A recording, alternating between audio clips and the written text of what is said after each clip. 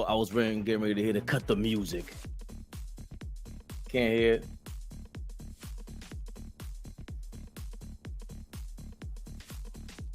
Can't hear me? Having some technical difficulties.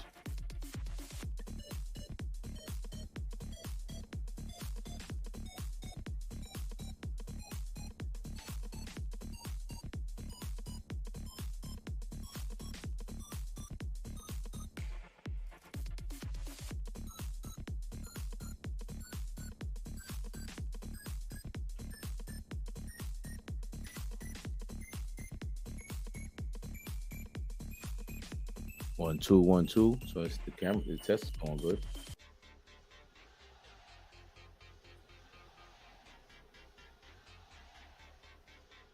You hear me now?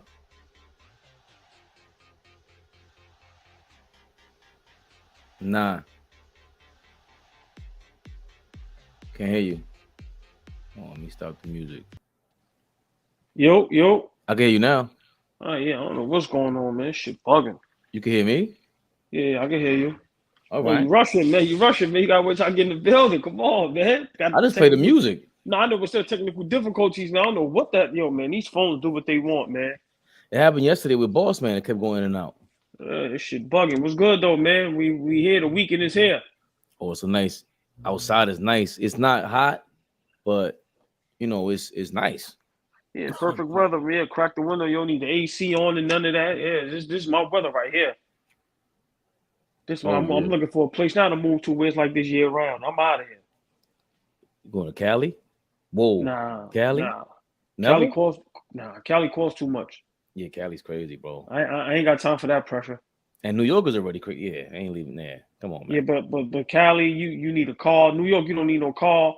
Like I said, New York, the ins and outs. It's ways you could, talk about that off camera. But Cali, I ain't got time for that. Nah. We got time for no matter what. If we were in Cali, New York, doesn't matter. We got time for this game 3 tonight, though. Game 4. Come on, get your life together, brother. Game 4. Crazy. Game 4. Denver up 2-1. Hey man, tonight this is it. This is game 7 tonight for Miami. This is game 7. You lose this, you might as well pack it up. Y'all might as well just give them the trophy. That's a definite. Big game tonight. I don't care how tired I am. I'm watching the whole game. This right here. Listen, Spo. I need 40 plus from Jimmy Butler. I need one of those performances of the reason why they call him Playoff Jimmy. This is it right here. I don't want 25. I don't want 28. I don't want passive. I don't want out the gate. We need Playoff Jimmy. He might have to go for 50. But yeah, tonight this is game 7 for Miami. They lose game 4. They go down 3-1 back to Denver. It's a wrap. Y'all gonna watch Denver hoist that trophy, man. So let's get it together. Very important tonight to me, and also to me. I've been on the Jimmy Butler bandwagon for a while now. If he losing 5 in this fashion, all right, I'm a panicker. I exaggerate. We might have to erase the Playoff Jimmy name. If he loses in 5 in this fashion, he didn't have a great game yet. We might have to retract the retraction of the nickname Playoff Jimmy. It may just be plain old Jimmy. Sorry. My apologies, Jimmy Butler. Hopefully that could work like reverse psychology, like Yoda, and you come out like gangbusters. But for me, if you lose in 5 games and you look how you've been looking, like I said, I ain't get Playoff Jimmy yet. Yeah, we might have to retract some retractions, and I'm tired of ducking. So Jimmy Butler, Miami Heat, Spo, get it together. And if you lose this, Spo, I'm sorry, top 5 coaches all time, you back to top 10. Jimmy playing is crazy. Plain old Jimmy. Listen, man. That's nuts. Go from Playoff Jimmy to plain old Jimmy is crazy. You need to hear this, Jimmy. Somebody gotta send you this tape, man. We sick of this shit. We've been rooting for you. Listen, from New York City, you beat our Knicks and we riding out for you. Cut the shit, Jimmy Butler. What are you doing?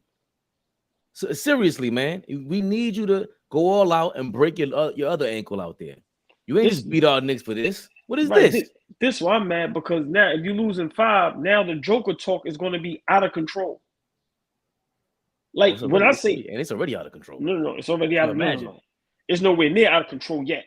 See, Right. this is like he wins the ring, and then he gets the Finals MVP. And he's averaging a triple double, and you beat them in a gentleman's sweep. He's top 5 center all time already. Yeah, It's going to be out of control. So Jimmy Butler and Spo, it's a lot on the line. Wake y'all asses up, man. Come on, man. What are y'all doing? Come on, y'all rope a doping in the finals? Who does that? no seriousness. No, that's this is on Spo. Like, this is your team. I think Jimmy is what he is. I don't think he's. I said it from the last 2 rounds. When he sprained his ankle, it was not the same Jimmy. We have not seen any game where he's Jimmy Butler anymore. Remember, he had 50 on the Bucks. He was looking crazy. I dare any one of y'all go back and watch that tape. Go back and watch that tape. He's not the same Jimmy Butler. And Bam Adebayo, I get all the defensive, whatever people want to talk about. I get it. Top 2 center, but there's only 2 of you guys anyway. So it's all on Spo. It's he's the guy that's making these adjustments, and he has to see that Max Strus. Somebody said to me, what the hell does he provide? Yeah, I can't put this all on Spo, because Spo got him there. This team, like I said, the whole basketball, the whole sports world doesn't believe they should be there. So I'm not putting this on Spo. Strus, Vincent, Caleb Martin, where the hell have you been? I vouch for you so crazy. They got to make shots. I'm sorry. You can't have Duncan Robinson, Strus, Vincent, and Caleb Martin, all 4 of them, not even have 20 between them. You're not going to win like that. You're not, but if you notice, they didn't have like not one open shot in the last game. And they had a couple. Not like before. I see Strus shot the air ball wide open. Well, again, you point to the guy that I keep talking about. He's the guy. To me, you got to sit him down more. Like, I don't understand why he's getting more minutes. He's not a great rebounder. He's not a lockdown defender. Why does he deserve more than 20 minutes a game? Why? Well, for me, that's the guy I spotted as the weak link. That's all I'm saying. I mean, I disagree with him being a weak link. I agree.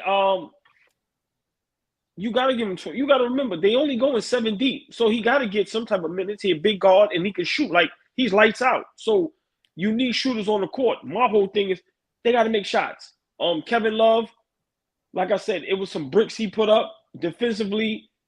He was nowhere to be found. Like I said, I've seen about 4 plays, game 3, where he was just there. Spo got to dig in his bag. Now this is where coaching matters. I'm not blaming this on him, but right now, this is where coaching matters. That's what I said, old boy. Oh, yeah, but I'm not putting this on Spo. They got to make shots. So no matter how good he coach, if they putting up bricks. Listen, you got to know your personnel by now. Spo, Strus doesn't have it. I didn't see enough of Highsmith. And if they don't go 7 deep, the Heat go 9, bro. They got 9 players. Look, it's Caleb Martin off the bench. Zeller, Caleb Martin, Lowry, and Duncan Robinson. Those 4 guys, we see them all the time. Zeller, you gotta remember, Zeller's right now, he's nowhere to be found. So I'm not gonna. I go 8. He's giving Adebayo those 3 to 4 minutes a game of a break. That's what he's there for. He's not there for anything else. Well, tonight, no breaks. It might be no break. Bro. Ain't no might, bro. This is game 7. Yeah. I hope they got rest last night. I hope eat good, get a lot of rest. Cause listen, man, this ain't no. And where's the hold on? Where's the fake dribble handoff cut to the basket on Joker? Joker, all this shit we be talking about. Joker's such a bad defender. Why isn't Bam scoring 40 with ease? Like, why? Where's the move on him? Because Bam is an athletic dude. Where's the give and go? Yeah. I think he needs to put more pressure on Joker. And I'm not saying he's gonna yam it on him or anything like that. I'm just saying that's their play. He went from attacking Joker with scoring in the first game, and it was kind of like predictable. Where I'll take, you're giving me the jump shot, I'll take the jump shot. So maybe Joker's kind of playing this drop off coverage on him. So get a little lower. Like, you got to switch up. I think those are the 2 things that stand out for me. Bam not being aggressive and with whatever kind of movement, whatever their set is, and also Strus. That guy got to play less minutes, and I want to see more Highsmith. Maybe I'm crazy, but I want to see more Highsmith. Well, I think with the Bam situation, yeah, he's more athletic. But if Joker is like laying off of him, he's giving him that room. Bam has been knocking down that free throw shot. But it's not that simple. Remember, Bam probably 6'8", 6'9". So even with all that space, when you go into the basket, Joker's 7 foot. So he kind of makes it difficult. This is on Jimmy Butler and the role players. I'm sorry. Jimmy Butler's the head of the snake. He's called playoff Jimmy. The role players got to make shots. Y'all cannot depend on, y'all can't keep depending on Kyle Lowry and Kevin Love to bail y'all out. I'm sorry. Vincent Strus and Caleb Martin, get it together. This is it. This is, like I said, Game 7 is tonight. Because it doesn't even make no sense to watch Game 5. If it's going back to Denver, I think it would be Monday. Nah, man. Miami has a good enough team. Game 1 and game 3 is identical. It's identical.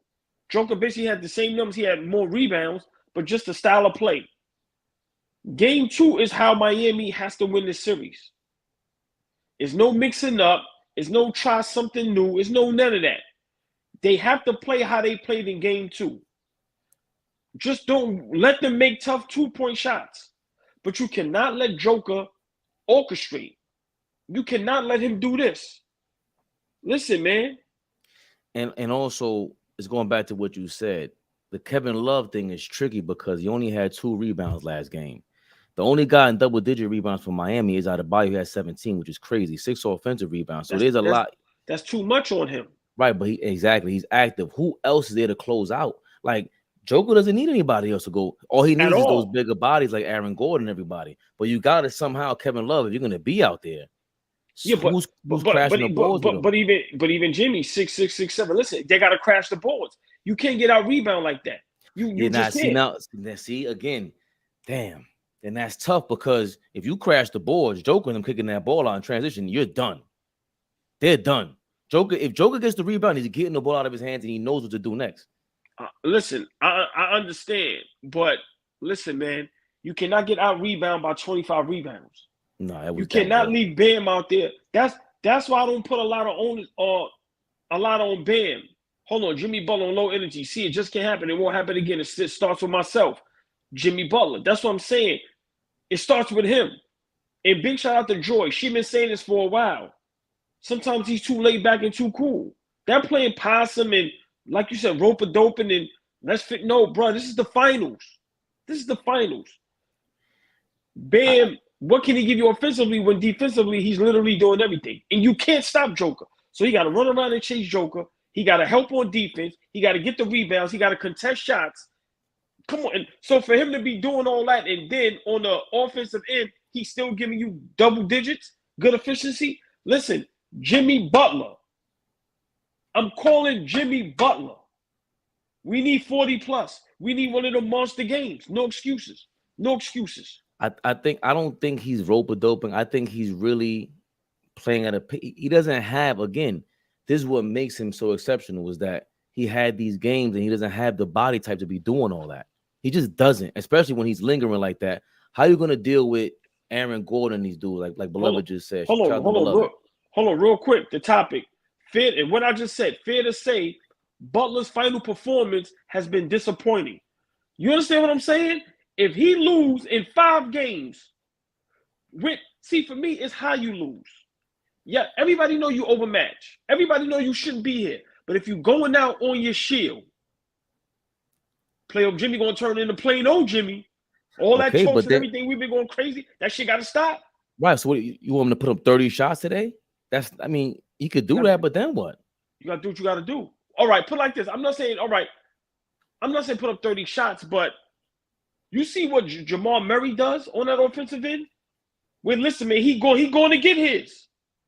Jimmy Butler, you have to listen. You can't be lackadaisical. You can't be cool. You have to be on attack mode at all times. This is Game 7. I don't think you were watching last game when he was in attack mode and he's in the paint with 3 guys on him and he started ripping them. They started going, all right, we do that if you want to. Put an arm out there and would dig in and out. That's not easy for a one-on-one guy to go against them. These got Denver's 6'4" and taller. They got to be real methodical. And again, it goes back to what Beloved and then said in game 1. Beloved and Bernardo, shout out to both of them. They said, yo, they were on fire in game 2. That's part of the reason why they won, of course, because now if we're not missing shots, we ain't got to worry about getting out rebounded by 25 because we hitting shots. But no disrespect, that's the obvious. We know that any team, if they on fire, is going to be hard to beat. Like, this is what I'm not going to do. I'm not going to act like it's a mistake Miami's here. Everybody needs to stop that. Let's stop all turning into Denver fans. Denver's not unbeatable. A lot of people call sweep. A lot of people called a lot of nonsense. Miami won a game. So my thing is this.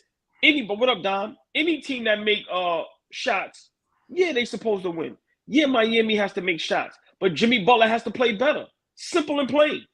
I don't think he does not get off the hook. Yes, he can. How? Me personally, I think he's tried, and I think his ankle's been injuring him. He looked the same way against Boston. It's just that Boston is soft, and nobody wants to say that. They really don't. I don't know why. They are. They've been soft.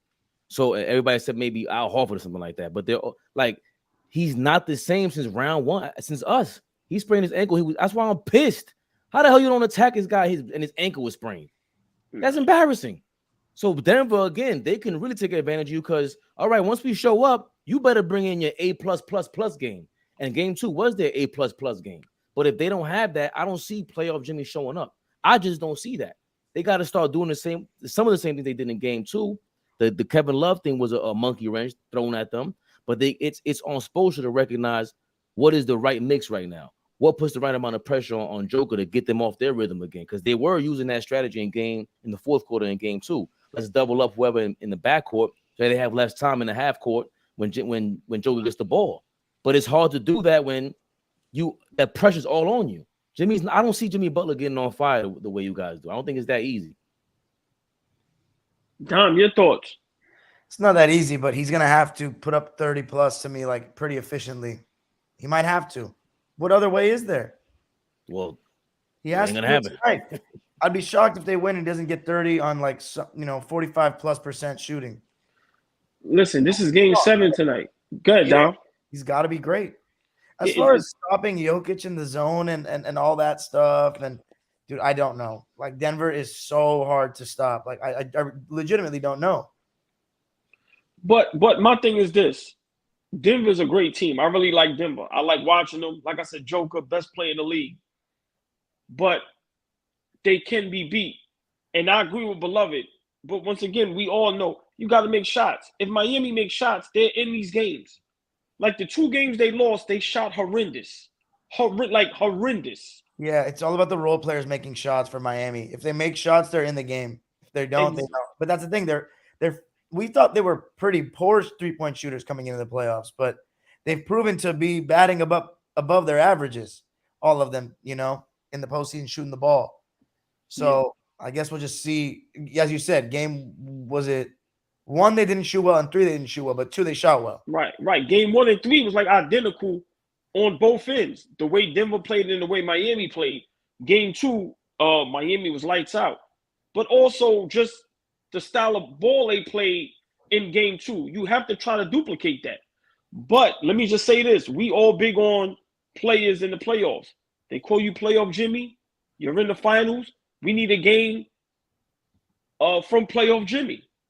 Everybody gets that scrutiny. Everybody goes through that. I don't care who it is, whether it's Curry, LeBron, Kawhi, KD, what we all say.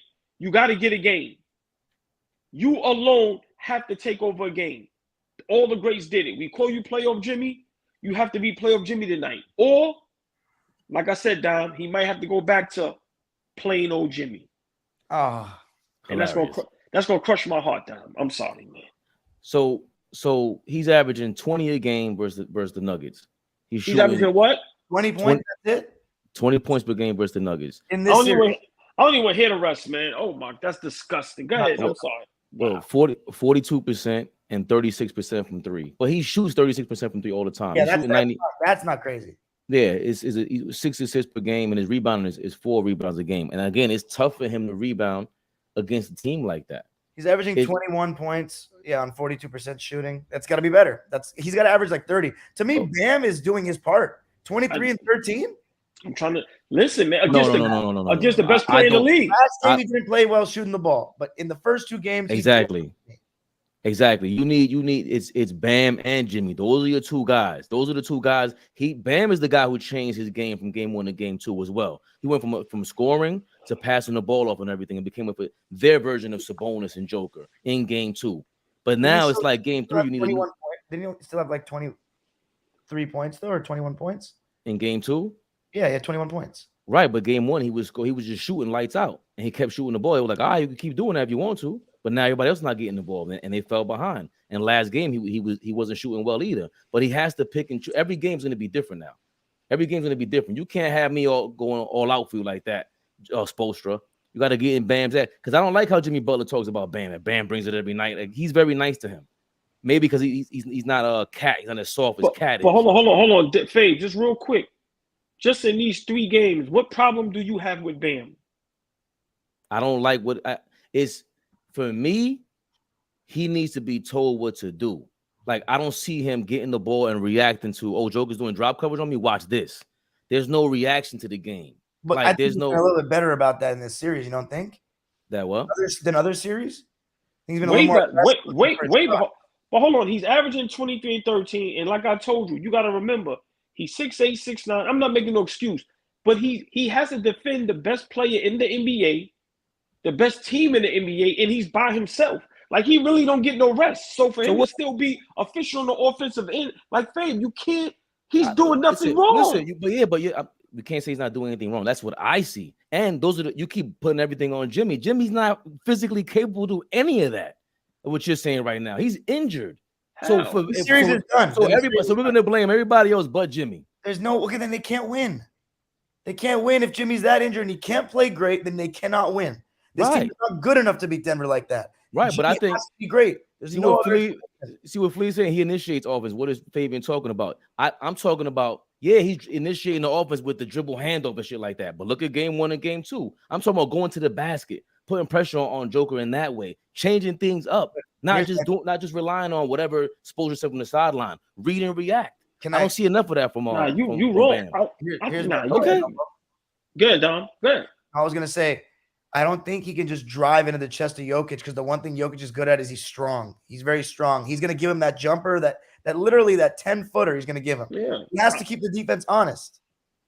Okay. He's playing drop coverage on him the same way that the Golden State Warriors play drop coverage on Sabonis. And my problem is, all right, so the speed doesn't matter anymore. Coverage is for pick and rolls. That's just sagging off. Well, hold on, Fade. Whatever you want to call it, whatever the fuck you guys want with the fancy name. But Fade, what I told you, Joker is sagging off for him, but Bam is hitting that 18-footer, that 12-footer, that free throw line. He's knocking that shit down. Like, he's averaging 23 and 13. I don't understand.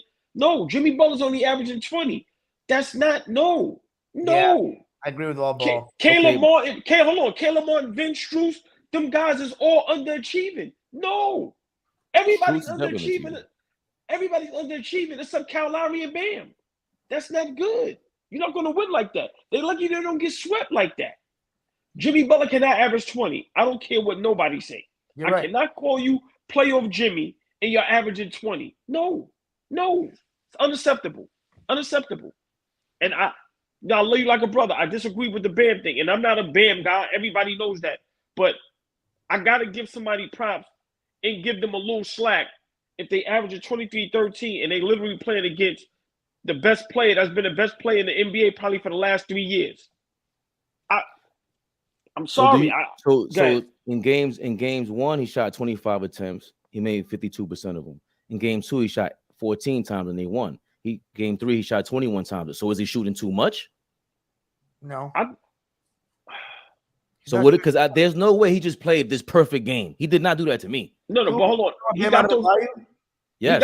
He got those shots. Well, he's getting a lot of those shots because they wide open shots. Yeah, they're they're leaving them there. You got listen. Okay, so hold on. So that's my point. So my question is, that's not part of Denver's game plan. Hold on, let this guy shoot the absolutely ball. It's absolutely part of Denver's game. So all I'm saying is that as if you're out there and you're kind of being the point guard now, like Sabonis was with Sacramento, you gotta kind of put more pressure on Denver in a different kind of way. Once they're funneling the ball when Bam gets the ball, all right, let's see if he takes this shot.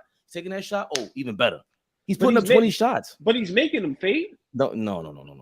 But then hold on. Oh, I, yeah, under- his chest. I understand that he's making those shots. He's at a good rate. I'm not saying that. I'm saying that now it's the same thing that we talk about with Joker. Was good for the goose, good for the gander. Good for the gander. When we say he's scoring 40, he gets no assists. That's the same kind of concept. There's no team game involved. We need, that's what I'm saying is that everybody got to step up. We can't just say Bam is playing perfect. You're not wrong about that, but if you're the Heat, you got to take what the defense gives. That's your second best player getting 10 footers. You got to make them. And to be honest, he has made them. The role players, as all ball said, are not coming up big enough. And Jimmy Butler's averaging 21 points. He shot 24 shots last game. That's a good amount. He wasn't as efficient as the Joker or Murray.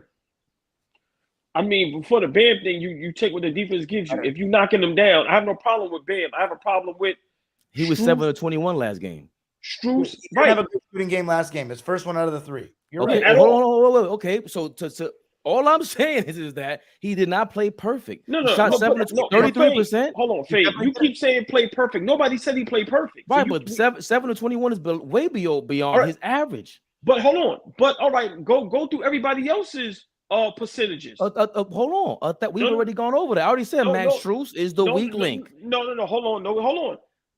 Game 3. Let's go through Max Strus, Caleb Martin, Vincent. Also, let's go through their percentages. What was theirs? But we already told you that Caleb Martin was Caleb Martin did all right 4 of 10. No, but Fabe, I'm asking you. Half though. That's the problem. But Fabe, I'm asking you right now, as you looked up what Bam did, 7 for 21. I just want to know what was everybody else. I'll do that in a second. But my point is that I already started off with saying Strus is the weak link, and you got to spell Kevin Love. Kevin Love can't be out there getting 2 rebounds a game, and you're 6'10". And now Aaron Gordon, these guys getting 20 rebounds on the front line. You can't do that. All I'm saying is that all of a sudden Bam is just playing perfect, and he's exempt. You don't think Spoelstra's getting in him right now? Bro, you can't shoot 7 of 21. I don't think Bam is playing perfect, but I think through 3 games he has done his part, whereas other guys have not. The other guys are also the other guys are these second round draft picks, undrafted, and this is what happens when we're not doing that. Whoa. See, we can't have it both ways. You're excusing Jimmy Butler. I'm not. I already said Jimmy is not. I'm not excusing him. If I think he has an injury, if LeBron had an injury, if anybody had an injury, they'd be reporting the same way, the same exact way. I'm not gonna take away his playoff Jimmy status, but there was never a playoff Bam. Where did that come from? But Jimmy did enough to get by the Celtics. Are you just saying that the Nuggets is better, right? But hold on for a minute. Hold on. This is what I'm not understanding. Bam is playing the best basketball on Miami Heat. Okay, we can say that. Right. So why does this take bashing Bam? Hold on. No. And not bashing Jimmy Butler. But why is it turning into bashing Bam? Because again, if we're sitting in the locker room and we're being honest and we're saying, yo, our best player, because technically Jimmy Butler is our best player, everybody healthy, even if Tyler Hero came back, if our best player is injured, what is his no, we're not coming. I'm not using that injury thing, bro. Go ahead. Dog, that's fan talk. That's fan talk. We're being real right now. We ain't been talking about him being injured. Why you? All right, no, maybe not we, but I definitely have been. I've been saying it for 2 rounds now, and that's not even the point. The point is, if you're being real about Jimmy Butler being hurt, he's injured like that, and you're saying, damn, his best hurt ain't gonna be better than Bam. Now Bam is your best player because he's by default. It is what it is. He can't have a 7 for 21 game. He can't have that game. I don't know what we're talking about right now. Then it's over. Yeah. It's over. Pretty much. And I owe this motherfucker $100. Jimmy Butler's injured, so he can't play well. He physically, according to you, cannot play well. So he's done. There's no way they're winning this series. It's finished. Tonight's going to be over. 3-1, and it's done. 5 games. Hold on. First of all. Yes, it is. Because it's not over. It's not over. If Bam to drop 30 and the other role players to go off? If Bam goes off, we're going to go crazy. What is the Bam Adebayo playoff game? We have yet to ever see that shit. Remember when in Boston when he forced the game 5? Okay, but we want another one. We need another one because we had enough of playoff Jimmy. Bam, where you at? No. Bam, you saying Bam? That's what I'm saying. Bam, where you at? Bam averaging 23 and 13. That's where he's at. 30-point scorer. He's not good enough yet. I don't want to hear it. So I don't want to hear it. If I'm in that locker room, if I'm Spoelstra, I'm telling Bam, I'm putting him to the side. I'm like, listen, you know what time it is. What? You know what time it is, bro. I don't care if it's Joker out there. Hold on. We have a player on our team called Playoff Jimmy that's averaging 20. Listen, I think if they're being real, they're gonna tell Bam. They're gonna talk to Bam like that. All I'm No, saying is hold that, on, and hold on. y'all just made it seem A like lot we of could just injured overlook stars him. in the playoffs that have won. So let me ask you a question. Okay, you had a talk with Bam. What talk do you have with Jimmy Butler? The same talk. Remember, Jimmy Butler. To be honest with you, Jimmy Butler don't need no damn talking. He's the guy that you look for to do the talking. What are we doing right now? Like, I'm not into that bullshit where, remember, old ball, you gave him the plain Jimmy name. That was crazy. No. I said he earned the playoff. No. Don't do that. I said if they lose in a gentleman's sweep in 5 games and he's playing how he's playing now, he got to go to playing old Jimmy. You can't be no playoff Jimmy. Oh, the greats calling me. That's disrespectful. He can't listen. So everybody else has been injured before. They get exempt from this shit. But just because playoff Jimmy gets hurt, all of a sudden we got to knock him down. Nah, he earned his position, bro. We can't. He earned it, meaning you can't take that from me. He earned that strike. No, but nobody's knocking him down. He's the best player on the team, and he's underachieving. Once again, I can't say you. I didn't bring up him being injured in Boston. So why am I going to bring it up now? Hold on. I didn't bring up an injury in game 1 and game 2. So why am I going to bring it up now? He cannot average 20 points. I don't care how injured he is. If you're going to average 20, you'll be lucky to lose by 30. If you telling me that we're now relying on Max Strus and Highsmith and all these other guys, and you ain't putting no pressure, no extra talking to Bam, the same way he showed up against Boston in game 7, matter of fact, I'm forgetting about that. Big time he showed up on defense. Bam is showing up, bro. I don't know what you're talking about. Listen, I'm sorry. That last game, 7 of 21, that's a flaw.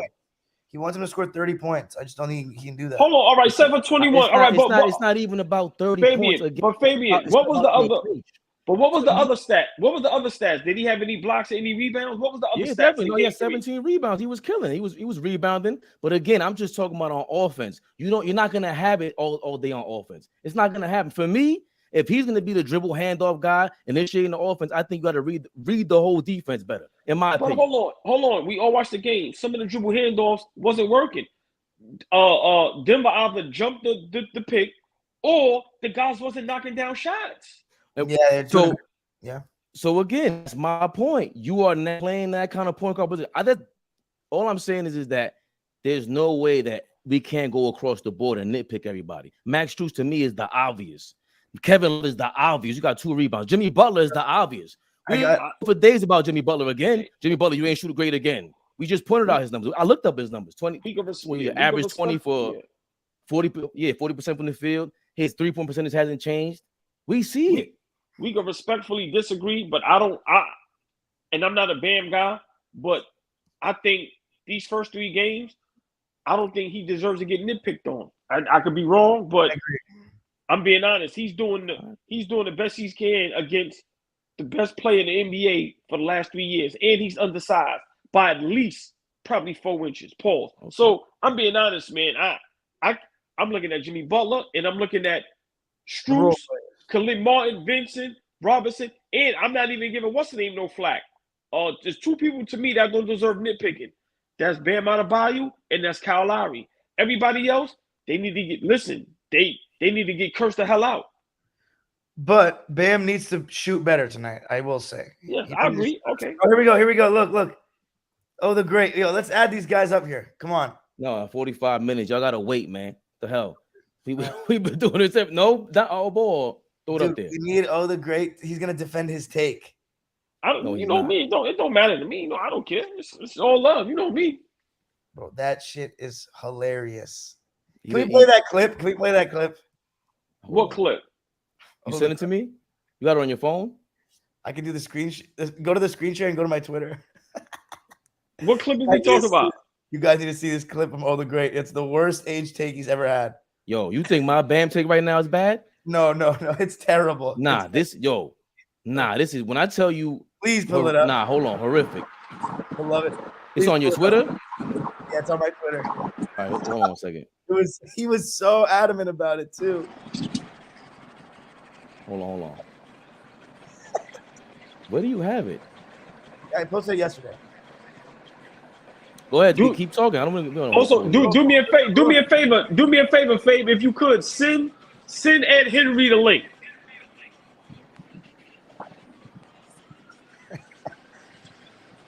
Come on, I want to see this take, man. Oh, it's so Because funny. Dom was up there dying laughing. Nah, it was That good. Yo, click the link in the chat, bro. Oh, it's right there in the chat. Where's the link? Somebody like you're 60 years old.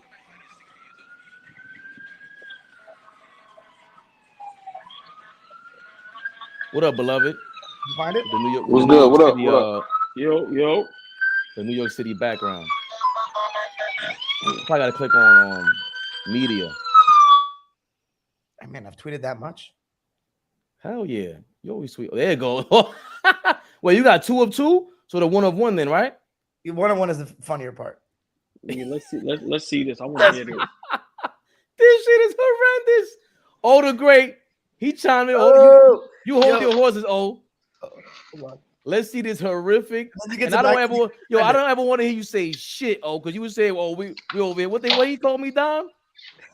No, don't play. I'm a hot taker. That's what you said. Pause.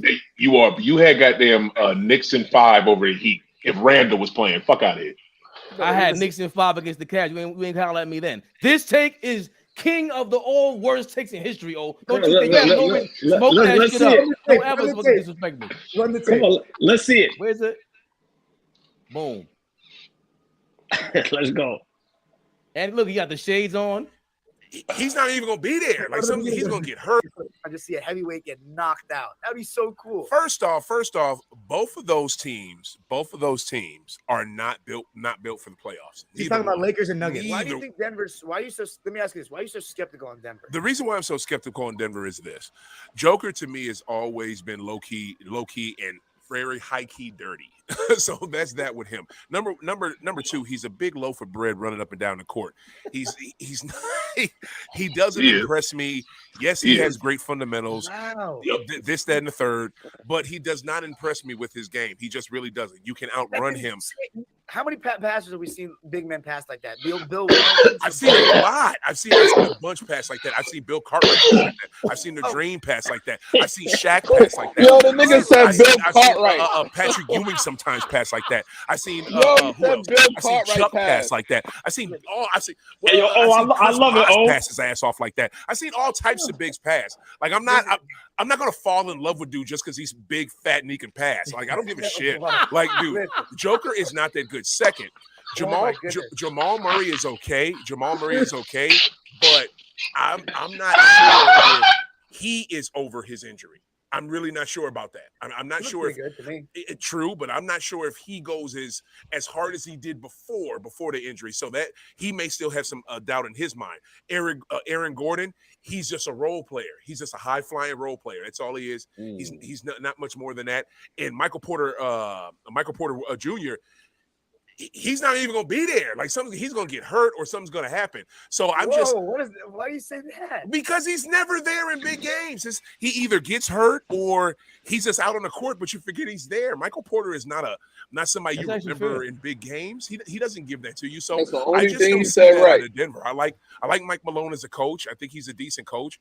But this team, I think they need something else. I don't. You're harsh on Joker. I am, because I've always been this with Joker. Like dude was about to. You think do you really think it was just a coincidence he was about to get picked last in the All-Star game last Sunday? There's a fucking reason he was about to get picked last. He's so fucking good, 2-time MVP my ass. That should have been. Yeah, that's enough. Oh man. Okay, we gotta come back. Oh, the great. What up? Oh, I love great. it. That's right. Stick to your guns. That's how you feel. I love it. He's not hiding. Hello, gentlemen. Let me give Oda Great the floor. How are you, gentlemen? How are you? How are you this finals? You know, I just freshly got out the hospital because my boy Dime from Los Angeles did a drive-by take on me yesterday and killed my ass. Just out of nowhere. I thought we was friends. I thought we was cool. My man literally did a drive-by. Like, I'm just gonna take you out real quick.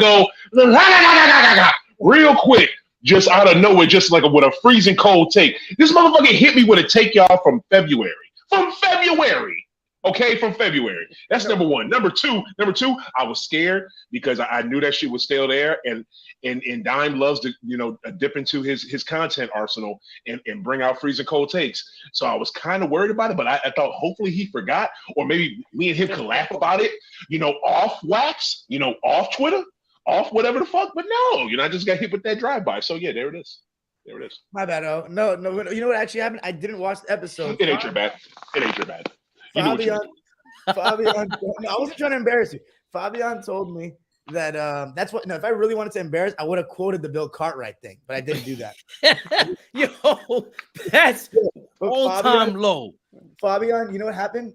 Fabian goes, "I'm just seeing your episode with Oh the Great a couple weeks ago," and I was like, "What are you talking about? Oh the Great and I filmed an episode months ago, and it just came out a couple weeks ago." And he goes, "You should have seen what he was saying about Joker." I'm like, "What was he saying? I didn't remember."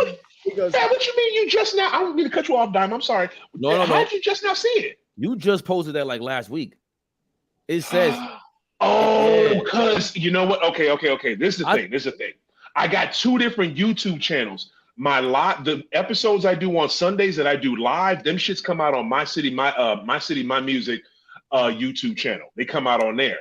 And then on my High Off the Glass channel, like when I had Dime on before, I have to take those episodes, those live episodes from My City, my YouTube channel. I got to get them from that YouTube page, or my executive producer, he emails them to me, and then I upload them onto my High Off the Glass. So that's why, God damn it, I did it to myself. So then I'm like, what are you talking about? And he said, you should go check what he said about Joker. He said he could see it. He said a bunch of bigs pass like that. So then I went and checked it, and it was worse than I thought. Yeah, it was pretty bad. Okay, so let me go here with it. Let's go. Yeah, what do we have to say today? Number one, I still don't like dude. I still don't like his game. He slimmed down, of course, since before the bubble, because before the bubble, which was crazy too. Like Joker was a fat son of a bitch. Then the NBA players get laid up for quarantine for a couple months, like all of us did. And remember how he showed up in the bubble? Joker was slim than a motherfucker. It was weird, you know what I'm saying? But that was that. But yeah, I still don't like his game. And the thing that just is nauseating to me is how this, and I said this to you too, Don. I said this to you, I think, when we did the episode in February. Because we literally did the episode in February, Fab. I'm sorry, you just now seen it, and that's my fault. Oh no, I saw it then. I forgot about it. When you reposted, I said, "Oh, this is gold." Oh, okay. Fucker. So the white media just ejaculates over this dude so much, it's nauseating. Like, it makes me sick. Like, they act like this was literally a fucking a host on Sirius XM radio, Mad Dog Sports Radio. Dude has a fucking whole 4-hour show on the weekend. His segment was titled, "Is Joker the greatest offensive center we've ever seen?" What the fuck? Like, that's the thing that infuriates me. Now, is this dude cold-blooded right now? Hell yeah. Is he the best right now? You know what I'm saying? He's one or two, you know what I'm saying? Because a healthy Embiid, I still might fuck around and take Embiid. But, you know what I'm saying? A healthy Embiid, I still might take dude. But is Joker cold-blooded? Listen, let me finish. Is Joker cold-blooded? Yes, he's cold-blooded. But he's not the greatest offensive center we've ever seen. He's not the greatest this. He's not the greatest that. Let this dude win a couple chips first. Hold on. Win one first. All right. But so if he's not, who does he have to climb against? Who is the top 5 centers that he has to climb up against? Top 5. We know who he is. We ain't got to do that. But number one, we know who those top 5 centers are. We don't have to say that. We've done that argument. No, wait. We do have to do that. Hold on. You top 5 centers are like locked in right now. But... I listened. I thought you said Bill, and I said the Bill Cartwright thing he been spoke about that. Yeah. But once again, hold on. Bill Cartwright could pass, but not like him. Not like Joker. Joker's crazy nice with it. It's a great conversation for some people. It's a great conversation for some people. That's a fact. Like, after Shaq, I mean, Kareem, I was too young. I was really too young to really know what Kareem was doing. Joker is it for me. I've never seen nobody this offensively great. Like, No, that's if you talk about niggas seen, everybody's not 40, 50 years old. A lot of people haven't seen offensive. Does basketball like this. does basketball start with Dime Dropper and Mel, or does it start with when it started? You feel me? We're the beginning. The conversation is the center that you've ever seen. If everybody's different ages, everybody's gonna have different opinions. No, I watched the shit. He was saying he's top 15 right now. He's top 20. I watched the segment too. He said ever seen right now. I feel you, but Mel, this is the conversation was. I'm trying to back up my take, my freezing cold take that I had in February that I just got fucking drove by with. Somebody just literally shot me with it yesterday. But all I'm saying is this: to me, the greatest offensive center to me is Kareem. It's Dream. It's Dream to me because Dream could do everything. Dream could do everything. He could do what all the classic greats could do, and he could freak them, and he could dribble, and he could score from whatever. He could do all that shit Joker do. Now that shit that Joker does, throwing up them crazy shots and them unorthodox shots they going in, that shit is wild. But to me also too, why do we forget? And Don, remember I brought this up in February. Why do we forget about Arvydas Sabonis? Like that dude, he came to the NBA when he was out of his prime. It was doing the same exact shit. Nah, he wasn't dominating. He wasn't dominating like that. Like this. He wasn't dominating like that, but look, he was doing the same shit Joker doing. He was running the offense. He was passing his ass off at the top of the key. He was bringing the ball up. Bro. Mel, have you ever seen Arvydas Sabonis, seen footage from him? Yes, I did. I was enough to watch that. It's not. You can't say the same. You can't say it's dominating, but it's not the same. He's dominating. This man is averaging a triple double. I'm just saying. So you can't say the same. This is something we've never seen, bro. I've seen it before. 25, 30 and younger niggas never seen this ever. Anybody's 30 and younger never seen this. Any basketball fan with their own two eyes, 30 and younger has never seen this. That's not my fault that young people have not seen it. You have a tool called YouTube. Use it. Yeah, I mean that's not my fault. It's not the same as seeing it in real time. It's not the same as seeing it in real time. You go back on YouTube, but it's not the same to me. Yo, so you can pull up Arvydas Sabonis' best game ever in the NBA is not comparing to Joker's best game. Right, this nigga's doing fadeaway threes off the wrong foot all net. Hold on. Portland was when I was younger, I liked Portland. So I watched every dribble of Portland when Isaiah Ryder, Sabonis, Stacey Augmon had all those centers over there. They had a great team. Sabonis was not doing this. So, and those are not crazy shots around the rim. That's touch. That's called big man touch. No, that's touch. He's not throwing this shit up. All right. He got crazy soft touch. But hold on. Sabonis wasn't running shit like this. Sabonis wasn't running shit like Joker is, but he was literally bringing the ball up, passing his ass off, setting the offense going through him. He was doing that shit. You know that, bro. But hold on. But there's levels of doing it. There's levels of doing that. There's levels of doing it. Him doing it. Right. Before Sabonis came to the NBA, he was like this over in his country. Mm-hmm. And that other dude, cat from Latin America too. Let's not forget when he came to Portland to the NBA. He was overweight, he was out of his prime, and he was still tough. But before he came out here, he was one of the greatest players in his country, and he was just as good as Joker. So I'm not going to sit there and act like Sabonis is not nowhere near. Yeah, when Sabonis was in Portland, of course he ain't going to be near because he was at the end of his career, and Joker right now is literally in the prime of his career. So to be honest, hold on, Mel, to be honest, Mel, look, listen. If he's in his country doing it, to Mel's point, then we haven't seen that still. We did not see what Sabonis did. Right, this nigga has 10 triple doubles, 10. 10. This nigga has 10 triple doubles in the playoffs. What competition was he playing with? What competition was he playing with in his country? Right. You never did that in the playoffs. You never did that in the finals. See, now it's not even that. See, that's when it goes too far because I don't even want to go. We did not see Sabonis in his prime, bro. We did not. And all the hosts the Joker talk is that we've never seen this before. We're talking about the NBA. We ain't talking about overseas where there was no cameras. That's what we're talking about. Listen, we did not witness this. We've seen Lottie Divox. We've seen Shaq in the post. He was really good at passing, but we haven't seen somebody 7 feet tall passing like this consistently. He's passing and setting picks. He's a point center, bro. Can I ask y'all a question? Bill Laimbeer did this for the Bad Boys. Bill Hold on. Laimbeer did this. Who else did it? Yo, I- why? I- Now, come if on. I hate the Yo, internet, this is just crazy. saying, I I'm hate y'all naming internet bigs. niggas, man. This This is makes me crazy. hate the I'm podcast naming shit. bigs. I hate y'all. I'm Yo, naming I hate bigs this shit. that could pass and could shoot. You know what I'm saying? Every And big listen, can make a good pass, brother. Any big can make a pass out there. Are you serious? not There's every levels to big. this. Not you Well, know that, but I'm you said saying Bill cats that were Cartwright. at that You level. said Bill Cartwright. I was Brother, wrong. You said Bill Cartwright. I was wrong. So don't I was wrong. But let me. you said Bill My Cartwright. bad. I was wrong. Duh, How I was many? wrong. How many? But How many? How many? 30 Oh. point, 20 rebound, 10. Hold on. Let me ask y'all a question. When he played against Anthony Davis, right? Did his number, even though they swept him, did his numbers dip? No. No. Somebody please bring it up. Again, this year, no, they didn't. He averaged killing it. 20. No, right. I'm just at listen, man, y'all gotta calm down. Like, none of us is real Joker fans, so let's calm down. Nobody's a Denver Nugget fan. I'm just asking a question. I'm just asking a question. That's it. But dog, I'm answering it. Against No. Anthony Davis, he kept it up. That's what we were surprised about. Like No, they didn't have.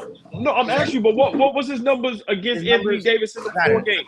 I got Yo, it. he averaged a triple-double throughout the playoffs. The whole playoffs, he's averaging a triple-double. That's not what he's saying. That's not what he's saying. averaged- He's saying that. So go ahead. Dom Draper got it. Listen to Dom Draper. 28 points, 14 and a half rebounds, 12 assists, 1 steal, 1 block on 50, 40. First, a generational defender, bro. First, a generational So they put defender, 80 bro. off of him. On No, purpose. that's crazy. Yo, listen, A generational defender. No, if we're gonna salivate and not just let somebody else talk, like y'all talk all day, nobody does nothing. I'm just asking a question. Y'all laughing. I'm not. I don't even care. I'm a Knicks fan. Like, y'all dudes is when he win, y'all gonna all go berserk. Like, y'all been down with the Joker. What I'm trying to say is this: what is he averaging? What is he averaging now? If you could, in the finals. right now in these 3 games. I'm gonna tell you right now. Oh my God. It's probably over.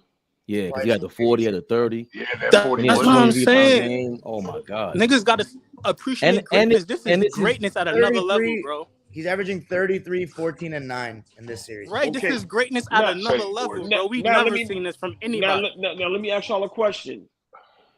If he played against, can we agree that in the NBA there's not 5 great defensive big men?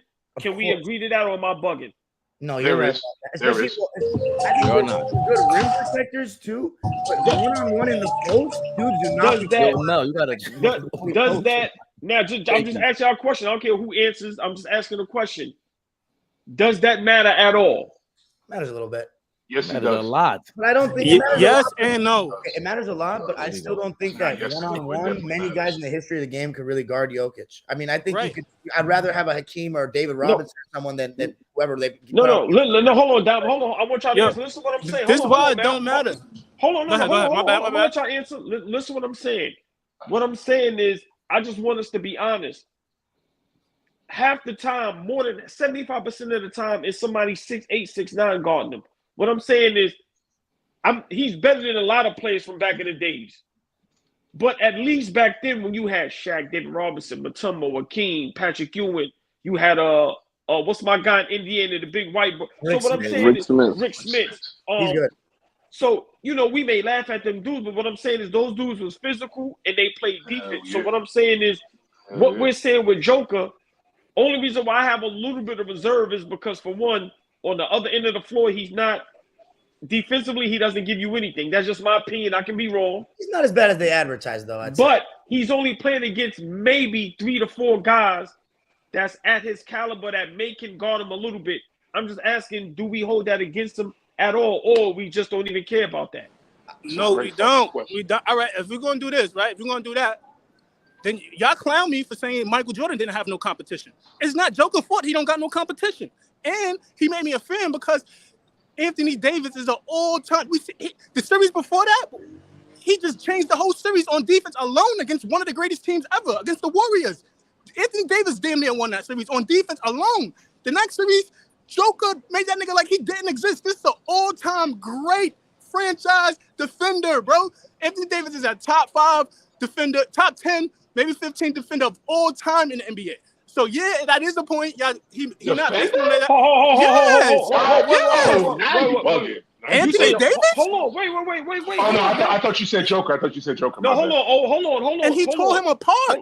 Hold badly. on. Mel, you said Anthony Davis is a top 10, top 15 defender all time? He's a generational defender. Yes, we're not seeing that like that. Yes, Hold on, he's a top. Hold on, Mel. He's a top 10. He's top 10 defensively at what? Like he said all around. Very all around good defender. Yeah, all around. Yes. I don't think I'd put him against maybe top whatever. I might be stretching it top 10. Definitely top 20. Then we're gonna give him top 20. And he's definitely the best of this generation, healthy. Right. No, he's talking about all-time top 20. I can't even do that. That's what he's on, bro. Yeah, he's in the conversation. conversation. You just said Bill and Bears the same niggas as Joker. So finish your point. Bill my could point. do similar shit. He doesn't hold it against Joker. I'm saying. Go ahead. He's killing whoever's on the floor. I can't blame him from that. If y'all not blaming Michael Jordan for killing these niggas, it's the same thing. It's not his fault. The competition is not there, and it's the cream of the crop too. It's still the best athletes of the world. There's only 400 niggas in the NBA at the end of the day. That's true. I would say this. I don't really hold it against his greatness, but when we are comparing him to other centers, I think it does matter. As far as the Jordan counterpoint, I can't speak on the 90s enough yet. Because I haven't seen it yet. I can speak on the 60s, but I can't speak on the 90s yet. So that's for you guys. But he's right in this. If you guys think that MJ didn't have great shooting guards against them, and it was the weakest era ever of shooting guards, because the weakest era of centers to me is the late 2000s and the early 2010s. This is pretty weak too, center-wise, but it's gotten a little better. Like Embiid and Jokic are much better than any centers we had in the early 2010s. Hold on, Dom. Let me just real quick with the Jordan thing. This is why I don't like that comparison. Right, you shouldn't bring Go in this. No, hold on. Because for one, in that time, whether they was good or not, they was capable of attempting to guard him, meaning they was maybe 6'4", 6'5", 6'6". Right now, there's really no centers in the league. So half the time, Joker is being guarded by Bam, which is 6'8". Centers though, but there's just not many elite centers. Right.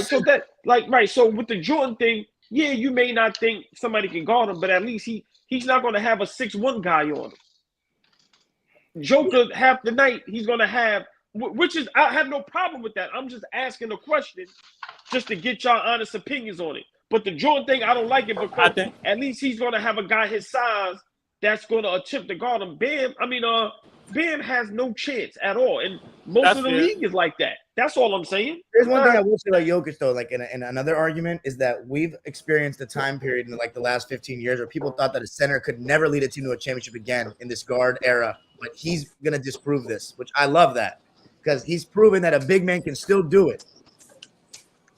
And I fuck with that about him. What? And Dime Dropper, you make a good point because you just said it. And look how skilled he has to be. Look at the numbers he has to put up for them to call him a leader, for him to call him an MVP, a back-to-back MVP. He should have won a third. And like, look at the things he has to do. He has to average a triple-double just for people to speak his name. He's been averaging 25, 8, and 8 for the last 3 years, and they don't want to give him the MVP. This has nothing to do with race. This has nothing to do with anything. This has something to do with him. With him, so you don't think he deserves 2 MVP? If you think Embiid is better than him, you and Embiid Fall are the only 2 people ever picking him over Embiid. That's the only 2 people picking him over Embiid. Wait. You just said they that's not true. Wait, OG, you didn't mention that too. That was the conversation earlier. The dude Max or whatever, he said Joker would be top because he has 2 MVPs and he's going to have a final MVP. There's only 15 NBA players ever with that. He should have got the MVP this year, clearly this year too, because he had the number. He led his team to the number 1 seed in the West, where it was so much saying Denver's not going. Who cares about the regular season? They're not going to do nothing in the playoffs. They swept. They had 3 losses in the playoffs before Miami beat them. 3, and they swept it. They swept the conference finals. Like, that's something to be said. And one other thing I want to mention: All Ball. I respect All Ball a lot because, like, his opinion for the NBA and NBA game, it evolved with the game, the way it changes. So he's just not like an old man, just like talking. Bro, you said Bill Cartwright and Bill Laimbeer do things that Djokovic does. So you're saying any center that had 3 assists in 1 game do things that Djokovic does? No. Again. So why do you keep saying Bill Laimbeer and Bill Cartwright in this conversation? Because I'm saying centers that do the same, not at the level that Joker does it, but centers that do the same thing that Joker do. Shoot, pass, run the offense through them. I can name a litany of centers that do that. Do they all do it at Joker's level? No, but I'm naming other centers that do it. I disagree with that because that's like when I say the Marbury in the world, the Ivans in the world. Can I answer? Can I get a retort to him to be real quick? I thought you did. No. I got a whole another point to this. What is it, Joker love that we have right now? But this is my thing. It's number one. Slow down with the MVPs, bro. He has to calm down. Also, it's a regular season award, bro. They don't have a postseason MVP yet. You know what I'm saying? If they have a postseason MVP, he probably would get it. You know what I'm saying? But the dude is cold. You know what I'm saying? I know y'all love him. He's dope. I get it. I was wrong about Cartwright. I get it. But also, too, I really think to answer All Ball's question, yes, you have to judge him because there's not that much talent around him. And the GOAT thing is you shouldn't even bring that into this equation because no, there wasn't that many two guards on his level that could guard him. There was like maybe a handful. You know what I'm saying? To me, the two that stand out was Reggie and Spree. That's it. You know, it was kind of on GOAT level in the Mitch Richmond. Mitch Richmond. Hold on, please. Let him finish. But you know what I'm saying? Every team had a star and had a couple stars, and they all were gunning at him. You know what I'm saying? So he had plenty of competition. He just rose above all of them. And to bring it back to the Joker, what is it? Yes. You know what I'm saying? He's dope. You know what I'm saying? He's good. He's making them as good as they are. But also, too, I did not hear any of this greatest player ever, best player in the league shit. Dime Dropper put it out on his on the last episode when he did the post-game episode, Game 3. You know, Joker's the greatest player ever. I did not see this last season. I say he's the best player in the league, not the best player ever. Well, I'm sorry, best player in the league. I didn't see that earlier this season from nobody. I didn't see this last year from nobody. Everybody's jumping on it now.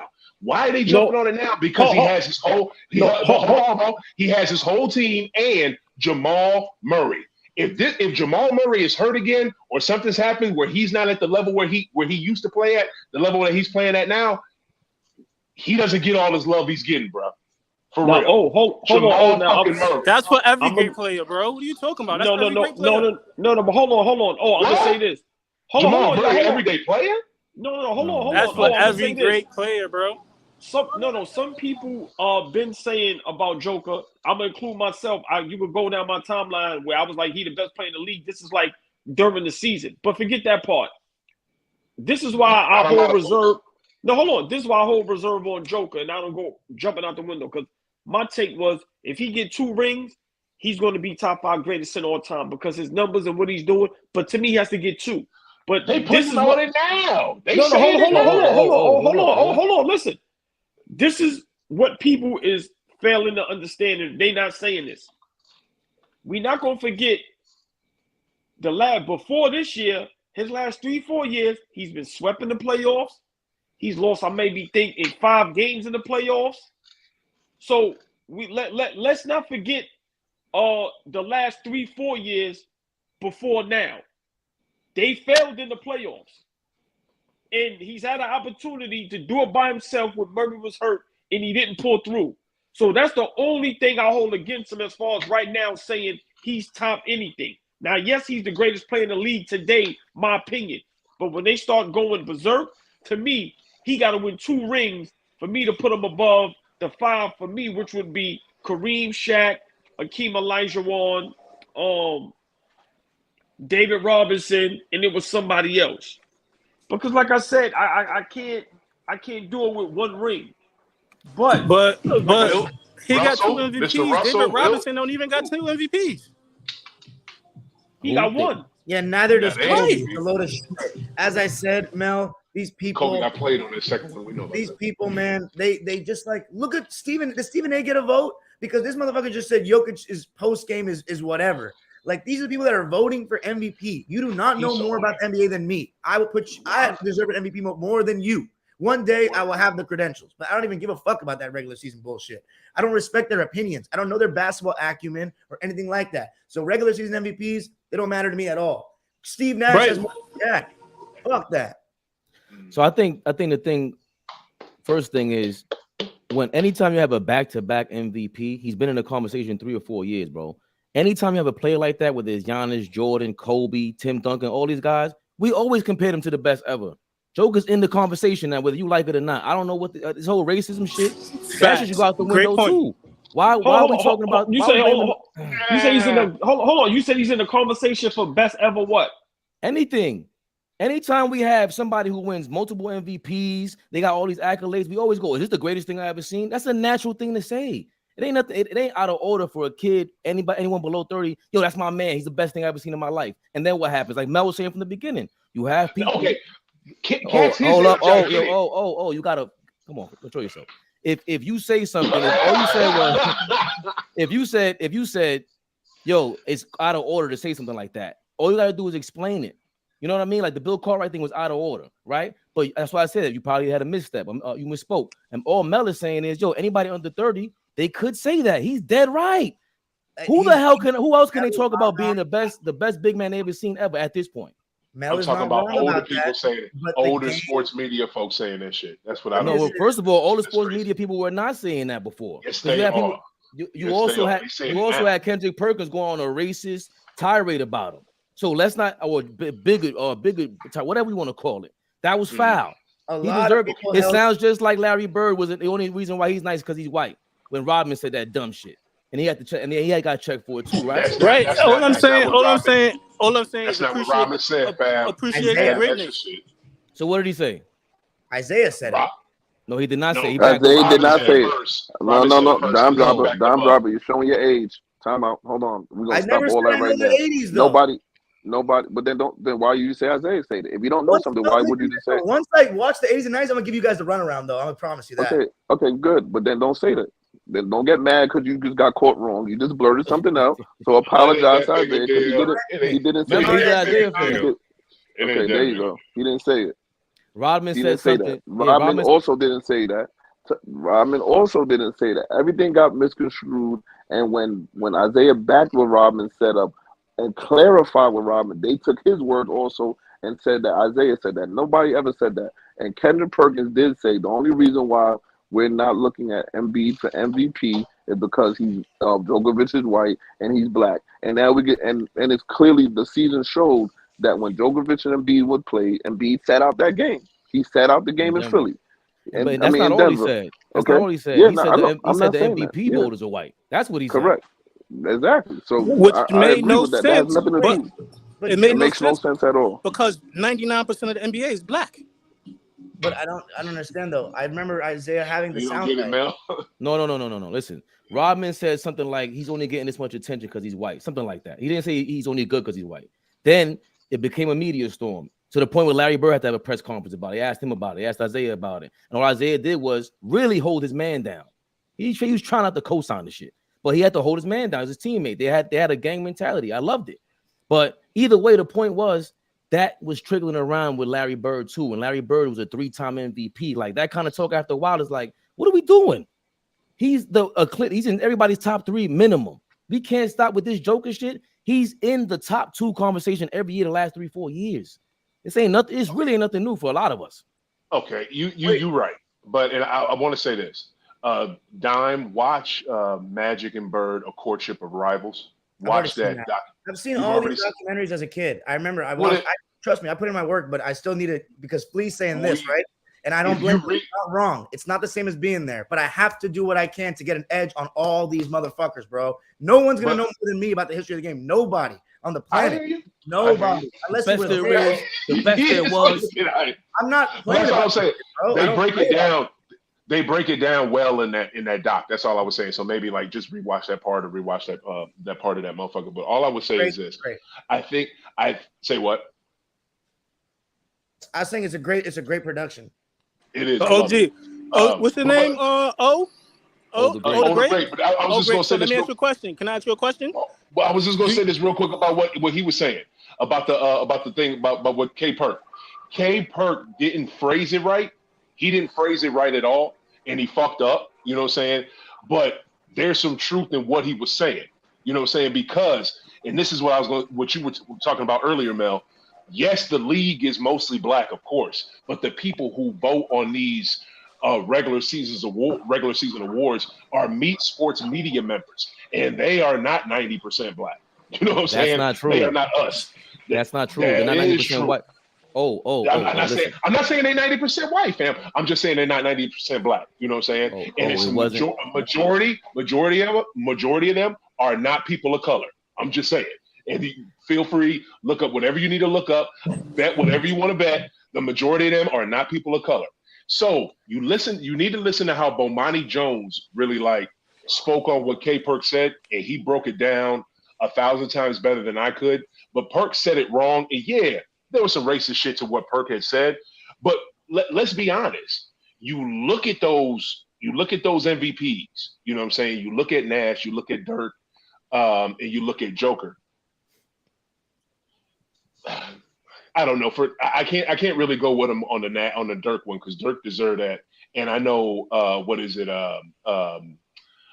Joker deserved his MVPs. You know what I'm saying? I do think, and this may blow Beloved's head off, but I do think that the MVP from last year, I think that was Embiid's. The only reason he didn't get that because he was hurt and he couldn't finish the season. But I think that was his joint. That don't even make no sense. Embiid deserved his fucking MVP this year because he got robbed last year. He deserved this shit. I'm standing on that shit. That was Embiid's fucking MVP, and also it's a regular season award. But does Joker catch a lot of extra heat too because he's white and all this shit that he's doing? Yeah, you probably right. Hey, Faye, a lot of extra love too, yo. Faye, can somebody do me a favor? Pull up the last 3 or maybe the last. Yeah, let's pull up the last 3 seasons of the of Denver Nuggets playoff records, if you could. What you mean? So like what round they was in or how many games they lost. They lost. You want to bring it back to wins or losses. They lost They lost to the Warriors last year in 5 games, and then the year before in what round? Hold on, in what round, Dom? That first round. It was the first round. They were a 6th seed, and they lost in 5 to the Warriors. And the year before, they were the 4 seed and beat the Blazers in 6 games without Murray, and then they lost in the second round a sweep to Phoenix. And then the year before that, what happened? They get swept by the Lakers, right? Lost in 5 to the Lakers in the bubble conference finals. Came back from 3-1 against us, and came back from 3-1 against Utah the round before. Okay. So even now, I don't understand because the whole thing was Jamal Murray got hurt. You know, yeah. so now he's back. Look what they're doing, man. Right, and Joker. That was my thing with Joker coming into the series, coming into the playoffs. Yo, you better make Western Conference Finals. You better make the finals because you're a number 1 seed. I don't want to hear nothing. And he's responding. And he done it. He's responding. Like there is no more. There should be no conversation. All that white bullshit is fucked up at this point. Well, foul. I'm gonna say this. And remember, I like the Joker. Like I told you, Fav, earlier. I said I thought it might have been yesterday. I said I'm over being an old man on the stoop. I'm looking for my eyes. He's great. But can we also, on the other hand, say this? They damn near eliminating the big man in the game. Like, I'm not listening. No. We have to factor that in just a tad bit. That's all I'm saying. Well, I'm not the one that's going to get pushback on that. No. I'm not saying you, but I'm just saying in general. If we have 30 teams in the league and it's literally 5 big men, in the other 25, it's like non-existent. Like they're literally eliminating that position. Like so, I mean, listen, man. Well, to Mel's point, that's what I wanted to say too. To Mel's point, I always bring that up about Jordan. Jordan, the house that he created, that playground he created where everybody kind of looked like him in the 90s and 2000s. He didn't play against them. Kobe played the most competition out of anybody, maybe aside from Isaiah Thomas. He played against better teams and against better people at his position, period. So Jordan didn't get to play against these athletic guys that look like him. That's a different kind of caliber of team and player you have to go up against. Now, they all look like him after he played. Even the point guards are looking like after. They all started playing like him. I might have been watching a different NBA thing because I haven't seen anybody like that. All right, so I don't want to make that too much of a big deal, bro. I'm from this era. I don't see Dime drop. I think he means. Man, that was crazy. Dime drop. I think he means like his physical attributes, like 6'6", lean muscle, fast, athletic. Would you? So your perspective that there's no fast, athletic, tall two guards from 2000 to now? No, there are, but I think there were some then. Vernon Maxwell and John Starks weren't good athletes. Vernon Maxwell was 6'2", 6'3", brother. But even Jordan then, towered them. Even then, Jordan towered them in the post. But even then, that's still he's 33 years old. Jordan didn't get to play from the beginning of his career to the end against players that look like him. Kobe did. Like he just did. We don't have to get too specific. Like why we don't have to make this that hard, that complicated. Same thing with Joker. Joker isn't playing against centers that can really body him. That was my point from just being consistent. But does that take away from him being, damn, this might be, when we talk about the best offensive center ever, they can't pass. It's not just passing and shooting, bro. He's setting picks. He's really running the offense. We've never seen this. Only Magic could be that size and really run an offense at any speed. I mean, he's not too fast, but Magic's the only guy that's in this conversation, really. And LeBron at times. My bad. Hold on a second. Go ahead. My bad. We did not see it because that was not NBA basketball then or a few years ago. Or you couldn't, if you did some shit like that as a center, they would, no matter how nice you was at the handle, they was kicking you the fuck out. You couldn't do that. You know what I'm saying? So it's like, and also too, man, you gotta count this in because look, I counted in with Bron, so I gotta count it in with Joker because they playing in the same era. This is a totally different league. It's so unphysical now. Like this dude flops and gets like what is it? Kyle Lowry going to the basket? Really? Kyle Lowry can push you to make you move like that? You big mother! Wow, Kyle Lowry's that strong. And granted, we know Kyle Lowry is strong. But seriously, Joker, and that's the era that we're in. That's embedded in the fucking game now. You got to do that flop bullshit to get these calls, and that's sad. You know what I'm saying? But it's still weak. You know what I'm saying? You blow on these cats and it's a foul. So you know. We have to, that's the thing that gets lost in this era, and people, especially young cats like Mel, because this is what they know, but even the people that's our age and older that's talking about it now on a national stage, they forget how unphysical this game is now compared to what people had to deal with just like, 10 years ago? You know what I'm saying? Can I also say this, to add to that, right? Or to really take away from that? We could say the same thing about certain players back then that could not play today. They didn't have the skill set to play. Rodman would struggle in this era. He would have to look for his speed. He would have to pick his spots. He could. That makes no sense. If you could do it in that era, which was a harder era, how could you not do it in this era, which is an easier era? Because the only difference now is more the talent is ramped up. But so are you giving? Hold up now. Let me ask you this: are you giving Rodman 90s ability or 2023 ability? Because if you give me Rodman with 2023 ability, I'll take fucking Rodman. All I'm saying is that if they're just like you're able to take somebody away from this era and plug them into an era that clearly they take away from their own skills. It's the same thing for players. The Hall of Fame. Tell me somebody from back then could easily come in this era and dominate the same way. Now we're being inconsistent. Hold on. Tell me how Rodman wouldn't be good, but just tell me how Rodman wouldn't be good. He would be great at one-on-one. He'd be great on defense, but then on offense, what would happen? You would have to turn into Draymond all of a sudden. No. Hold on. You said hold on. He never had offense, so that shouldn't even be a question. So hold on. You said I forgot the word you used. He wouldn't be the same. That's his point. Right. He said he wouldn't be good. Yeah. I didn't say he wouldn't be good. I said the same way. The same way you plucked out Joker and put him in an era where it goes against a lot of his skills. It's more physical, right? So now you're taking away a bunch of his shit, right? Same way you do that. You take out Rodman and now you put him in his own era. Now you put him in an era where you got to put the ball on the floor. Rodman would have to be able to shoot and guard the perimeter more. He would have to have a jump shot and guard the perimeter more. Right. So even someone like, let's say, Kevin Looney. Kevin Looney's a guy that gets all these offensive rebounds and everything, but he's not a super duper guy. Like that, Rodman's that's a real specialist. You ain't gonna be Dennis like what Dennis Rodman was back then was top 20 player. Looney's not that. Bruh, Mel, he would not have to do that because there's a cat doing it right now. His name is Draymond Green. Draymond don't do none of that shit. He can That's a lie. he can't guard the perimeter, and he damn sure can't He's shoot done a threes. good job in the So past. He got Defensive Player of the Year, bro. And he's What are you also talking about? he's a great Y'all, defensive hold player. on, y'all, hold on. Y'all saying I'm not Dennis saying. Don't say Rodman. y'all. That's what you Don't say said. y'all.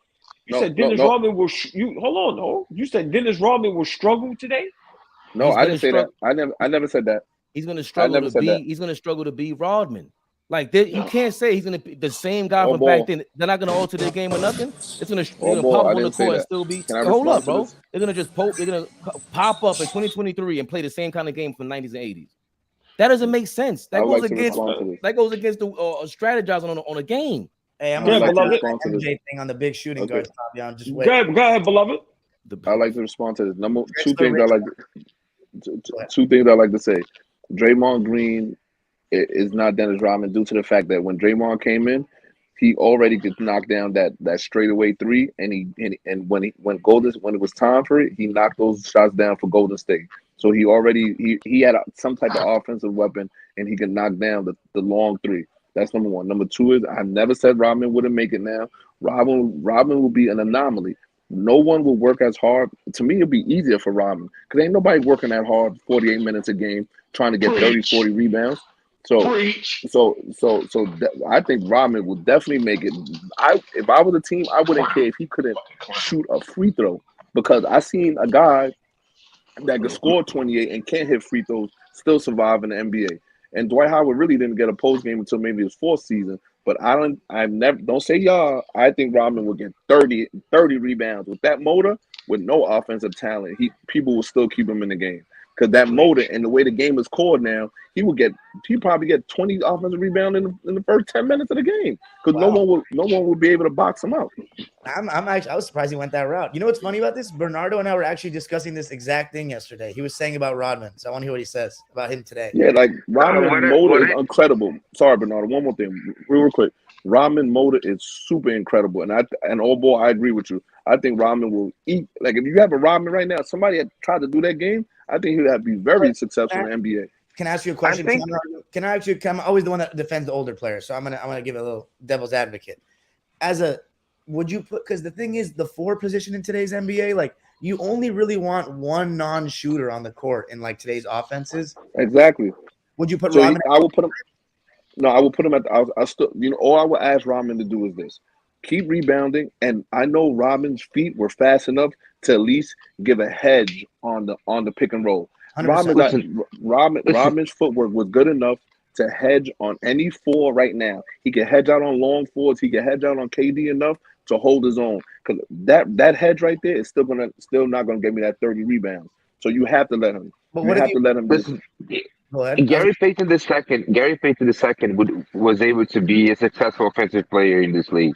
Like if he was able to contribute offensively just out of smarts and cutting and athleticism, I think Rodman could have done it. And my pointing out about Rodman is his defense today might be even more valuable than it was in the 90s because of his ability to cover ground, to switch everything, to guard every position, to his ability. One thing that I was talking about was Dime yesterday.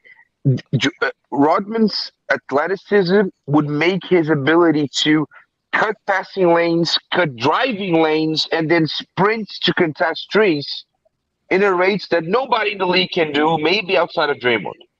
Like, cause, So I don't. Yeah, and for you me, can't have four. You can't have four Rodmans on the court nowadays. You won't be able to score. If you have that one and you build that team yes. around that, he could definitely survive on the NBA If you have, circuit. for example, if you have Rodman in the place of Rudy Gobert today in the Minnesota Timberwolves with a stretch five with like Towns, That would be fine. I completely agree with you on that. You understand what I'm saying?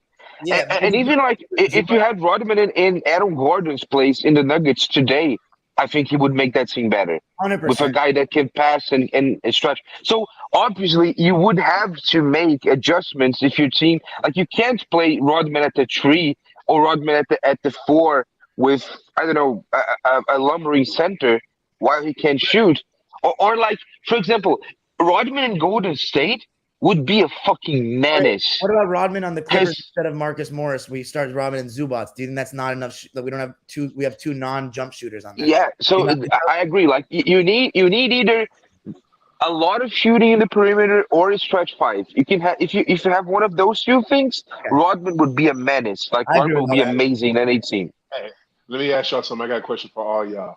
I'm gonna take another player. I'm just gonna pluck this dude. And Fab, to your thing earlier, if I'm putting Rodman in 2023, I'm giving them everything that these cats have now: the fitness, the training, everything, So all the he gonna get injured scientific more? shit. He's gonna get injured more. He gets the training of today. He's gonna get injured more. But he's the type. He's the type. Rodman was ahead of his time with getting exactly. He led But this what I'm era saying in is he'll be. His regiment was. He'll be to me. He'll be a enhanced Rodman. But I'm gonna take somebody else. And y'all, let's see. You know, y'all motherfuckers who really know '90s ball, and this ain't no slight on nobody, but I'm gonna put Buck Williams in 2023, and I'm gonna see what the fuck these cats can do with it. You know what I'm saying? Because Buck Williams, Hold on. Let me tell you something about Buck Williams. I think he would wreck shop. Buck Williams. You know what Buck Williams is now? Buck Williams will be maybe what. Ooh, I don't think. I don't know. His feet are not fast enough to guard. He can't guard the pick and roll. He can make that 14-footer on the offensive end for you, and he can rebound, but he's not rebounding at a rate that I'm giving up that much offense and defense for. So I'm not giving that much up for Buck Williams. Not at the rate of Rodman. Not at the rate that Rodman. Not the rate that Rodman was doing it. And Buck Williams hit the 14-foot shot, but he can't guard that pick and roll, bro. He'll go right by Buck Williams. Right, but hold on, y'all. Hold on. Y'all both made great points, right? But let me just say this. These players, to me, I think Dennis Rodman can play with any team, but like a Buck Williams, it depends on where he plays. Like right now, Miami, he could use a Buck Williams. Look how they get out rebounded. Look how they get out muscled. So to me, it depends on the team. The team, like a Horace Grant right now. Players like that, where like I said, they legit 6'10", but they gonna bang. Say word. Hold on, OG. Yeah. Horace Grant ran the floor. Horace Grant could knock down the 14-footer. But there's a difference. Don't limit his offensive game. Hold on. Wait. Ball.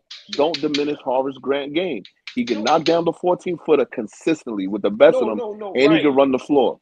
No, but Beloved, what I'm trying to say is because like Bernardo, guys like Mel, even Dom, they all smart. But remember, these are guys that they may not know too much about.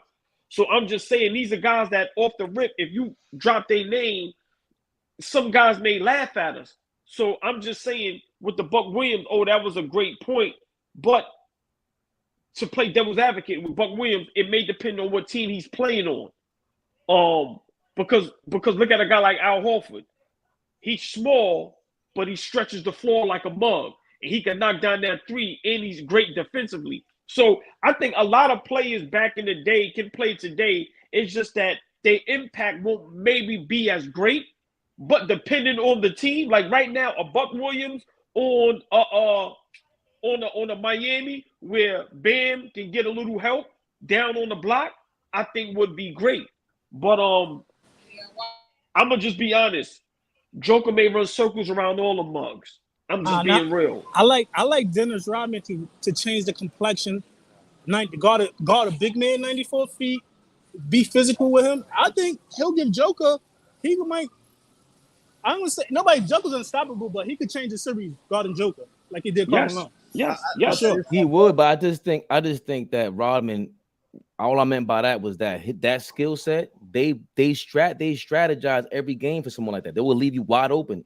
Yes, they will leave you wide. So all I'm saying is that especially in this era, back then you could really hide them, but in this era you can't really hide like that on offense. So that is you have to factor that. I agree with you, Fabian. But Fabian, I agree with you. This is what I'm saying. Everything else, Rodman is an anomaly. You know why? Rodman is a genius. He's a genius at defense, everything. I'm not so Mel just touched on it. To go from be able to, he really guarded 1 through 5. Yeah, but that's my thing. If you're naming a regular rebounder from that era, I agree with you that can't score.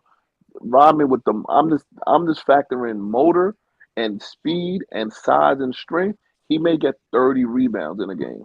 No, again, I compared him to Looney, who Looney's going to grab these rebounds and everything. Yes, but they can strategize against that shit. Like we can't. He's not. And my comparison really was just you can plug whatever player you want from any era and change their errors. Their game has to change. And but you know what? There's very few of them. There's very few of them where their whole game is going to completely be impactful the entire time. Jordan is one of them. I'll tell you. Looney is a great comparison, but that's why I think Rodman would have been better. Like would have been great in this era because of a guy like Looney. Because Looney isn't a great perimeter defender. He isn't a great rim protector. He isn't a great finisher. He's not a great athlete. Like he went from grabbing 20 rebounds to not getting no burn as a strategy. But Mel, let me tell y'all what Dennis Rodman would do for a team like a Golden State or just a good team. Like Dennis, just imagine Dennis Rodman on Denver, right? Remember, he don't want the ball. Now, if you're a star player, you have a guy that you know you ain't got to worry about defensively, rebounding, effort. Like, remember, he's going to be in talks for Defensive Player of the Year every year. He's going to make first team all defenses all the time. He's going to lead the league in rebounding literally every year. But Fave, I do agree with what you were saying, how you can game plan against it. But I think Rodman on certain teams, it'll be like cheating because his mind and his feel for the game. Have you ever seen how he broke down like rebounded? So the way the way that Isaiah Thomas or somebody said when you shoot the ball spins 30 times. When he shoots, it was Isaiah Thomas. Isaiah Thomas interview. Nah, that's why I say he's a basketball genius. But people are gonna have to alter their game. Like I'm a fan of the same way, and Beloved knows he hates when I say this. If you put Steph Curry, all these guys back in the day, they got to alter their game. So no way we can say Jordan or any one of these guys ain't gonna have to alter their game, and it might be different, and that alters who you are. It just does. So to say that about that, it won't happen for Rodman to me. That's when we gotta get disingenuous, as my boy Flea would say. Shout out to Flea. Oh, you muted yourself. Well, I got you. Yeah, I thought you. I was gonna say two all ball is. I think the power forward position. I think if we're talking about translating in today's game, the ones that would have the struggle the most would be the power forward position because they're not. I don't think there's no centers today. I said there's not that many elite centers, but they are literally trying to phase the power forward out of the game and play with stretch bigs or big wings. You know what I mean? It's not the same as rebounding. Is not the same emphasis it once was. Crash the offensive glass. A secondary big man to get big bodies, hit the 18-footer. So that's why Buck Williams maybe in today's game would be a little harder. But in the 2000s, he'd be fine. Like, he'd be great. All right, but down. And the other... But hold on. I'm sorry, Bernardo. You can go. I'm going to just be 2 seconds. But right now, to me, a Buck Williams in Miami, you see what happened in Game 3. Miami couldn't rebound. Remember, they don't have anybody to stop Joker. So a big, strong body that can rebound, that can knock down a shot to where you got to maybe guard him a little bit. Like I said, I'm not going to say he's going to be an all-star, but I think it'll be a spot for him. Go ahead, Bernardo. I'm sorry. Another position that I think would struggle is a guy like, for example, Avery Johnson that played for the Spurs. Like a guy like that, a type of guy that obviously he wasn't a star, but what I mean is like a guy that was able to be a passable point guard. He's dead right. Like he would be destroyed in this era. You know why? You know how I can follow that up? You know why I can follow that up? That's a great point. Because look, you know why? Ball, listen to this. A leader just like Avery Johnson was Rondo, and Rondo can't keep a job because he can't consistently hit an open shot because they sag off him. He can lead a team. He can get an assist all day, but you get sagged so far where he's affecting the way the offense is run. Or maybe listen. And Rondo's one of my favorite point guards of all time. Well, I was going to say that. No, but that's what I'm saying. Why you throwing shots? No. Hold on. I think he's a Boston fan. Hold on, y'all. Big time Rondo fan. But hold on, beloved. Not bigger than me. Not bigger than me. You're not a bigger Rondo fan than me. Right, that's what I'm saying. Beloved, we were a big time Rondo fan saying that. I don't think Rondo is not in the league because he's shooting. I think it's something else. I think it's personal. Maybe his ways. Maybe they don't like him. Now he's old. Right, but Bernardo, when he said, but hold on, with Avery Johnson, that was a great point because you got to remember when you that little, you got to be able to score the ball. If you ain't shooting lights out, things of that nature, because now let's say I would compare. To me, their games are similar. Him and Mike Conley, but Mike Conley is bigger and he can shoot the three way better. So that was a great point, Bernardo. Where I think Avery would struggle. I think he would struggle a lot. Who would Avery Johnson? And Yeah. Hell yeah. How come? no, and a guy and something that I was talking to Dime the other day, yesterday. That is the flip side of the fact that Bad today laughing, the rules are what? my bad, dude. I'm sorry. Yeah, always high. Yeah, yeah. Go ahead, Bernardo. I'm gonna mute him. Go ahead, Bernardo. No, you can speak if you no. But no, what I was talking to Dime the other day, yesterday, is the flip side of the being more easier to score today means that guys that were able to defend back then wouldn't be able to defend now as well. So like a guy that was a good to passable defensive guard today wouldn't be able to do what he was able to do back then because of the difficulty in guarding without hand checking and the difficulty to be physical. You could do it back then, but now you can't guard Curry, Lillard, Irving, Chris Paul in the same way that you could. So people like Avery Johnson, who was a good defender, might not be good enough anymore to stay on the court because the difficulty in guarding. Same thing with Muggsy Bogues. Think about a Bam or Kevon Looney. They couldn't play the center position back then. No, Only in They would get terrorized. Only in Don And would be a power forward. But wait, is Avery Johnson really that bad offensively? It's not that he's bad. Remember, he's like 5'8". Was he 5'9"? Yeah, I just think today. I just think today, when you that little, you gotta like. To me, just my opinion. I can be wrong. You got to be a bad MFer, man, scorer. Okay. Like to be that little. Like, hold on. Okay, answer this. Who's the shortest guy in the league right now? TJ McConnell, maybe. No, that's probably somebody. No, the guy in New Orleans, the Spanish kid. Oh, Alvarado. He's the shortest guy in the league. And hold on, and Alvarado, he could ball. He could ball. He's listed at 6 feet, but he's definitely short. They say he's like 5'10". That's what I'm saying. He's like 5'10". Them days is over where guys is gonna be 5'5", 5'6", 5'7". It's tough. Listen, hold on. Let me just say this real quick. I think. No, right. But hold on. Let me say this. Remember, Faye, when we had Jared Harrington on. Remember, NBA Africa, great brother. He broke it down to us. He said the reason why right now Little Guard is having a problem. He said because they tell you have to be able to guard 1 through 4 on the switch.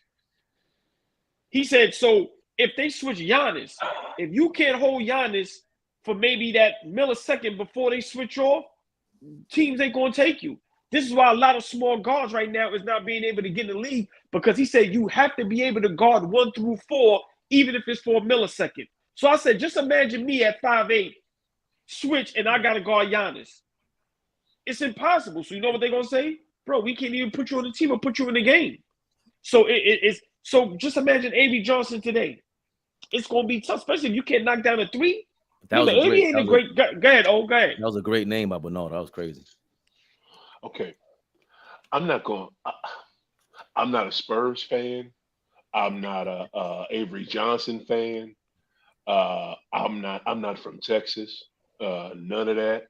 But I'm not going to sit here and, especially with cats that's my age, and y'all going to sit there. Bernardo, how old are you, dude? How old are you, my brother? 24. 24. Okay. I'm not going to sit here. And y'all letting this dude just act like Avery Johnson. The man's nickname was the General. His voice would make you stand up at attention. Like, what are y'all talking about? Like, this dude, like, this is God, this is the thing that he said, I'm the Admiral, David Robinson. The way he would break shit down and like, look, and the way he ran them Spurs on that court, this is it to me, right? Number one, any team from the 90s, I said it, and you tell me, and we're gonna have to have a separate conversation on this, Fab, if you think I'm wrong. But any player from the 90s that played in the the mid to late 90s or early 2000s, I think that player can play in this era now because they have the advantage because they're used to playing harder, Bernardo. If you tell Avery Johnson, hold up, you mean to tell me I don't have to do this, I don't have to do that, and I can just they can't touch me? Avery Johnson would score his ass off because Avery Johnson could score. I seen this man hit clutch jumpers in the corners. Can I respond to that? I'm not done. I've seen this dude hit clutch shots. I've seen him hit clutch mid-range shots. I've seen them not win championships without that little motherfucker. And also too, you worried about him in the switch, Fab? Him having Giannis on him. You tell me country strong ass Avery Johnson can't hold that dude for a couple seconds or however long he need to hold dude. I think he could do that with Giannis and then get back to position. And if you're on a smart basketball team and you're a smart basketball player like Avery is, you're not gonna fall from them dumbass switches like my damn Celtics did in the playoffs. But that's for another time. But all I'm saying is Avery brings all those attributes to him into this easier offensive game to play because it's not as physical. And every 90s player goes up. Okay. So I'm going to respond to both of you. I'm going to respond quickly to both of your statements. Leadership, how was he in the NBA as a coach? They tuned him out. How was he in college? As a player, though, his leadership as a player was immaculate. Listen, you got to let me respond to what you just said. His leadership as a player was immaculate. I'm responding to what you said as leadership and voice. You said his voice make you stand up. His voice made him stand up for 30 games, and he got canned. This is his second failed college stint. You got to respond. I'm responding to exactly what you said. This is his second failed college stint. If your voice makes anybody stand up to attention, that means that means you should have an easy transition from player to coach if you're a leader, not because you're not an eye of talent. Listen to what I'm saying now. Don't try to get me confused on the Jordan was good, but he wasn't good. No. I didn't say eye of talent. You said his voice make you stand up at any time. He was failed as coach. He's a 2-time failed college basketball coach. They tune him out after 40 games because this generation, you don't lead like this in this generation. This generation, when you lead, they want to see productivity. They're more led on productivity and what you've done. That's number one. Number two is, yes, he can switch for, like you said, 2 to 3 seconds, but you can't do that consistently in a 4-game series, especially when you can't hit a shot. You saw him hit 2 clutch jump shots. The one in the corner from the Knicks and the mid-range versus the Nuggets when they won. That's the only 2 times you ever saw Avery Johnson hit clutch shots. And also, I'm not saying he wouldn't have a job. Your argument against me is his coaching career. You're putting his coaching career up against him as a player. That's crazy. Also, too, I watch regular season games. You said his voice. I said regular season. I watched regular season games when the Spurs were on TNT a lot because they were dope, and I saw him play his ass off in the regular season. I ain't just talking about the playoffs. This dude coming at me. I'm not saying Avery Johnson would have I'm a not job coming in at the you, league. coaching, brother. You said his voice make anybody stand up, so I'm responding to it doesn't. I got proof that it don't. Rondo. Did you say that, or you going to say you didn't say that? Hold on for a second, Don Drop. But did you say his voice make anybody stand up? Did you say that? I'm talking about as a player. You're reaching. You're reaching. Yeah, because I would think at the least beloved, that got to be one of his strengths. Because what else? How the hell else is he gonna keep a job in the NBA? I haven't seen him. You know what I mean? Like at least he got to get noticed somehow. Exactly. This man has he got a damn ring. I haven't seen him play. He got a ring. He got a ring. I thought you were gonna attack him saying he could hold Giannis for 5 seconds. That was the wild. That was almost Bill Cartwright wild. Well, the thing is, we had Reggie Jackson, our starting point guard in the Western Conference Finals team, and we would just quickly hedge him and go back. We wouldn't switch everything on that. But I was gonna say Avery Johnson. I haven't seen him play enough, so I can't really say. But I saw Eric Snow, Rondo, and Andre Miller. They had no jump shot, not even a mid range. Andre Miller maybe had a little mid range, but their jump shot was not that great. So that's only my counter argument to that. Andre Miller in the post. Andre Miller, but listen, Andre Miller in his prime, he'll post up bigger guards. Andre Miller just had a post game. It don't matter what size the guard was. So Andre Miller can get it back for you on the offense because he'll post up any guard. But can Avery Johnson can he hit the 18-footer on a catch and shoot better than Andre Miller though? And Andre Miller's not in his era. No way. No way. I still think he would be good. I think he would be serviceable. I think he'd get a job, but I don't know if he would be. Isn't Andrew Miller like 6'2", 6'3"? Yeah, probably like 6'3".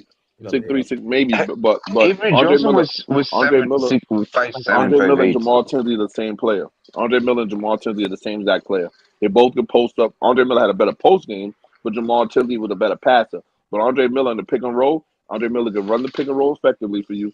And if you switch off, he'll post up anybody that switches off. Right. Andre had a longer career. And also, like, you remember, Dime, do you remember when Rondo was traded to the Mavs? I think it was 2014. Yeah, Yeah, of I course. knew he that wasn't struggled gonna with work. Carlisle. That Knew they that never was- got Like, along. what? He They struggled never with got along. Carlisle. They hated each other. No, and I not knew only that, the fact that he couldn't shoot, like, made the Mavs that was the best offense in the league that season into a, like, they weren't that good enough on offense anymore because he couldn't shoot. Like, it makes a difference, the fact that you can shoot anymore. So But he nowadays, improved it. Rondo improved his jumper. Let's not act like He did. Yeah, but y'all nah. know he He did. improved his jumper. But This that's dude, it's not not. why that's not why he stayed in the league at all. He stayed in the league because of his defense, and he's a floor general. Rondo is So you're saying Avery another Johnson genius. is a backup point guard? Rondo hit the listen. Rondo punched the Player Association president in the face on national TV. How long you gonna think you're gonna take a job? How long you think them phone calls? How long you think them favors ain't going? You That's a think good people don't call. hold grudges? Are you He still, crazy? he still had a job. He was in Cleveland after I think that. he Yeah, just, yeah. I He think didn't just got consistent. phased out because he Come got on. old. We saw. No, I he know. actually what? Didn't he win the chip after that though? With the No. Lakers? he won in Yeah. 2020 with the Lakers. They did. I He won the bubble. He won the bubble chip. Yeah. So, but and he hit him before the bubble, right? Hit him after Did the he hit him? bubble. Avery And Johnson That's would be the a he season had a after. great season. He had a Oh, no, great no, that's season right. with New Orleans as well. So That you're they saying- swept the Not, That's nah, it had to before the be Blazers. before the Lakers. bubble. I had to be before the bubble because Nipsey was there, and I think Nipsey passed away before the bubble. Right? Was that it was Kobe? that incident was before the bubble, but that was Yeah. LeBron's first home game as a Laker. That was LeBron's first home game as a Laker.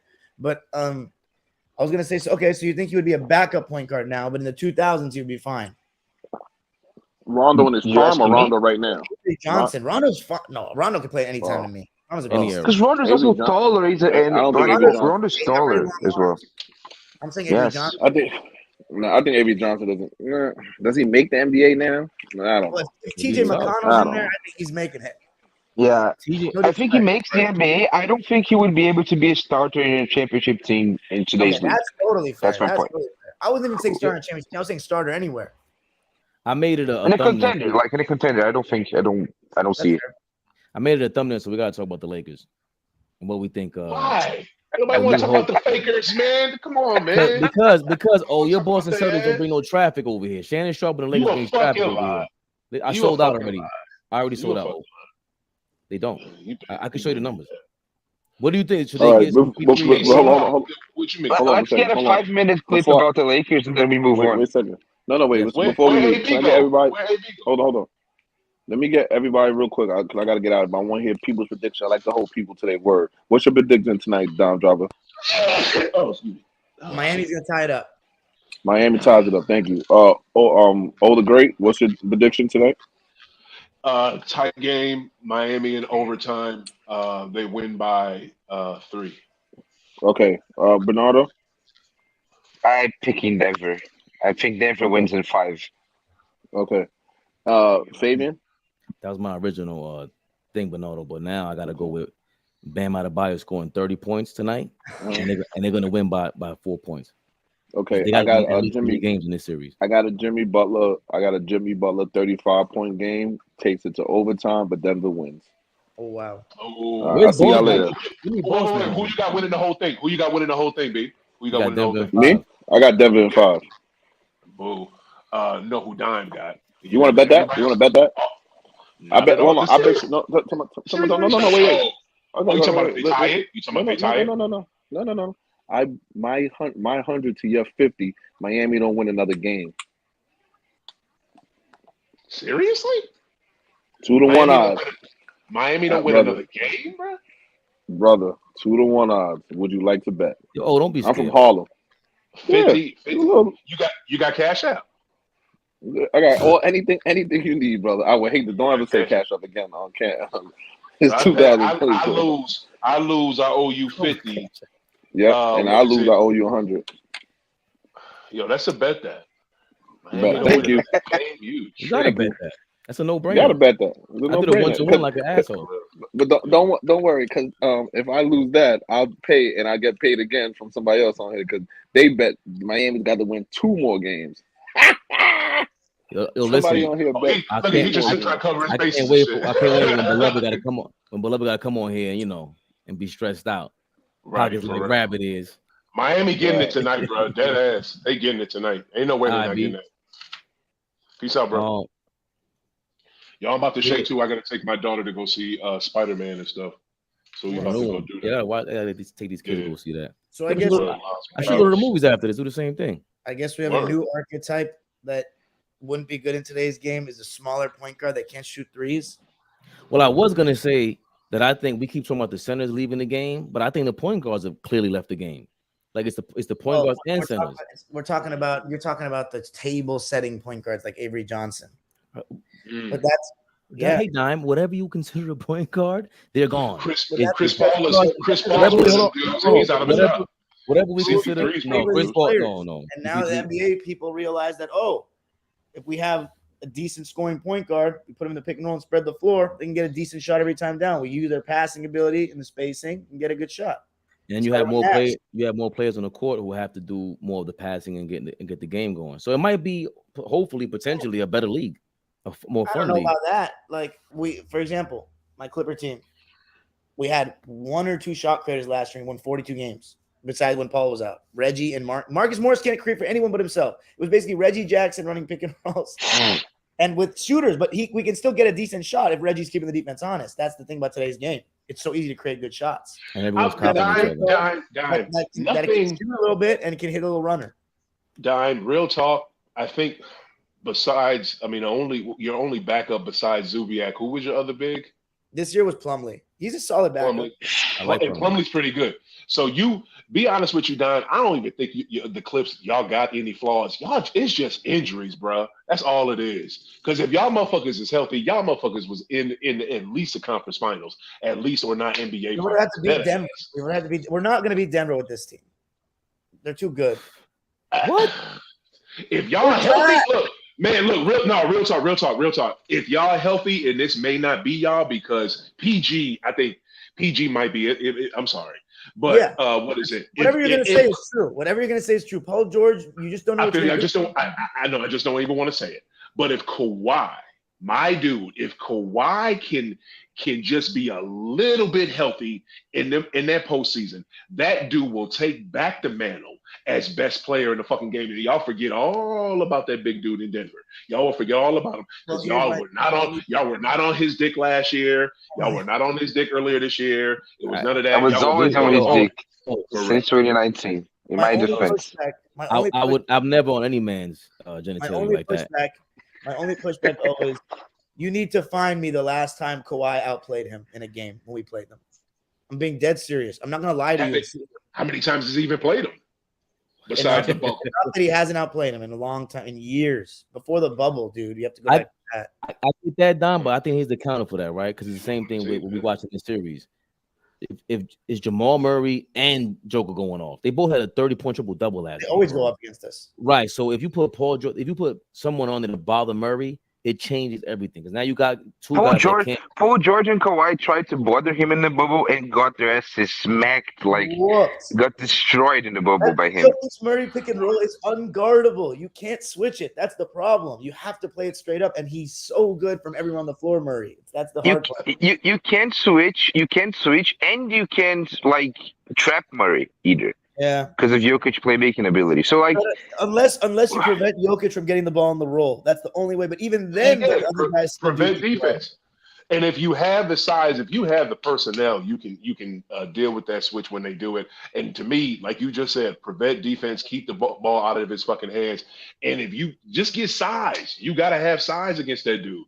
And that's the thing with this league. This league is just now realizing, hey, you can still have bigs and be good because the last couple teams that won the damn championship, besides the Warriors only had Looney last year. So besides them, everybody else that have won the championship here recently had bigs and had a strong big. Come on now.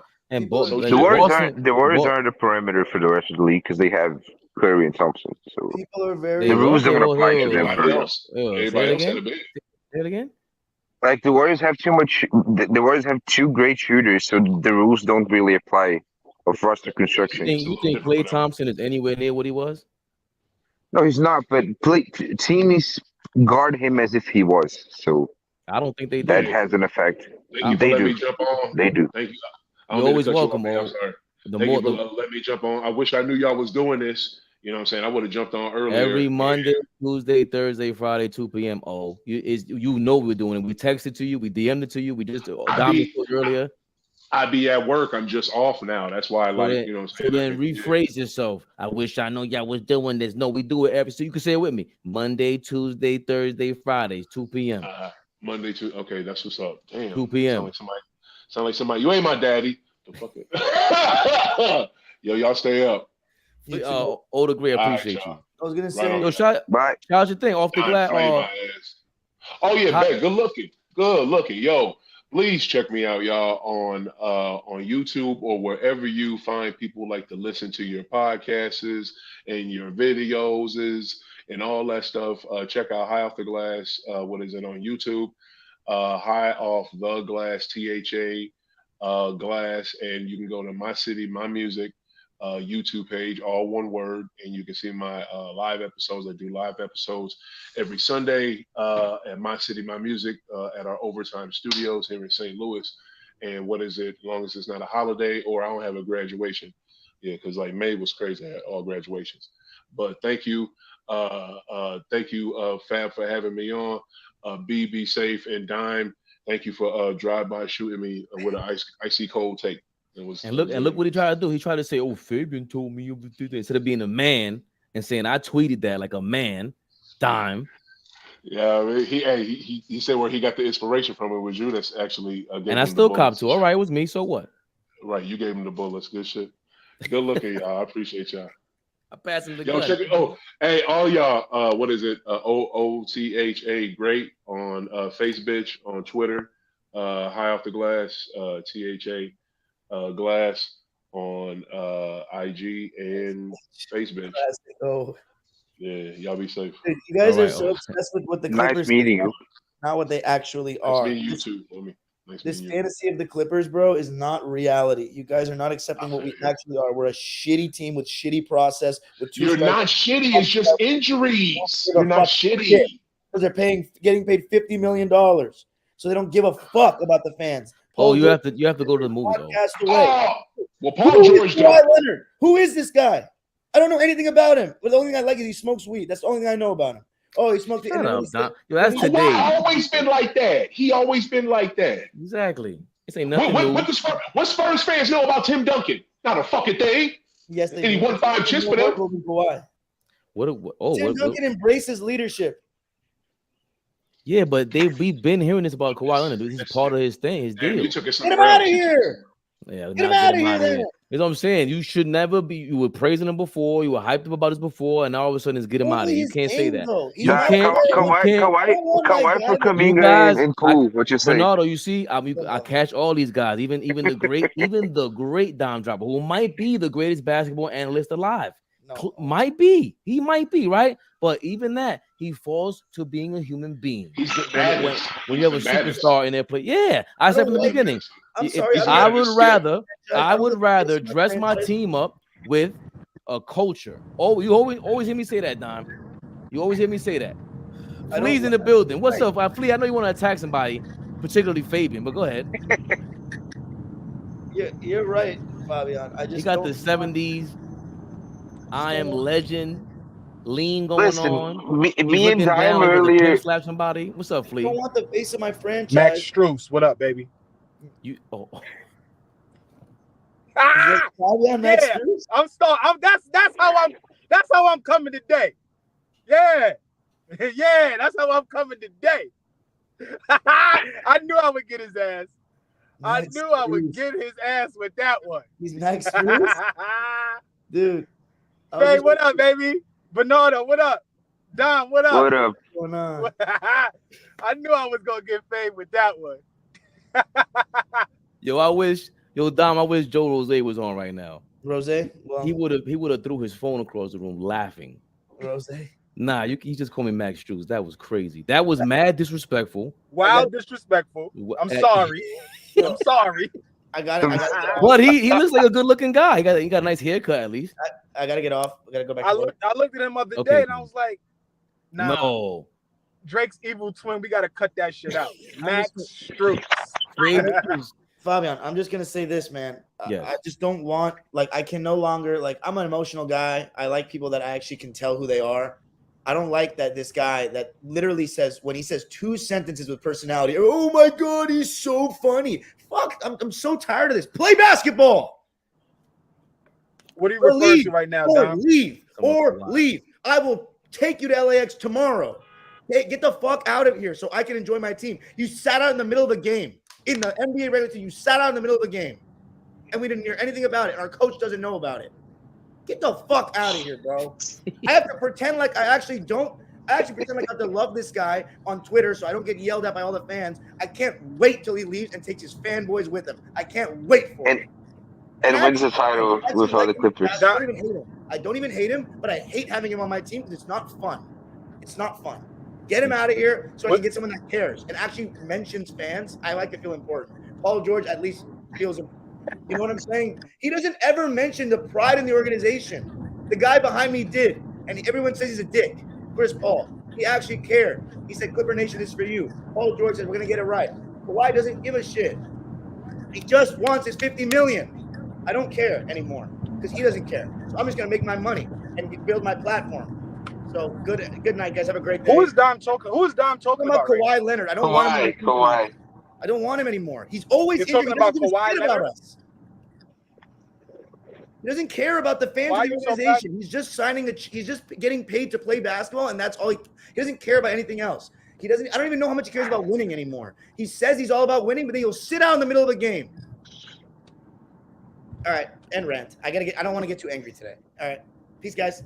I'm clipping this shit up, trying to get as many. No, please don't, because then I'm gonna get yelled at by the Clipper fans. Let him leave the team, and then I'll celebrate when he leaves.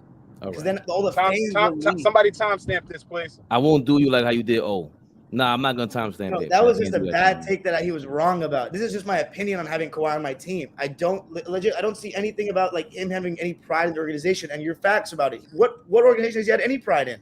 You're totally right. If anything, he's had more pride in being a Clipper than anywhere else because he chose to come here. But what percentage of carry would you give if you won a chip? Like from 1 to 10, if all of that, but he wins a chip. Oh, I would apologize. I'd say. Oh my God! Thank you, Bernardo. Thank you. Thank you. Thank you. That's the exact question. You're a fucking liar, Dom. I hate this. I hate that shit. He should be upset right now. No. But no. You can't. No, fuck that. You can't be this upset that he misses games. This is who he is. You can't say that we're gonna sign up for this shit, and then when he wins, it's okay. But no, either you have integrity or you don't. No, but that's how us Knicks fans operate too, though. No, that's how y'all Knicks fans operate. I never operate like that. In Toronto, you're a Knicks fan that operates the same way. Sorry. No way possible. In Toronto, no way possible. Dom knows that. In Toronto, he played 60 games in the regular season and didn't miss one playoff game. When have we experienced anything close to that? Besides the bubble, we got a 5-month layoff. His one season? Yeah, in that one season, he delivered for that whole country. And wasn't that his what do you call it? When the deal's expiring? You're saying that was a fluke. No, I'm not saying it's a fluke. What I'm saying is that's who he is. Kyrie Irving, that's who they are, and they're just the ones that we know about. At least we see what's going on with them. There's other players that do the same shit. It's not who he is to miss this many. It's a lot of it's bad luck. I'll be right back on. Okay. A lot of it is bad luck. But I wouldn't say who he is. You mean load management? Yeah, you're right about that. It's gone too extreme. In Toronto, he was just missing back-to-backs. Now it's like he's literally getting load managed in the middle of a game. There was one game, bro, right, where we were tied against – it was overtime against Orlando, who's not a good team. And Paul George and Kawhi were on some strict minutes restriction, and they didn't play him in overtime. So you're going to put in guys that are fresh off the bench to play in an overtime game. Of course you're going to lose. This is not serious process. And if a star really cared, they'd cause a fit. They would throw a fit about it, honestly. I'm tired of believing that these stars have no pushback. There absolutely is some pushback. Steph Curry and Jason Tatum even said it. They said that you know what I'm saying? There are times where we can be like, nah, we're going to play. I remember game 4. That is not what he said. He said, we want to play these games. Stop blaming us. Steph Curry did not say that. Okay, Jason Tatum pushed back. But I've seen Steph, game 4 against Portland in 2016. He had a 25-minute cap. He played 38 minutes because the team was losing, and he refused to go back to the bench. Exactly. Like I've seen that happen to Steph, and I agree with Diamond in this sense. Kawhi would never do that. Kawhi would just go back to the bench, for shut the fuck up and stay in the bench. Like I've seen They Steph don't do have that. they don't have Just they don't have the same injury history like he just tore his knee again.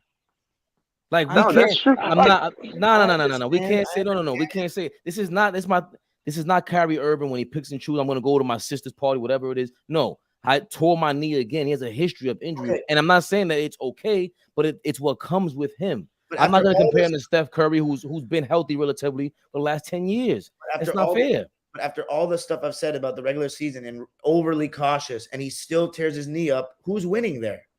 So remember, I'm a Knicks fan, He's making correct? 50 million. I'm a Knicks fan. I'm a Knicks fan, correct? And I said I've seen this play before. I've seen the Antonio McDyess deal before. It's over. Allen Houston. I've seen these plays over and over again. Antonio McDyess was not coming up with Finals MVP.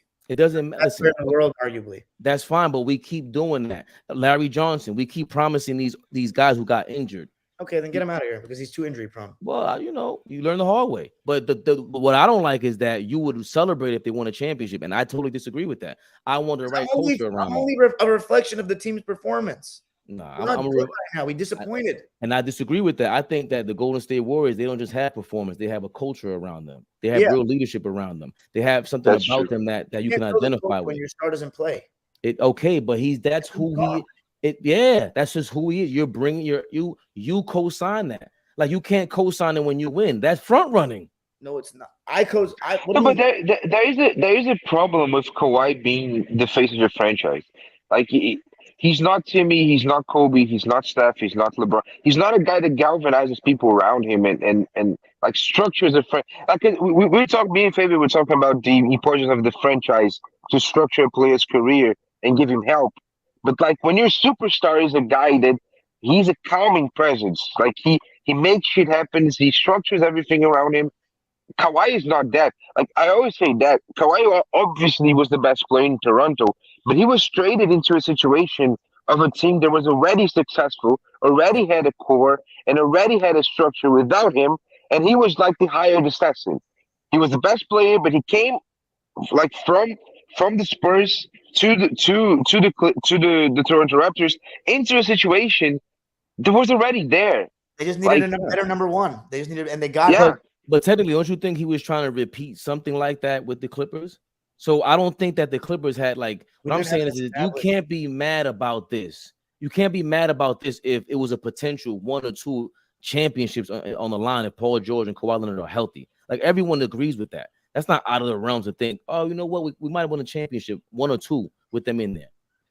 It's mainly this year that was like 2021 times 3 in the regular season. That was just the load management. It just went. If it was just back-to-backs, I really wouldn't complain because, as you said, we signed up for it. I knew we were getting that. But it's more than just back-to-backs. It's the minutes restriction. There was one game against Milwaukee, but they were like, okay, we've played 5 games in 9 nights or something, and he's not going to play. It's like, this is the NBA schedule, man. So we're just going to keep losing. Like I don't want you to get fired, but at the same time, real quick, it shows that your owner went in there, and after the Chris Paul era, they still went out and they're trying to win. And that's the easiest way. That's the fastest way to do it. I'm a New York Mets fan. I haven't watched one single inning this year, but Steve Cohen tried the same thing Steve Ballmer's doing by just getting these players. So I don't think that's a bad strategy, especially in this era of the super team that's about to end. It's just the fact that it didn't happen. It's a hot take that I'll have. Having good players is a good strategy overall, yes. But I think the point I'm is trying to make is what are those players and what are they giving you as a superstar? And what you're saying isn't wrong. Like it is the deal that you accepted, but is that deal worth it? Is the question. I've been asking Dom that. Ask Dom what I've been asking the last 2 years, whatever, however long I know him. No, I still said I wouldn't change I would still do it 100 times out of 100. So then, you know what I mean? Like, again, Kawhi Leonard on the Clippers after winning a championship, like, come on, you have to understand who we've had in our history. Like, we win. And it's wrong of me to try to attempt to replicate a Spurs, Golden State, and Miami. Like everyone, even Oklahoma City, we don't have that in New York, and it's wrong of me to ask for it when, like, how many of those guys are there really in the league? It's only like 4 or 5 teams that can even develop a culture like that. Even the Bucks win a championship. What the hell is a culture? I think Denver might have a culture, because Mike Malone is the leader on that squad.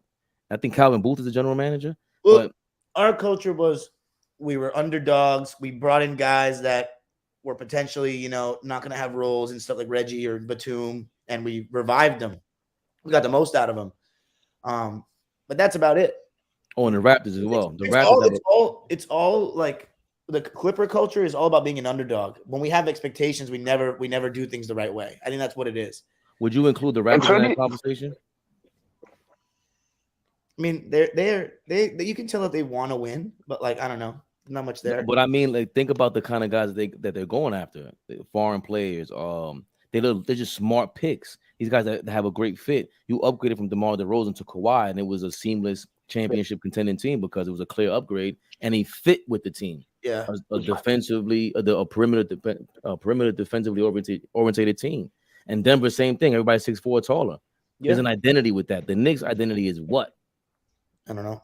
Exactly. There you get lost. You get lost because we're supposed to be a defensive team, missing defensive players.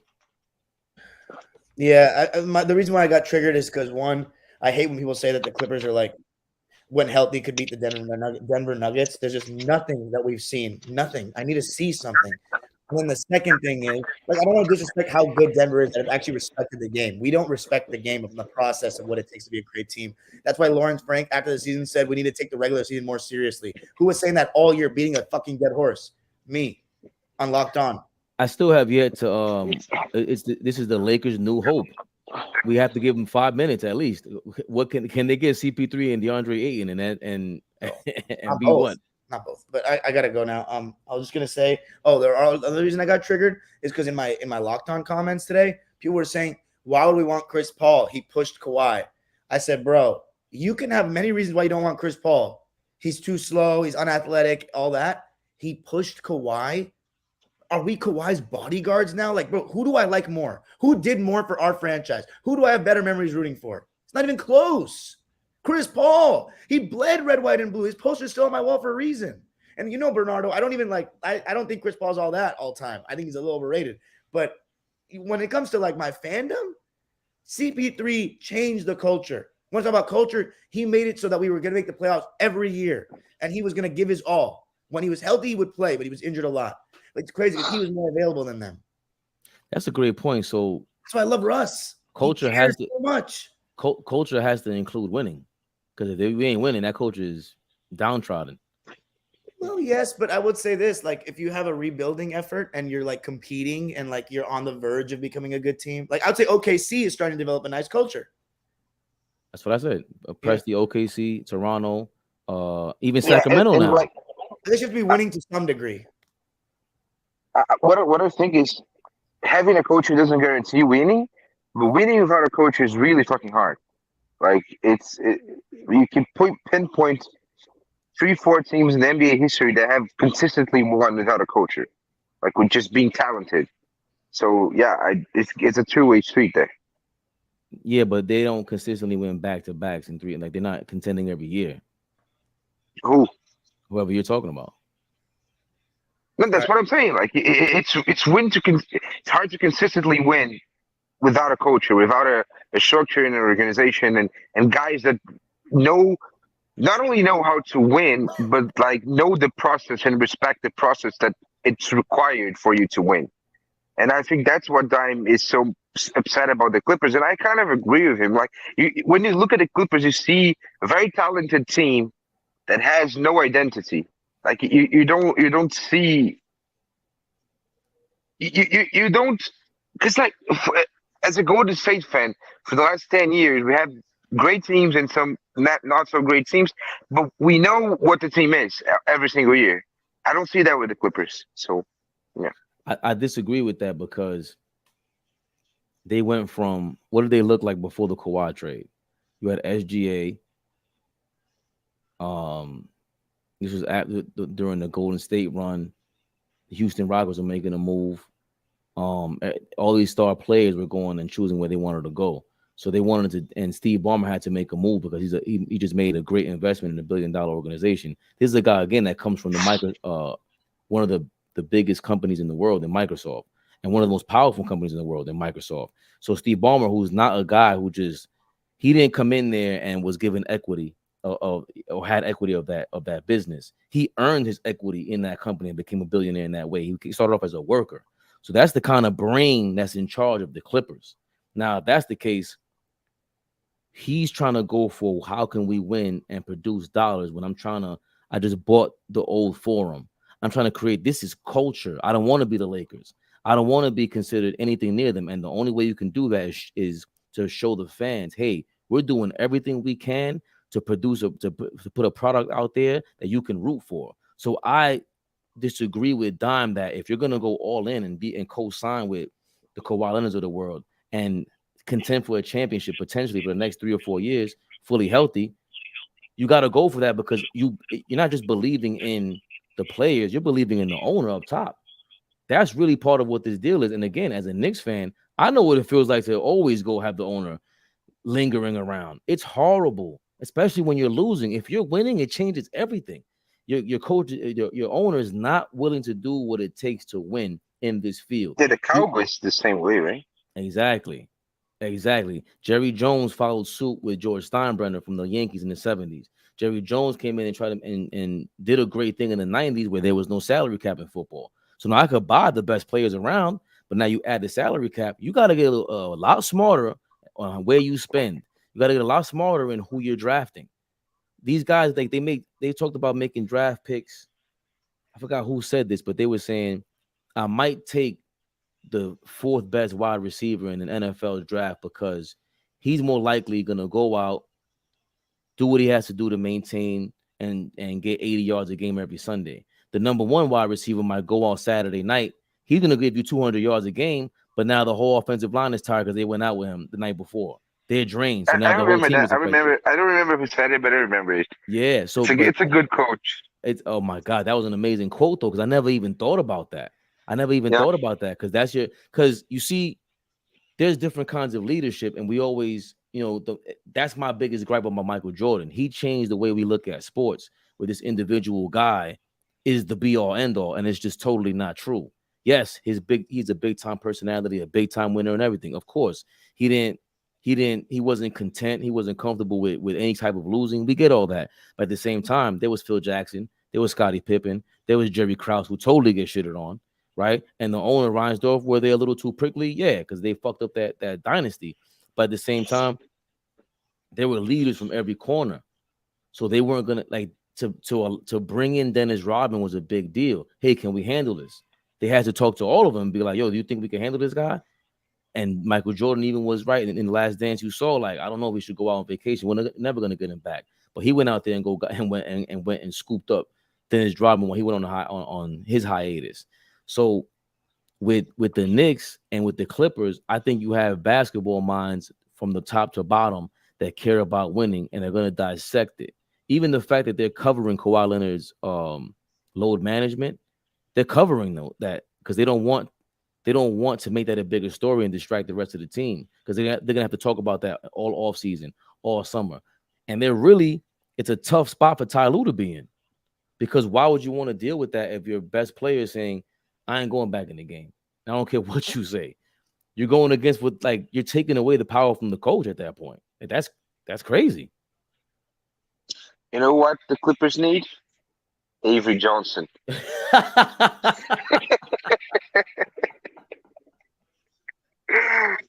Clippers need Avery Johnson as a leader.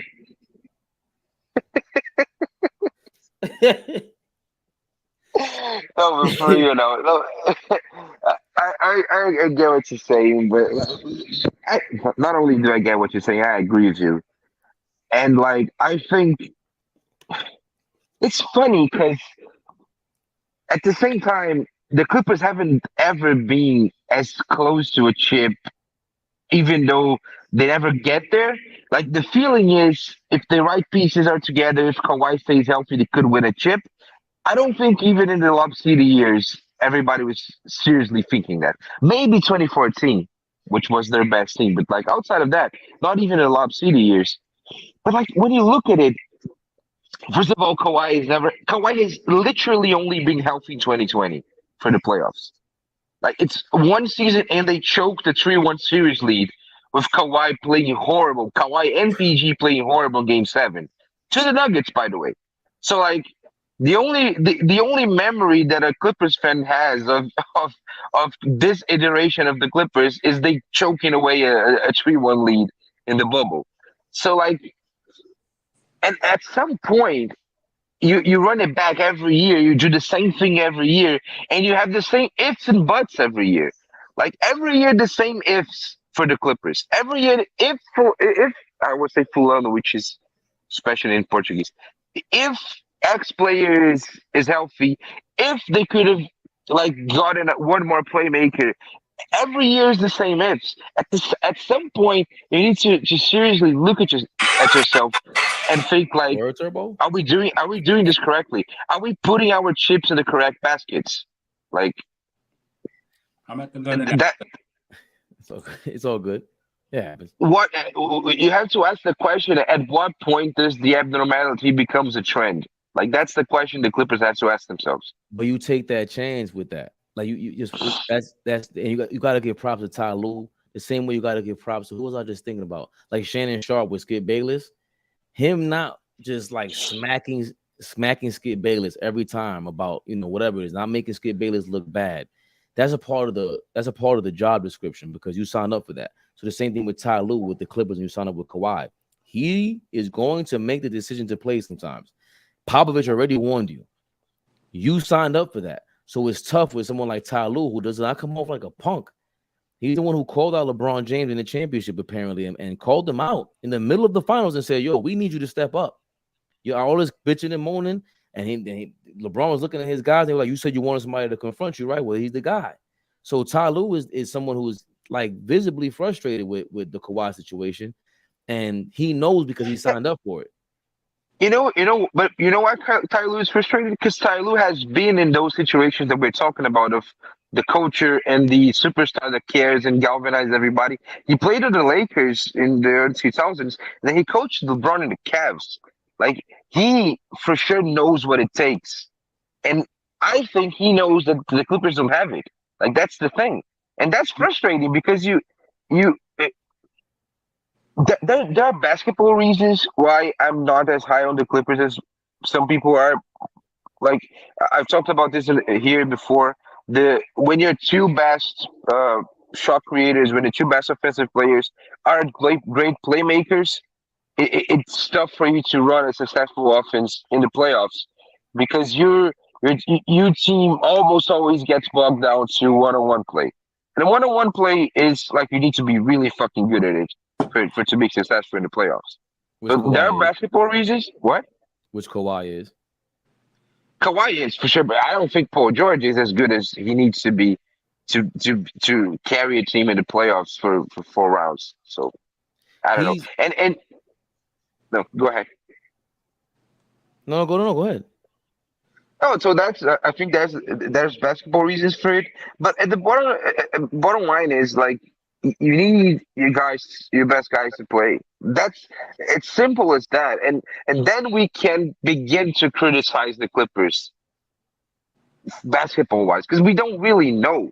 Like we don't really know what they look like in the playoffs. It's all speculative because they don't play. They never play. And at some point, you need to decide if you're going to take if it's worth it, because like at the same time, I don't know what you get for Kawhi in a trade. For example, I don't think you can trade Kawhi. So then, I think the Clippers are the real. You think you can get? You think you can get the same ceiling that you have with Kawhi today in a trade? Like I don't think you can get a superstar for Kawhi. You don't think Miami would take a chance on that? For who? Kawhi. No, for who? Who would they trade for Kawhi? I don't care who it is. You're trying to dump that salary and maybe get some draft picks or whatever it is. And because if once you trade Kawhi, that ship is sailed. That means you're trying to rebuild. Yeah. Okay. So that's what we're saying. Like, do you punt? Because I don't think the Clippers have a better way to contend right now than keeping Kawhi and praying he's healthy. That's the point. Like the only way they can contend right now is just praying Kawhi is healthy. You won't be able to trade Kawhi for another superstar and keep contending. That's what I'm saying. Right, what other superstars are? And they getting ready to be in a new building next year that's supposed to be off the chain, like 125 bathrooms and all that crazy shit. I mean, The old Forum is already ready. no, it's going to be ready next year after this season, the 25, 26, 24, 25 season. That's what I'm saying. The old, no, it's old. So in 2 years, in 2 seasons from now, so not the 23-24 season, the 24-25 season. Mm-hmm. Okay, so I think that's the old Forum that Yeah, that James Dolan sold back to them. Yeah, James Dolan owns that building too. He used to own that. He's building something in Vegas now. That's why he's I know his sights set on, which is like, again, where does he have his Ballmer is a retired, you know what I mean? Tech guy. Yeah. So it's easier for a owner like that. Pat Riley looks like he's all in basketball, right? On the Spurs, they got R.C. Buford and other guys, really, because it's not R.C. Buford as the president anymore. Golden State, that's why Laker is upset with Bob Myers leaving. He's like, I don't know what he wants to do, but I gotta let him go. So if you don't, I think the Clippers have guys in place that care about winning. They're competitive about whatever they just have bad luck. It's just bad luck. It's just injuries. And here's my thing: if people are still bashing the Lakers for winning that bubble championship, I wouldn't, because I felt like, for the circumstances that they had to go through, I'm like, it counts for me. But if the Clippers would have won that championship, people would have probably still laughed at them and say that was a fluke. Well, we're currently laughing at people are saying that the Bucks Phoenix Suns series, that's the one that everyone's starting to gain some momentum, that it's not in the same vein as the bubble. They're starting, because I think I just seen Draymond Green with an ill post saying that the last 30 or 40 years in basketball, somebody beat a defending champion, or they were a defending champion when they won the championship. The Bucks played the Phoenix Suns. Neither one of them were in the championship the last 5 years before or after that championship. Joker and Miami contended. They've been to the championship before. They beat the Lakers on their way there. So the bubble thing, to me, what I always say is, if the Lakers would have lost, then what? They'll be shitting on LeBron for losing in a bubble. Of course. You couldn't even win the Disney championship. And that's my thing. You can't have it both ways, because what happens if he would have lost? Oh my gosh, he would have been on the papers, and that would have been the biggest story for like 1,000 years. So what do you think about the Lakers? Is there new hope with CP3 and Ayton? Is that the route they should go? Heck no. What's wrong with CP3 and Ayton? Them going to so are you trading Anthony Davis? Are you trading Anthony Davis? That's the only way I can see that working. They could resign Reeves and Hashimura and use one of the contracts to get them, but I don't see it. I don't see it happen either. Yeah. I'll say this though. So I think they got a better chance of signing Kyrie than I think they got with CP3. Because the Lakers, they need to get younger with their guard play. Stop betting on old players. I think they need to get better at the guard play, not necessarily younger. Like their guards they're kind of volatile. You can't count on any of them. Just in general, no, in a position, just in general, that they have to stop getting because LeBron ain't no spring chicken. Anthony Davis, you don't know what you're gonna get from him. You don't know what you're gonna get from him. He's up, he's down, he's not just going to miss a high. He's a great player. I mean, shit, he made the 75 team for a reason. I don't know why. That's a whole nother conversation for later. But anyway, like I said, so you gotta and listen. It's at the end of the day, it's all about luck and timing for me. Because look, some people, even Miami may lose this series. People are beating up on Miami because they feel like they don't deserve to be in the finals.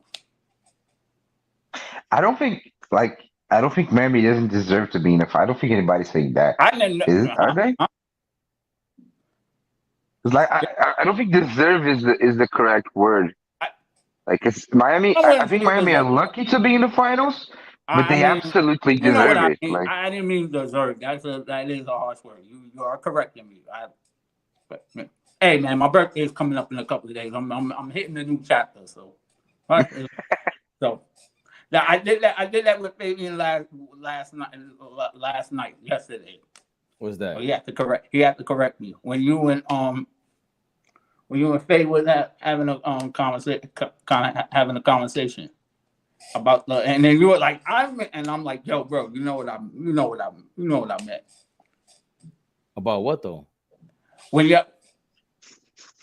you and Flea was talking about it and I was mistaken you was like, yo, I am Fabian. I was like, you know what I meant. Remember yesterday we was having a Yeah, you call me conversation. Flea. Yeah. So, Yeah. but I think the Lakers, there's a lot of free agents that like the Nas Reed thing. Like the fact that Minnesota didn't have Nas Reed. I'm not saying they would have beat Denver, but it puts them in a different position. It would have made it interesting. Yeah, especially I like how Ant-Man played. Finally showed up. Oh yeah, a lot of people gonna go after Nas Reed. I wouldn't be surprised if Miami tries to go after him. I think teams like Phoenix might go after him. Well, I think the number one guy they're gonna go after is Brook Lopez in this offseason. The trade for I'm not sure, but the Lakers and even Phoenix, like those are two guys basically in the same boat. And I can't say that because the Lakers have more depth, but you gotta let D'Lo go. You're not re-signing him. I think that's a big mistake if you do that. And plus, I would bring back and see what McCullough can do that they got from Orlando, from Harlem. just one thing about Brook Lopez, which we're talking about the centers and the guys from the 90s. Mo Bamba? Yeah. We never really got a chance to see what he can really do. I think him being in the situation will help him. I think he could be a starter or a solid backup. What were you saying, Bernard, about the 90s players? No, because we're talking about the 90s players and how would they play today. And I think Brook Lopez is a fun example because if you remember before going to Milwaukee, Brook Lopez didn't shoot threes at all. Like, and he wasn't a good defender either. Like he's a guy that changed completely his game once he came to Milwaukee, and I think that's something that we miss sometimes when you're talking about how guys would adapt in different eras, because we assume they wouldn't do nothing to adapt. Like we assume they would be the exact same players that they are today. They wouldn't change their skills or anything, and it's tough to do that because like if you look at 2008 Brook Lopez or 2010 Brook Lopez. Nobody would guess he would be able to be what he is. Like he's basically a 3-and-D center for Milwaukee, and like he wasn't that at all. He was a post player. He couldn't guard when he was younger. So yeah, I think he's an example. Like I'll say, this is a very far stretch of an analogy, but you got Tim Duncan who did something similar where he looked like to me, Tim Duncan almost looked like a totally different player. By the end of his career, in the beginning of his career, obviously we could say, but he just looks like what the Joker looks like now. And he's not only that, yeah, for sure. Just able to adjust and reinvent his game. Brook Lopez did the same thing. This is a totally different dude, and I think Miami would be the perfect team for something like him because they need him. I don't think he rebounds that well. And look him up, but he's up for Defensive Player of the Year. And he could even play with Bam, like because Bam is a guy that's a good playmaker and he's a good defender, but he switches a lot. Like Lopez is the weird guy that he can be both your stretch five and your rim protector at the same time. That's why I think he's very valuable in today's game. And about Duncan, like Duncan, people talk about how Duncan changed from 08 on, but from 99 to 03. The offense ran around Duncan, and it was like post up and Duncan banging and trying to get tough shots. From 04 on, when Tony Parker and Ginobili came to life and became what they became, he changed his game there. Like if you look at the 04 at the 05 finals against Detroit that I watched earlier this year, their best offensive player was Manu Ginobili, wasn't Tim Duncan anymore. Like Manu created and had the ball in his hands more than Timmy. He was already changing that. He changed from a post-up guy to a pick and roll guy. in the middle of his prime.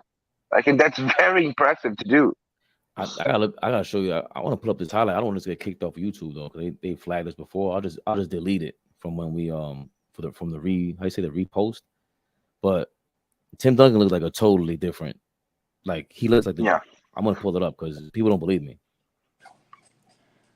Oh, and the other day you said when we was talking about the coaching, you said you don't like Griffin being the head coach in Milwaukee. I think I just was like a tongue-in-cheek comment because Adrian Griffin, but I looked at his background, like he was an assistant with Tom Thibodeau, an assistant for I want to say Toronto. He was with Toronto. Nick Nurse, right? So I think give him a chance. And he was a tough player. He was a solid player too. And his son plays for the Atlanta Hawks too. Oh, that's who's his son? His son, I forgot his first name, but it's Griffin. But he plays for the Atlanta Hawks. He got a son that plays for the Hawks. I just think it's tough. I know he comes from the Nick Nurse, and that he has a lot of experience. But you got Giannis there, and I think that's a hell of a signing. Especially they just changed ownership. So again, going back to ownership from the top down, for me, because I always preface any coaching. I try to preface any coaching commentary I do with. I don't know what makes a great coach, especially when it's someone like Adrian Griffin. I know nothing about him. Mike Brown proved everything wrong about me this year. I thought that was a big mistake, and him coming off the Golden State thing, and I thought his whole style was outdated, but he proved me wrong. So I don't like all I could do is what I see in game from them. That is to me is like the show and prove thing. Like a lot of these players when they play in college, I hate all you people that watch college and tell me who's nice, and then I see them in the summer league and I go, they're not nice, and they're gonna be whatever in the league. But the coaching has to be, you got to watch them day in, day out, and then throughout the year, throughout the season, read about them and see what the players like about them. That to me is always hard to tell until they become the actual coach. What do you think about the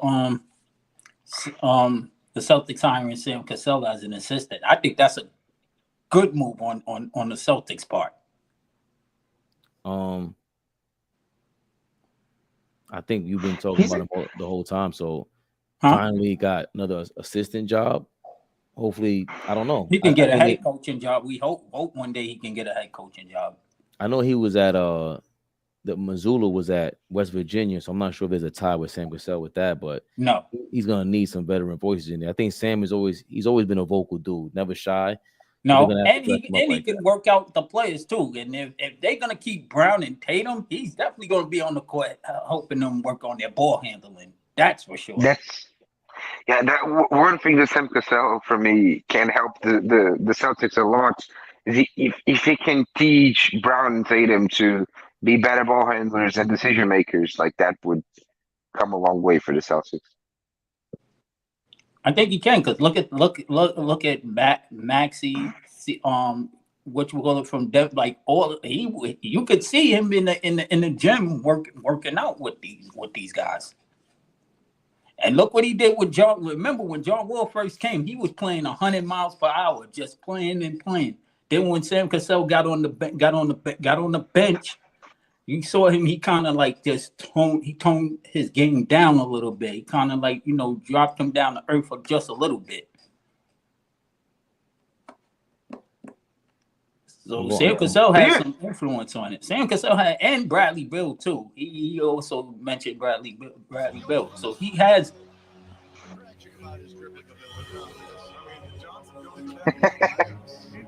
Big Timmy. And wasn't an anomaly either. Tim rebounded it and bringing it. Crossover. Get out of here.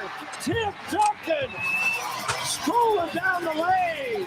Got to find a way to stop Duncan. He is off in a big-time way with 9 already. Still a loose ball, and Duncan comes up with it behind the back to keep it going. Oh, you can't be serious. Wow. And the foul goes on Duncan. Picks up his first. Westbrook shift right there on target. Martin, 3. Durant.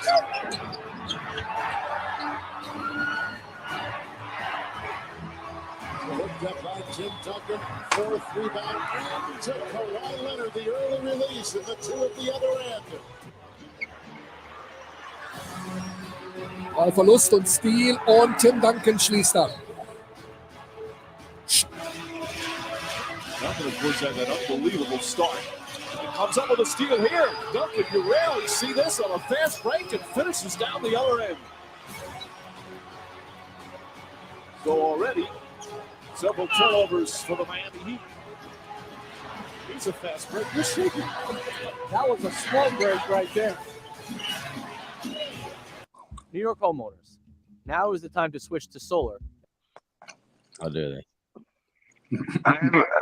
For me, Now I can see why people compare him to Joker. I can see why the similarity to Tim Duncan and Joker. Huh? Mhm. Actually, I can see why some people are comparing because Mike Malone compared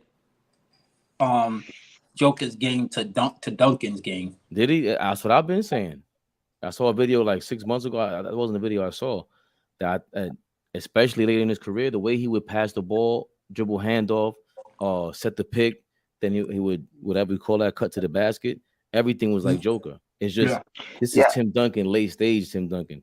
So that's what he was. That's what he had to do when he lost all his athleticism. Yeah. But so Joker with no athleticism is old Tim Duncan. That's crazy. Yeah. I think Tim Duncan was he didn't have the touch that Joker does around the rim and to extend it to mid range and 3-pointer. Like Jokic is a more skilled with the touch and shooting overall. I think Jokic is better, and Jokic he's a genius level passer.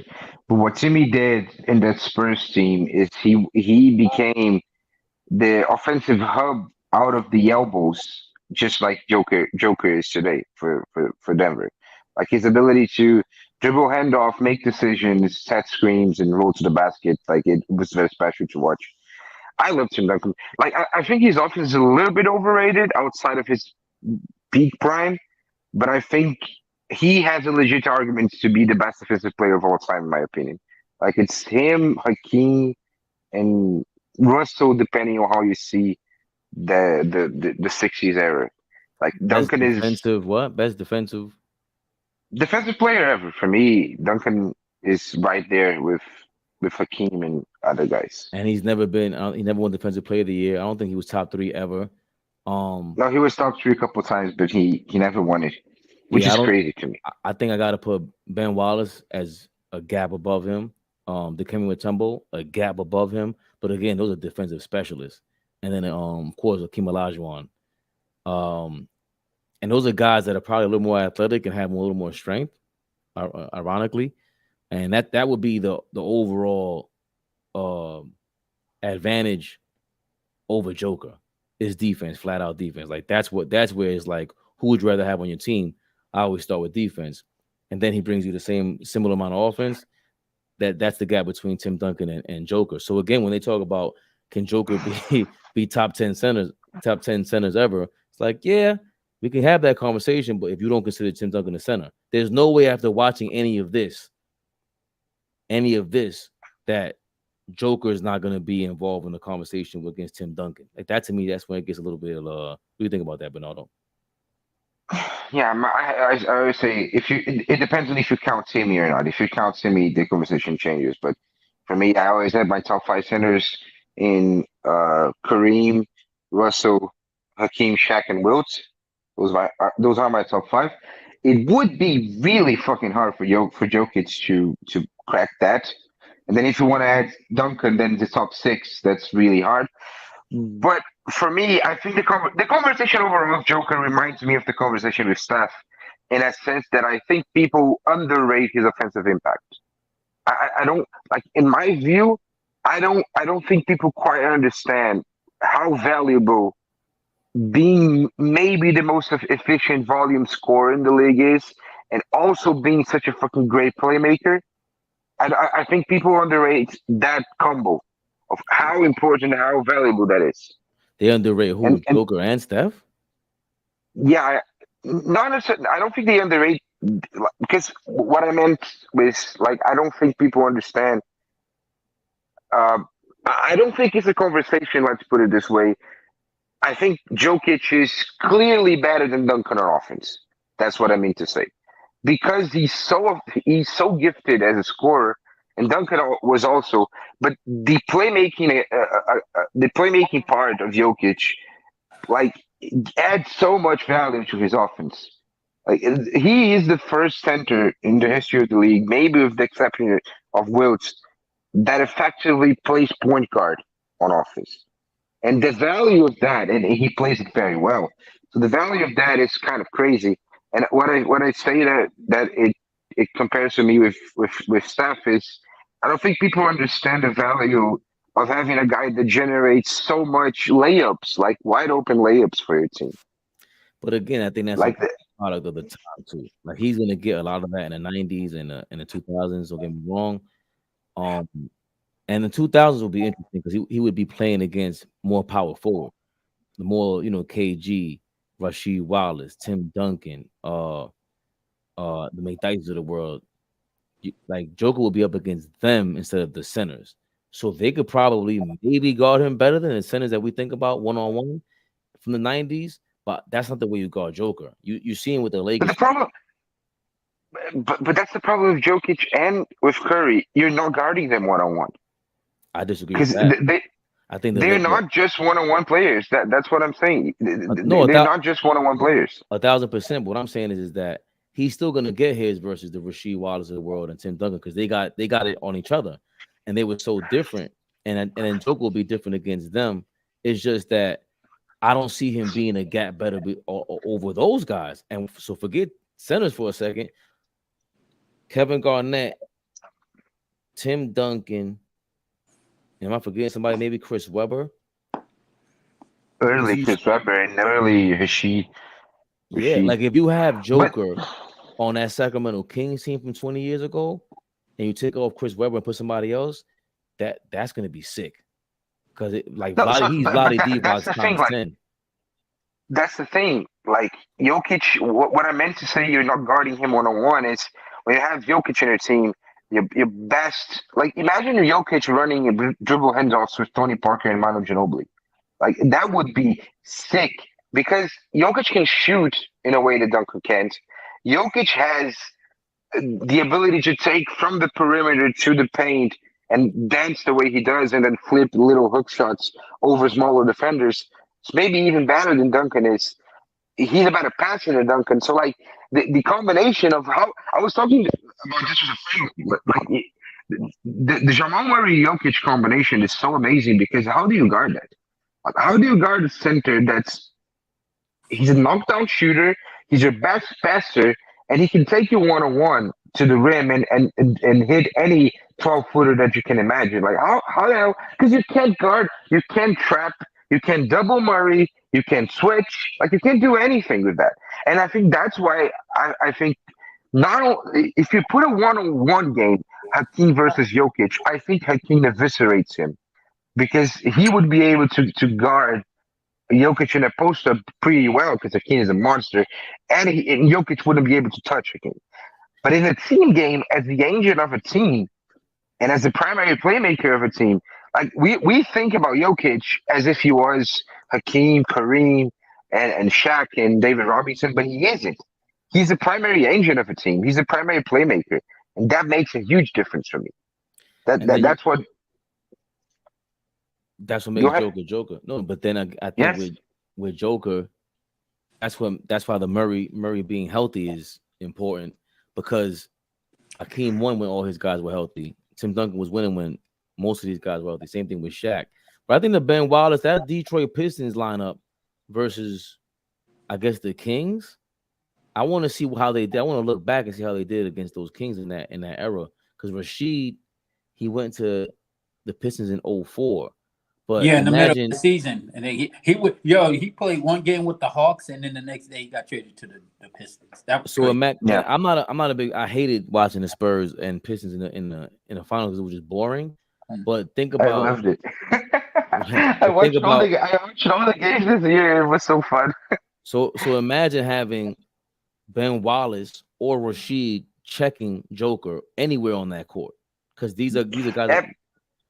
These are guys that can keep up with him, and they're gonna body him. So again, these are the things. Some of the things you have to deal with in the 90s and 2000s and the 80s. So Yeah. it would But be you know Joker's what's the flip game side to that? is very dominant and easier to play in this era. It is not easier for Joker to play his game back then. That's not easier. But you know what's the flip side to that? If you look at the 25, the 05 finals, Ginobili scored 19 points a game on 62% true shooting. Parker was horrible in that finals. Duncan couldn't score a lick in that finals. Like if you have Jokic in that scene instead of Duncan, probably defensively, the problem. Technically, defensively, you are way worse. But offensively, I think Parker and Ginobili have way better series than they did because of the ability the Joker has to not only affect the game, but yet a guy like Jamal Murray, he makes him so much better because of his offensive gravity and his offensive ability. So I think the flip side, maybe Jokic isn't as prolific as a scorer playing in 05 against the Pistons, but the guards playing with him would be way better, in my opinion, offensively. And that's what I'm saying. People don't take into account that much when they talk about Jokic. The effects that he has on the other players, not only his ability to play 1-on-1. That's what I'm saying. But I don't think I think that's part of what we're saying will be more difficult for him because Miami can't. It's hard for them to execute this game plan that's really you would do this version of it in 04 with the Pistons because you have zone defense there.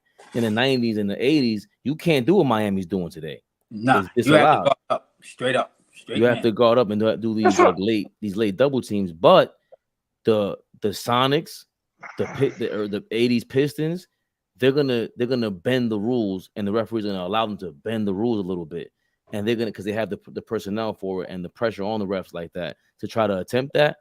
And that's not to say he's not great. That's a part of what makes him. He's almost reaching like a mythical level right now. Like the way he's playing is what you like. This is what I wanted to see because all the greats, the two-time MVPs, they answered this bell. I've seen LeBron James first time in the finals shit the bed. I don't care what anybody says about his stats. First two times in the finals, he shit the bed. Joker's not doing that. The Joker's not doing that. And like oh, go ahead. No, you can. No, I've been talking too much. Go ahead, please.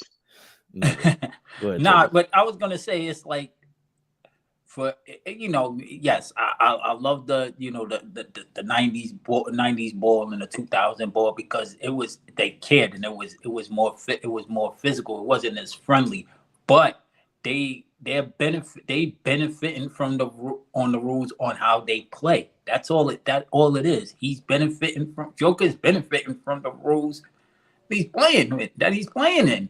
It's not his fault. It's not his fault that he's putting up these kind of numbers. It's the way how the rules is constructed. You can't be as physical. You can't hand check.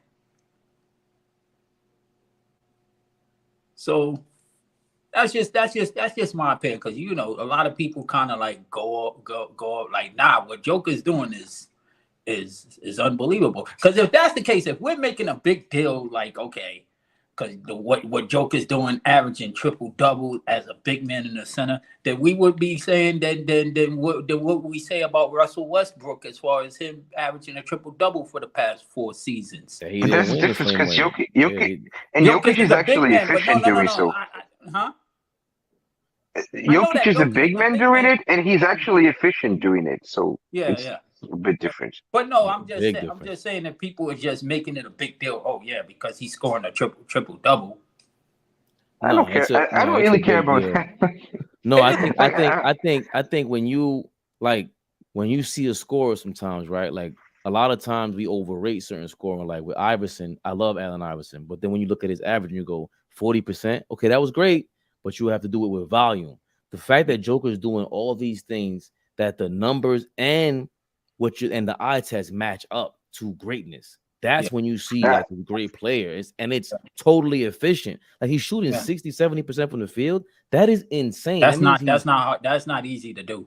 No, and that means and not even shooting guards can even say right. And it makes up for going to Bernardo's point. It makes up for his deficiencies on defense. Because if he had an ounce, a different an extra level of defense, any little extra level of defense, now he's in a different level of conversation with this top 10 centers thing. There will be no question about it. Top 10. I think he's there. Honestly, He didn't Like, 'cause listen. then- You guys keep overlooking the first 4 or 5 years, and these other guys came in the league, stepped into the league, had 10 great years, and that's not right. when I talk about all-time greats, I value agree. peak, not like Because he used to apex get the a best big- few years, but peak in prime. I valued it more than anything else. And to be honest with you, nobody expected Jokic. Jokic was a late second rounder. He was like what 42nd, pick? 42nd pick or something like that. Nobody expect because everybody thought the kid from Portland that they had was going to be a better pro. Nurkic. Yeah. Remember, they had both of them at the same time. But And again, Jokic was a backup. going back to what we said, him. Bernardo, you have Denver in there. Masai Ujiri probably drafted both of them, but he had to speak to Mike Malone and go, hey, we want to get rid of one of these guys. Maybe we're thinking about, Portland just offered us this for Nurkic, and you go, yeah, get rid of him because this guy Joker, he's amazing. Mike Malone has to be the guy that tells him that and reports that information to him, like this is the guy, and he saw this in practice. So, but he's just again he started off slowly. Yeah, he started off slowly. Yeah, as efficient as he is now, he started off slowly. I don't tempt even just the remember all these great centers that we talk about defensively, they step in there and it impacts the game on two sides of the court. So it changes. Because you gotta remember, Duncan won his first championship his second year. Right. Who? Duncan, yes, but yeah. No, look, my problem with this conversation, as I said before, is that I think we underrate. Like, I don't think we understand the reason why he is in those discussions with those guys is because overall his offense is more valuable. I'm not underrating him. What he's doing is insane. I mean, I'm not underrating him. I just hate with the grown people, just grown people, not y'all as young folks. How y'all think? I'm gonna count y'all. I'm talking about people that are a little older than me that come out of the note. Oh my gosh, we've never seen a center like this ever before. Like, really? Like, get out of here. Like, really? Like, for you, I'm young, so maybe I'm wrong. But what is the center that you have seen that has such a good touch, is such a good shooter, and such a good passer? Like, for you. Yep. Have you ever seen anything like that? That's what I'm saying. The closest will be Hakeem and Duncan. Those two. No. Hakeem and Duncan to me, as far as with that. No, as a passer, not as a passer. Well, Hakeem's passing is why he's not in the same class as him. Like Hakeem can't pass like Joker. He could not pass like Joker. Like, and it's not close. It's not close with Hakeem. And Hakeem, everything else is there.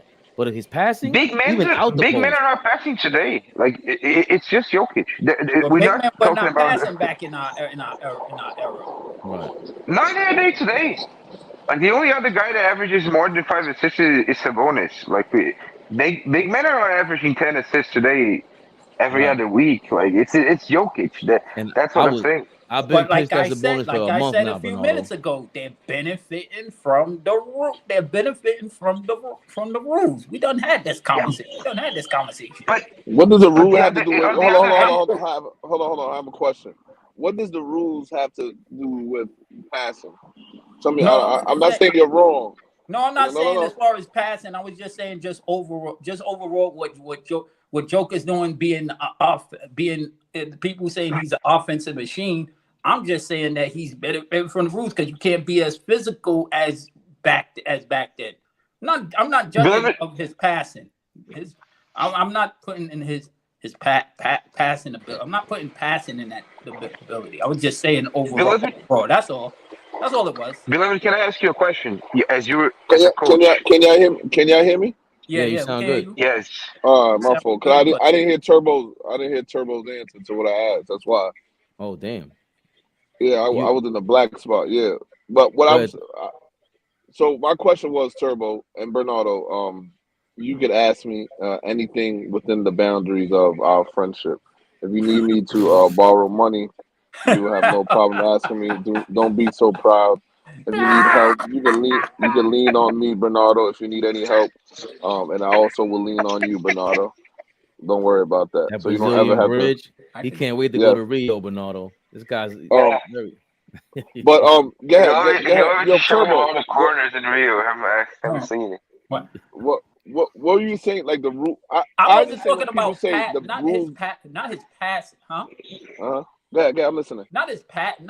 I wasn't just talking about the passing ability. No, I was just saying how people was making such a big deal, like, oh my gosh, this is one of the best offense of center we ever seen, blah blah blah. But I'm like, yo, look who he's playing. He's taking advantage of who he's playing against. It's not his fault. And like you said, he's benefiting from the rules because you can't be as physical. I didn't say that. Don't say I said that. No, Who not said you. it? Not you. Okay. Not you. No, not All saying. right. I'm not saying you. But when people say about the rules of today, I think the only thing that I see the rules of today is like it allows the offensive player more mobility and more mobility for their dribble drive. I don't think the rules have changed so much because I think now you can play zone. Before you couldn't play a zone. No. Like legally. I think Do you think playing zone in the pros is good? No, well, I In think your zone opinion, playing everybody has their own. No. I don't think that's why you don't see it done in the pros because it's so easy to break, and when you get to a certain talent level, the zone is gonna hinder you more than help you. When you get to a certain talent level. That's my question. That's what was going to be my question about the rules and the passing. Like when I studied illegal defense rules in the NBA in the 80s and 90s, what struck me is the defenses couldn't like load up the weak side. The defenses couldn't bring the third defender to guard the pick and roll. The defenses couldn't not double, but like dip, try to take away the space and then go back. Like I'm not a coach and I've played, so I don't know. But in my opinion, as a guy that watches a lot of basketball, it seems to me that reading defenses today is way more complicated than it was in the 90s and 80s. Easily. Like easily, yeah, because you don't know because two things. Your initial defense to a pick and roll before was you only could do two things. Either you switch or you held the hedge long enough, and if you held the hedge too long, then you have your big man posting up your guard. Now I get blitz a screen. Now I get to send another defender to really to sit in the middle real quick, and then I could drop down to a 2-3 coverage in the backside. It's very complicated. I don't think that's why when I say when I think about like people that score now at an elite level not being able to score back then, I don't see that because I just think you're going to foul out. Like if you're gonna say we play more physical defense, I say fine. I think all your elite defenders back then, maybe besides like a Mookie Blaylock, that was just a great arm ball defender. Oh my maybe gosh, besides one of the Mookie, underrated point guards in that era.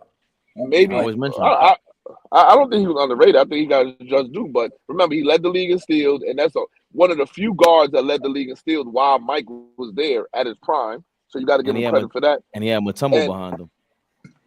And he had Mutombo, but when he didn't have Mutombo, he was still on ball defending everything.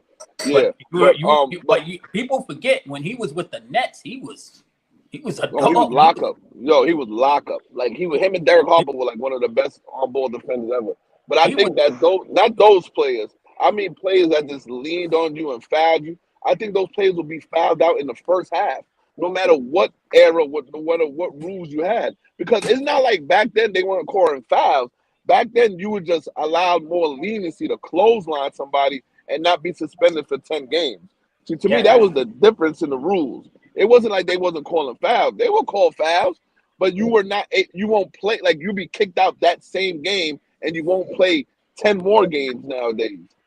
Well, they were calling it. No, but that's what when I talk about the rules, I usually don't talk about the actual rule. It's the enforcement of it. So when you in game, There's how much shit do they not enforce? They don't.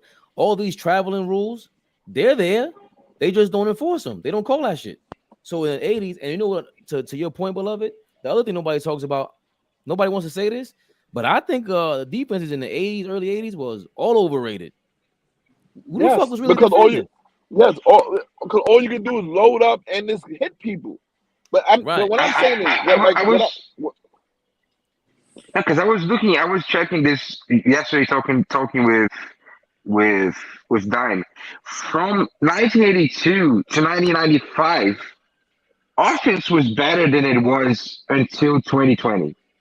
Like, so from 1982 to 1995, the offense was like, it was from 100 to 105 pace and from 106 to 109 offensive rating. It only got back to those levels in 2020 after 1995. The best season, Bernardo, if you want to watch a really ill playoffs, is the 93 playoffs. Damn near every team, that's like the best year of the 90s. Every other year is like the West is loaded. The East is great. It's really garbage. You got Indiana and the Knicks. Yeah, and that's it. But it's kind of 93 is fun. Everybody's loaded up. Yeah. Everybody's loaded up. Remember, that's when expansion first kicked in. So you have a bunch of teams that have 2 or 3 guys that really surprise you every night. So, my two questions. The Hornets won their first playoff series ever. A controversial call. I didn't even know until I like what they because it's on there. Like they showing like the 14 minutes left of the Hornets versus the Celtics in Game 5 when Alonzo Mourning hit the shot. I'm thinking like, yo, he won it at the buzzer, but the Celtics still had a chance to win. I was like, oh shit. Yeah, I remember that series. I remember watching that on TNT when I was little. Yeah. But hold on. Go ahead, Bernardo. You wanted to ask Beloved a question? I want to ask you 2 questions. The first question is, no how problem, the hell are people? Oh my God! Stop. The 2 BFFs. Oh my goodness. I'm blushing. The first question, I have a girlfriend, by the way, so chill. No problem, Bernardo. Let me be quiet. Go ahead. I'm kidding. My first question is, I wanted to, the first thing that always bugs me about this conversation of how was Jokic going to play against the best centers of the past is, first of all, we're pretending that basketball is a one-on-one game when we ask this question, because we are not. I'm saying like everybody, including me, when I think about it. I don't think I even take into consideration how Jokic would as a passer, as a guy with the level of touch he has and the level of shooting he has, how he would affect his teammates.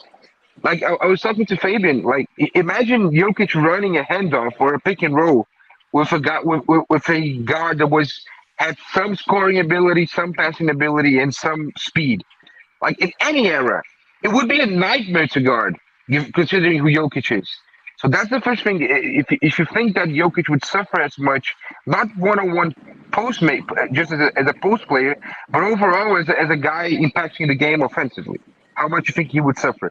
The second question is, since defense back then and dribble penetration back then wasn't that prolific, do you think his defense would be less exposed a bit because of how difficult it is for him to guard small, fast guys trying to get to the rim? I think that first the dribble handoff will be terrible for all those centers to guard. One, because they naturally don't know how to come out and guard that. And number 2 is, I think once he takes the handoff back, the center's gonna drop so much that he's gonna be like when his career ends, he's gonna be like maybe the leader in 3-point percentage or 3-pointers made. Because he has the ability to hit that 3-pointer. He has the ability to hit that shot. That's number 1. Number 2 is he'll go down as one of the best defensive centers ever. You know why? Because maybe 2 or 3 of those centers can really back a man that size down from the post. Sabonis, Shaq, and maybe not even a young Shaq maybe can back him down because of his pure ability and his brute strength. But I think that you'll see nobody's really in that era, like backing him down because he's a big, solid, strong guy. Yeah, if you look at how centers like even at the Bio in this series and Embiid when they play are able to attack him, is because they have space to take him off the dribble from the perimeter. It's not necessarily because they back him down.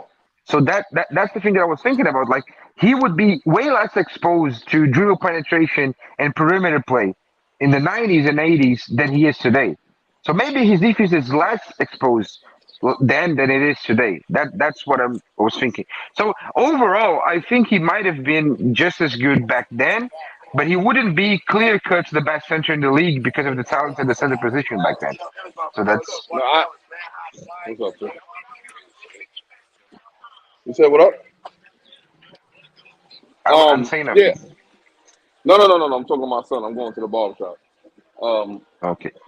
Yeah. I agree with you. I don't think that you're gonna expose people that much back then because the game is not as free flowing as it once was. What's up, Aaron? What up, G? What's good with you, bro? Yeah, what up? Oh yeah, I'm safe now.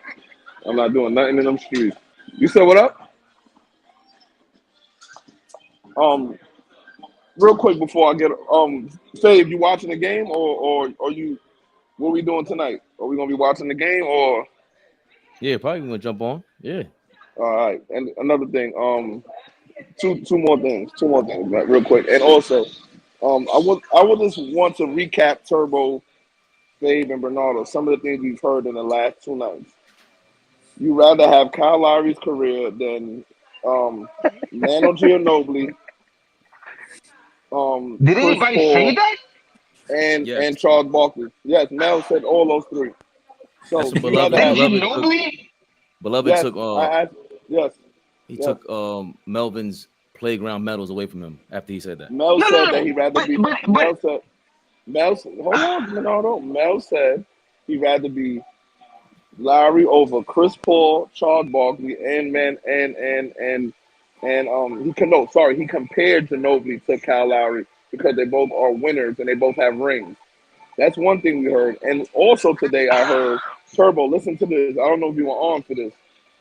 Bill Cartwright and I heard Bill that. I was Lambier. at work. That's why I couldn't get on. I was Bill like, Cartwright and Bill I was Lambier thinking could about pass. you when he said that. Bill I was like, Bill Lambier can pass. Bill Cartwright and Bill Lambier could do anything 10% like Djokovic. Yo, it just I don't understand. Like it gets crazier and crazier. You know, the summertime I'm is old. No, hold on. summer. I'm old, right? Like in basketball years and all that, I'm old and all that, right? Yeah. But I don't look at the game like that. Why do old people look at the game like that? But you can see that it's such a hate for him though. Like for whatever reason, like he was in such denial of the Joker's greatness that it turned into like the Bill Cartwright thing. I think he misspoke. In all honesty, I think he meant to say Bill Walton. No. He said Bill Cartwright first. That's the first thing came out of his mouth. He said, "I've seen centers do this like Bill Cartwright." No, I don't. Right. I'm saying I'm even writing it off as he misspoke. Like there's no way. Like nobody ever brings up Bill Cartwright. Or anything he doubled down and said Bill Lambier. Right. He doubled down and said Bill Lambier. And but look, I even understand the Bill Lambier thing with dribble handle or something like that. All right, cool. But once you tell me Akeem Olajuwon's in the same boat, that means you don't know, like you didn't watch this. You're just saying shit. You're just saying shit because that's Akeem's biggest flaw. So to say that Patrick Ewing was a good passer as Joker, you're gonna tell me that? No. Patrick Ewing was a black hole. Yo, he said Buck Williams. He said Buck Williams. Like I don't know if y'all remember Buck Williams. Buck Williams is not a center. He's a power forward. No, he was good. Buck Williams. We were talking about when Buck he was Williams in Jersey. playing. He was killing when he was in Jersey. Because he was strong and he could rebound. But Buck Williams, who do you think was a better power forward? Buck Williams or Horace Grant? I think Horace Grant likely is ahead of Buck Williams because of his ability to run the floor. Mm-hmm. Horace Grant may have a top 10 all-time mid-range in NBA history. Still, like when they gave Horace Grant the ball in the elbow, he never missed that. I think him and Oakley had one of the best 15-footers in NBA history. You got to look at that percentage-wise. I got to see how much they shot that from the field. But some of the things that I've heard in the last 2 days, and Mel said something too. I don't know if y'all caught that. He said he was like, sometimes this is why I hate this podcast shit because y'all let anybody up to here. And he was very mad. He was very angry today. Yeah, but you can't. But I don't like doing that shit because I've had some bad takes. You said Magic Johnson's overrated. That's crazy. And even no, everybody believes that. Everybody believes it. Okay, hold on. But there'll be people that think you flat out dead wrong. I didn't say he's overrated. No. I didn't say he's overrated. No. So my take is I feel like Isaiah, if he has the same team, he has the same success or better. I'm saying I feel like Isaiah is underrated. Not Magic Johnson's overrated. I say he's rated fine because of his situation. I just feel Isaiah's a better player. It didn't sound like anywhere near that, but I'm pretty sure any one of us could have a crazy take to begin with. I just don't want that to ever be anything else like Mel has the worst takes of all time. So he can't even talk about. Yeah, we're talking about Mel. No, because we talk about Mel's take right now. Right. No, that wasn't his take. That was old take. I just think that Mel at night. I never heard Bernardo have a bad take. But yeah, this guy. Because I hide my bad takes. I have them. I just don't say it. You delete them? How dare you? Perfectionist. Yeah. I want to ask Beloved a question before he goes. Maybe Beloved will think this is my first bad take of all time. I think I would take Ginobili's career over Chris Paul's career, considering the Olympics. I would too. Bad take. That's not a bad take because I'm a hero. I'm a hero in my country. Because I won the Olympics and I went to the highest level of basketball I could. I won 3 championships and I won awards. I won the 6th Man of the Year award 3 straight years, right? Didn't he win it 3 straight years? Yeah. No, he won 2 straight years. And he got 4. He got 4 championships. He got 4.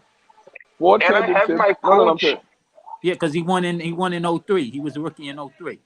Yeah, I got 4 championships. And I have my coach. And I have 2 straight 6 Men of the Year. And I'm a national hero. Why wouldn't I? Chris Paul. And I have my coach, and I have my Hall of Fame coach telling Team Duncan that I'm the most important player in a dynasty. And that 03 San Antonio run, a lot of people don't give Speedy Claxton enough credit, man. He had to come in and save Tony Parker's. Yo, Turbo. The only reason why you doing that because ain't Speedy from Brooklyn? He's from New York. I forgot what. But that's late. What is showing is later career. Yeah, but they don't even have the stats before that. That's why. This is Horace Grant. So from 96, 97 season they started doing these stats. So this is his mid range. His field goal percentage by distance. So from 3 feet he was crazy. From 3 to 10 feet, 45% was ill. Exactly. 10 to 16 feet though was 35%. That's from, and then from 16 to this is where he's killer. Yo, this is crazy. From 16 to 3-point range, he was 48%. Yo, you see so that? Now imagine the early to mid 90s. No, exactly. That's 15 to 16 to 3-point line is Dirk level shit. Yeah, but listen to this. This is Horace Grant. This is what he's talking about. The Horace Grant. You gotta listen. Amazing.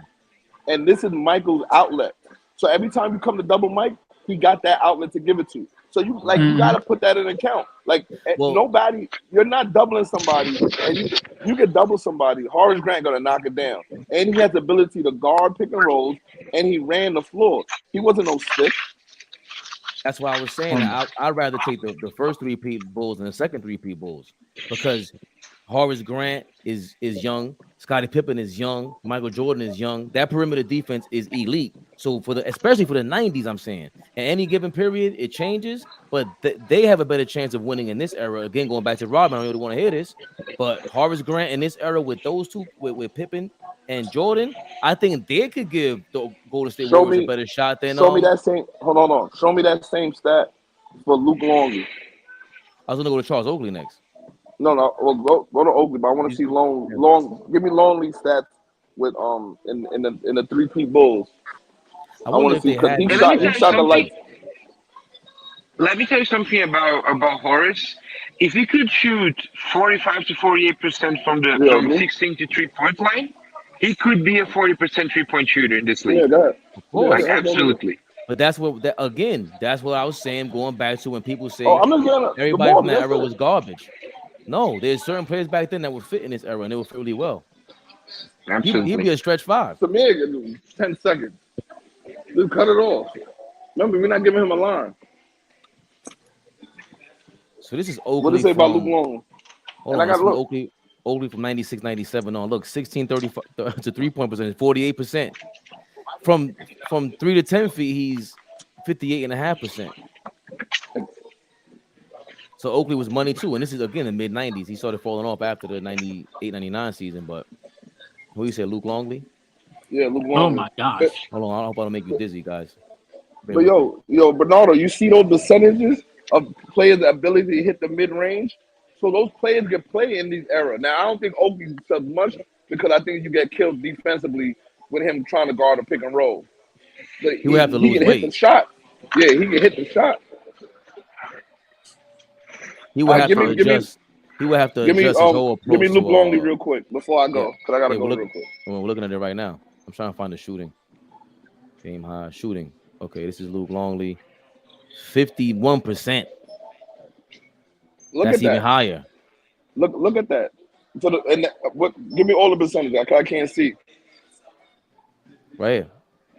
So Luke Longley. 51, 41, 52, 52. Like, come on, look at that. That's crazy. Yeah. That's crazy. So the Bulls, I think there was, for me, like Pat Riley in the book of Blood in the Garden, he was saying he was doing a bunch of this shit in the 90s, writing it down. We just weren't privy to it. So if Pat Riley was doing it, I gotta believe Phil Jackson was on it. Because come on now, 51% from the field like that, that leaves Mike and so much. Mike had confidence in them. Mike had confidence in them. He knew if I get double, I'm gonna kick it out to them. Those Bulls team had sneaky, very good shooting in them. Yeah, because that's why I always say, Bernardo, they knew who to get. They knew they need a big man to knock down the 10 to 15 footer because they know in the triangle, he's going to stand at the top of the triangle. He's going to be there. Remember, all Phil did when he went to the Lakers, he just flipped the triangle where Shaq is now the center of it and the two people are at the top of the triangle. Before, it used to be Luke Longley at the elbow, Mike at the post, and Scotty in the corner. All Phil. Yeah, no. That's how the triangle's supposed to be. It was with the center. So with the center. But he just flips it when he goes. No, the center's supposed to be at the elbow. No, I thought that the original triangle was not Tex Winter. I think Tex Winter got it from his college coach in the 50s or 40s. That the center is the center of the triangle where Mike was and where Shaq was. Yeah, but he flips it. Right. So when Mike was there, he'll put Mike at the post, Scotty in the corner, and the center that can knock down the shot at the tip, at the top of the elbow. I gotta go real quick, y'all. I hope to see you. Dave, you coming to the games this weekend? We got 7 games on Saturday. At Riverbank. Sunday. Sunday. Okay, I'm definitely gonna go. Yeah. Because Saturday is the Puerto Rican festival in front of my block. I know. Bernardo, let me give you some of Fabian's youth. There's a Puerto Rican festival on Saturdays in my neighborhood, right? That's before the Puerto Rican parade on Sundays. So Fabian on the Saturdays, he'll go there. He'll put a lot of gel in his hair, right? And then he'll wear like some shades, right, and a polo shirt. And then he'll go out there and he'll buy a drink called a Nutcracker, and he'll just go out there for 4 to 5 hours in the sweltering heat and talk to Puerto Rican women with skimpy clothes on. And they always have 2 panther tattoos on their breast area. Fabian, where's the lie in anything I said? I've only been to the Puerto Rican festival once. The parade I only been to once, and I hated it twice. And it was like the Bloods versus the Latin Kings, and I hated that shit. That was like I'm talking about the festival. The festival is the best part of the weekend because the festival is you could eat, like it's more relaxing. You could walk around, but the parade was horrible. The festival I've been around. I only went to the festival like 2 or 3 times that I remember. That you remember that because the Nutcracker and the sun. And back then I used to blaze crazy. Yeah, there you go. All right, I'll see y'all later tonight if you get on. Yeah, all right, beloved. Appreciate you. Yeah, no, you made a lot of great points. That was great to go over the Chicago Bulls, man. That was amazing. Yeah. What are those games that you guys always talked about? Is AAU games or something?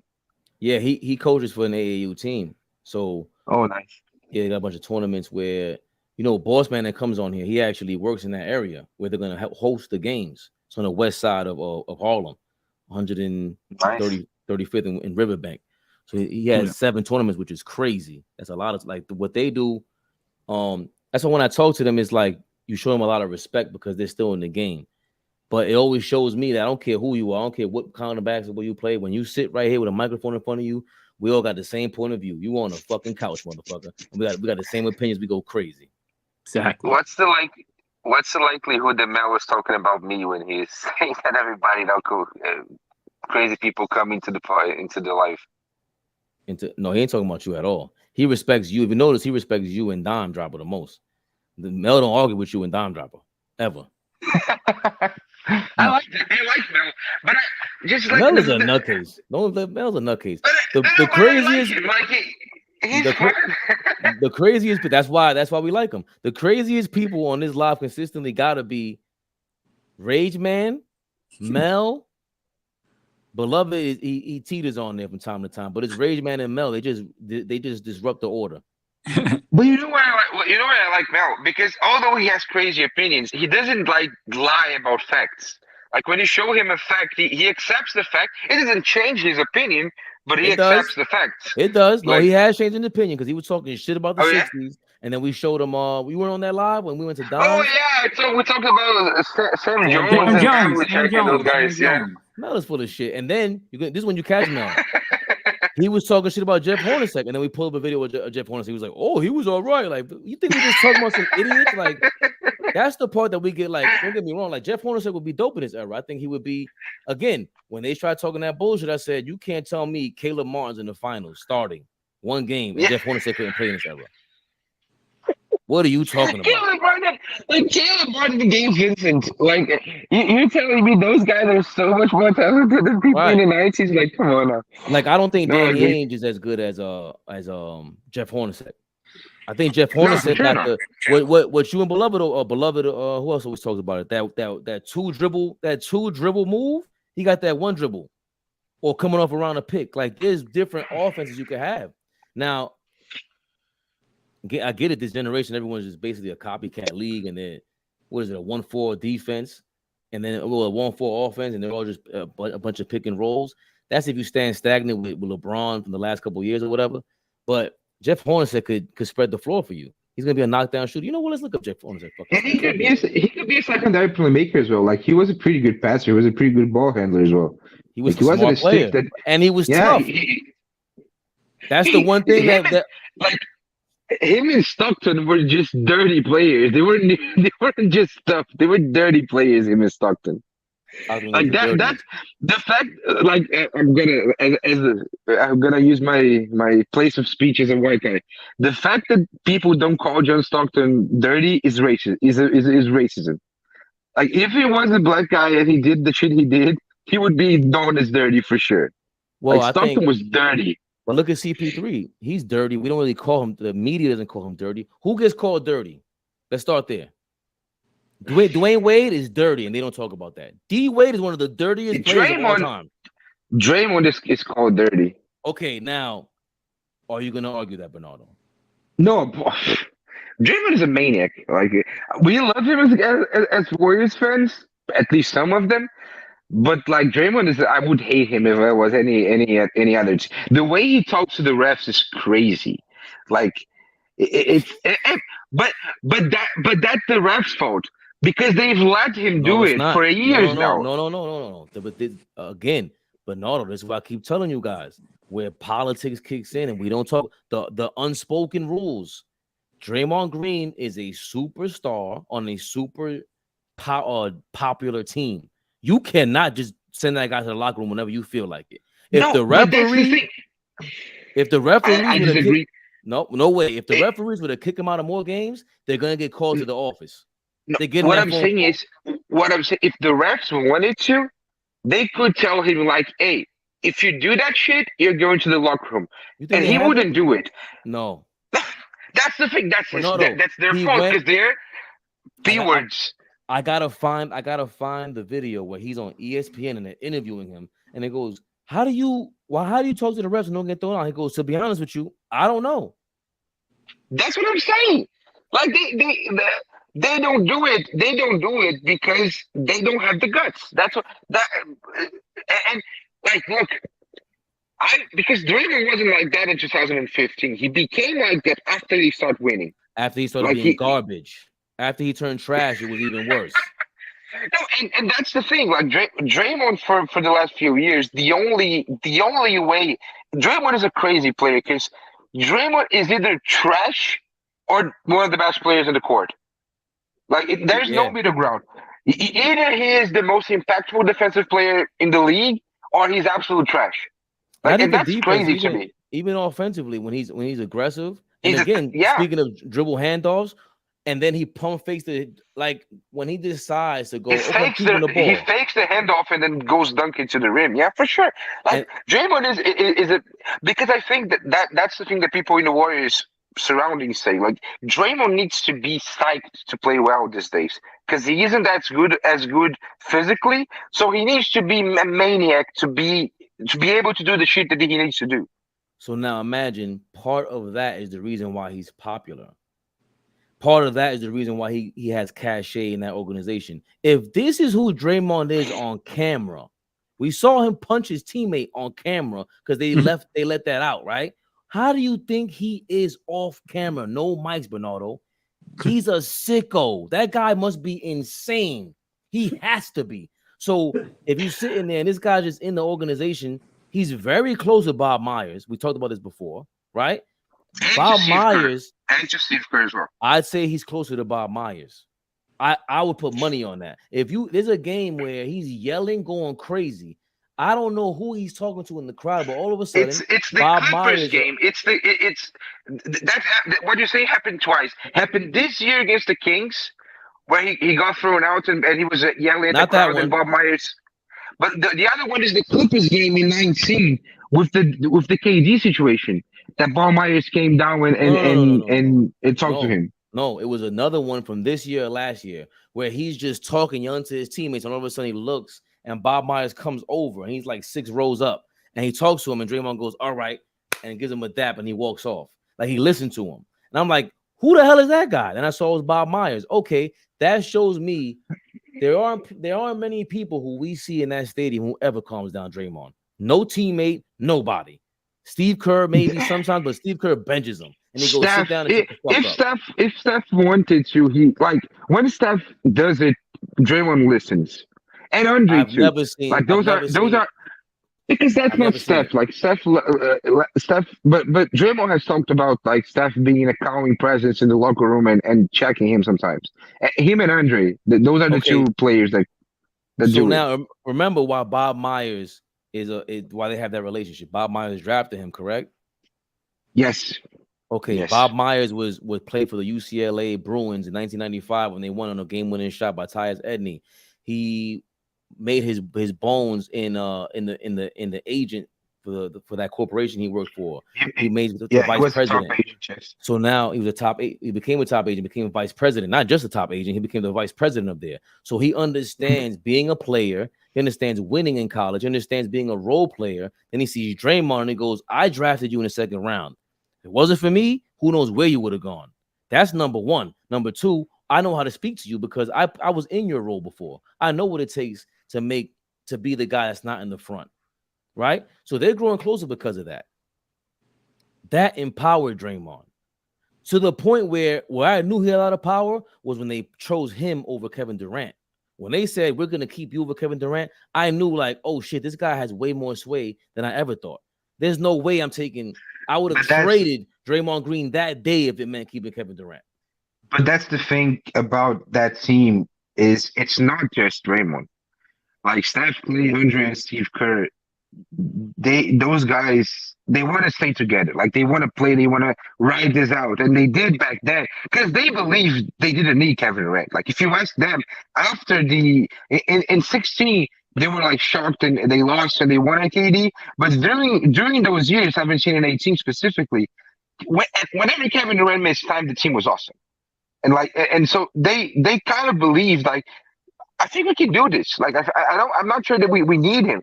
And then after like it kind of proved kind of right in 19 in the playoffs when they beat Houston Game 6 and then demolished the Blazers in the conference finals. People were saying like, did they need Kevin Durant? Like, and obviously they did. We talked about yesterday, and like I don't think they beat the 17 Cavs without an upgrade over Harrison Barnes.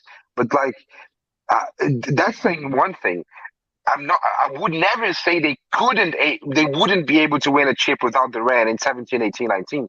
Because again, we're talking about one of the greatest defenders of all time and two of the greatest shooters of all time playing together. Like the level of talent that team has was amazing. So again, that's why Draymond Green is important, because you chose him over Kevin Durant, right? You chose the culture over Kevin Durant. You chose once you chose him and you officially like he's a part of the guys for sure forever. They're choosing him over Jordan Poole. Jordan Poole's 23 years old. Like think about that. I don't know if they've chosen him quite yet because he's still a free agent. They haven't extended. They're choosing. What I'm saying is like all their demeanor, everything they're saying, everything that's coming out of there. Apparently, they're going to keep him, and Jordan Poole is in the market for what people are saying. Okay, so think about that. That gives even more credit to him. Why? Because again, I'm going to veer left a little bit and then bring it right back. Ask me how many times Michael Jordan fouled out of a game in the 1990s. And I think Draymond almost gets thrown out more than fouled out. Right, thrown out. But again, watching Michael Jordan's career taught me a lot about how this is nothing but a TV show. This ain't got nothing to do with how great you are as a player. It more so to do with the reason why the Sacramento Kings and the Lakers, when they had Tim Donaghy and the referee scandal happened, they didn't necessarily want to give the Lakers the win. They wanted to make it competitive because they have advertising money to put up with. They got to go back to the advertisers and say, hey, we just did $10 million again last week. Bad enough we got Shaq in here who lowers the ratings. We got to make this game close and make it dramatic. Same reason why you can't let Michael Jordan foul out. Same reason why you can't why Draymond Green can yell at a referee for the entire game and not get kicked out for the most part, because he's part of. I don't know what's going to happen next with this team. As a fan, as a spectator, forget being a fan, as a spectator, whether it's your wife, your mom, your grandmother, you're going to sit there and you're going to be watching a game where you don't know what's going to happen in the next second or two, because Draymond Green might kick somebody in the nuts. He might stomp on somebody's chest. He might tear the referee's head off, and that never happens. So the cachet that Draymond got, it has everything to do with being popular and benefiting from the popularity of this team, because it certainly has nothing to do with his diminishing skill set that's on the team, and it's a lot like Dennis Rodman in that case.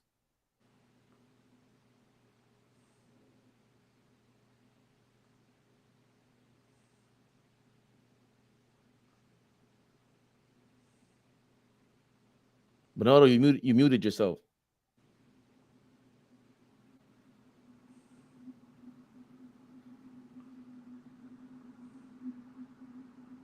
Bernardo.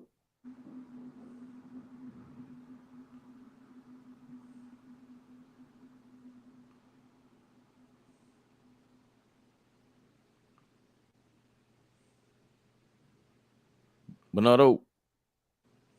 You got to come in and out. My internet got fucked. I'm sorry. Yeah, no, you muted yourself. No, my internet, the stream collapsed for a second. That's cool. Well, you're back on now. Yep. Damn near 4 hours. We are crazy. We love basketball, guys. Well, one thing that's funny is the chicken and the egg of the NBA privileging a team. Like, the only way the NBA privileges the Warriors, and they kind of do, I'm not going to deny that, is because the Warriors are freaking awesome. If the Warriors were, but the NBA didn't just pick the Warriors to be their favorites. Like they're their favorites because they're awesome, and it's unfair in a sense. But at what point do you just say it's kind of earned? Like at what point do you just? I mean, they're going to favor someone, and it's obvious they will favor the team that gives them most money. And the team gives them the most money because they're the best team. Like, it's not like the Warriors are the Lakers and they're a legacy franchise. The Warriors became a powerhouse because of this team, basically. So Well, it was the same again. The last time I saw that was with the Bulls. Yeah, And the it was with Bulls, yeah, for sure. Right. So same thing with Michael Jordan. There was a phenomenon there. It was must-see TV. So same thing with Steph Curry. The guy who makes sure Steph Curry and Klay Thompson can be on that court at all times and not get harassed is Draymond Green. So if you need, what I'm trying to explain to you is that Draymond Green is a really good politician. There's no way he's leveraging these relationships with Steve Kerr, Bob Myers, Steph Curry, the NBA office, the referees, and he's going, I don't care if you can't kick me out. You can't, because you got the word from the office. I've done everything I could possible for the last 5 years to get kicked out of games by yelling at you. I've called you every name possible, called your mom every name possible, and you still ain't kicking me out. He knows that he has cachet for whatever reason, and it has nothing to do with skill. It really doesn't, especially not his skill. It has everything to do with the skills of that team. Did they earn the right, the political right in the NBA? Of course, because it's all about money. It's all about attention. Rodman got suspended for 15 games in the middle of their run because he kicked the cameraman in the nuts because that went too far. You can't kick the guys in the crowd like that. You're disturbing the money. Now you're too scary, Rodman. Chill out. Go dye your hair purple and come back and relax. So he knew that. And then the you remember the Jokic against the owner of the Suns incident? Yeah. Like that was a perfect encapsulation of power, because they kicked out a fan that did absolutely nothing. So that they needed to do something, but they didn't kick out HBR because he's the owner. So that's power right there. Second part is Jokic pushed a fan. Like if that's not Jokic, if that's Reggie Jackson, he's getting a suspension. So that's the perfect encapsulation of how power works in the NBA. Like you can't piss off the owner because he's the owner, but you can't really piss off the superstar either because the NBA is nothing without its players. So that incident was very like illustrative in some sense. And you saw the owner came out. That's a great point. That's a great analogy, because you saw the owner come out and he said, "Yo, I don't want him to get suspended." Remember, again though, you're talking about an owner who played ball, so he understands being competitive. He understands that he flopped. Also, let's not forget that. So with Joker doing that though, we know Joker's temperament. We know Joker has a bit of a temper, and he lost it right there in that moment. But it's not only him, his family as a whole. I mean, I don't want to, be a bigot over here, but the Serbians are known for being, on the edge. Can we say on the edge? Is that fair to say? Is that fair to say? The Serbians, they're tough. Like because people underrate that West here in the West, because Brazil included. Like we haven't been through none of the shit those guys have been through in the last 20 years.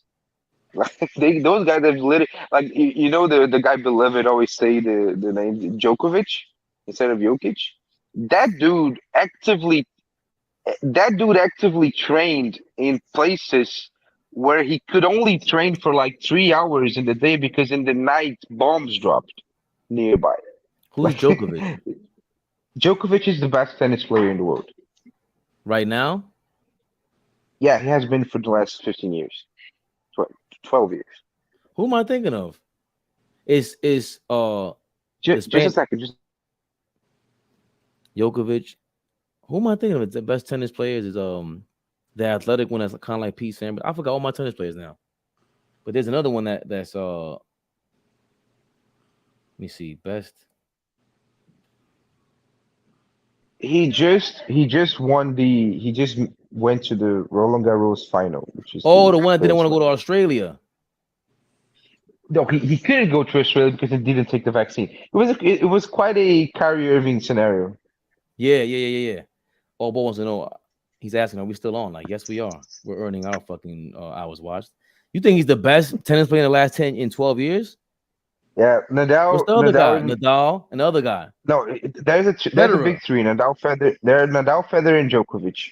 Federer from 03 to 07 was clearly the best guy, And then Nadal from 08 to 2011 was clearly the best guy. Then since 2011, Djokovic has been the best guy for most of the time. Sometimes Nadal bested him. 1 year, Andy Murray bested him. But like for most of the last 10 years, Djokovic has been the best player in the world. He has 3 seasons that are probably, not probably, but maybe the 3 best seasons in the history of tennis. 2011, 2015, 2018. Like he won everything. He beat Nadal like 15 times straight. Like he's a crazy player. I think And him versus Federer, I don't know who's better.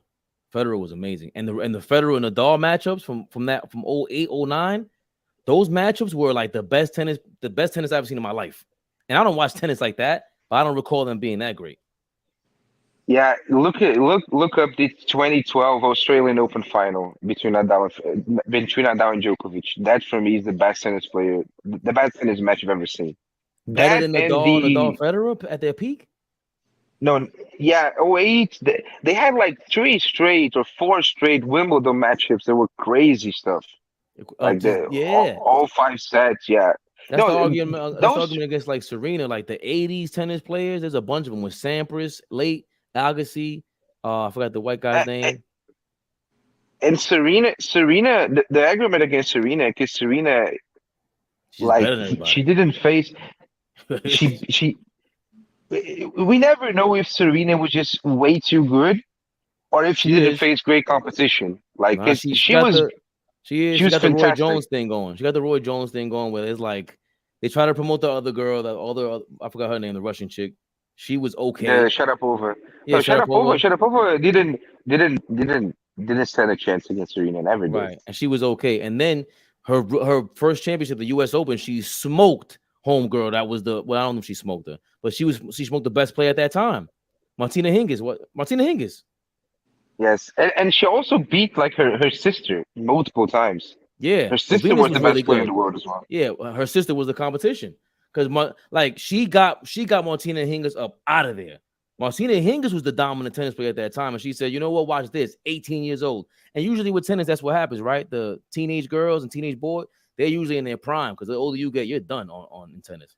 Yeah, that's the weird stuff about Federer, Nadal, and Djokovic. Like they dominated until they like Djokovic is 36 right now, and he's still the best in the world. Damn, yeah. That's impressive. Even though those 3 guys are crazy.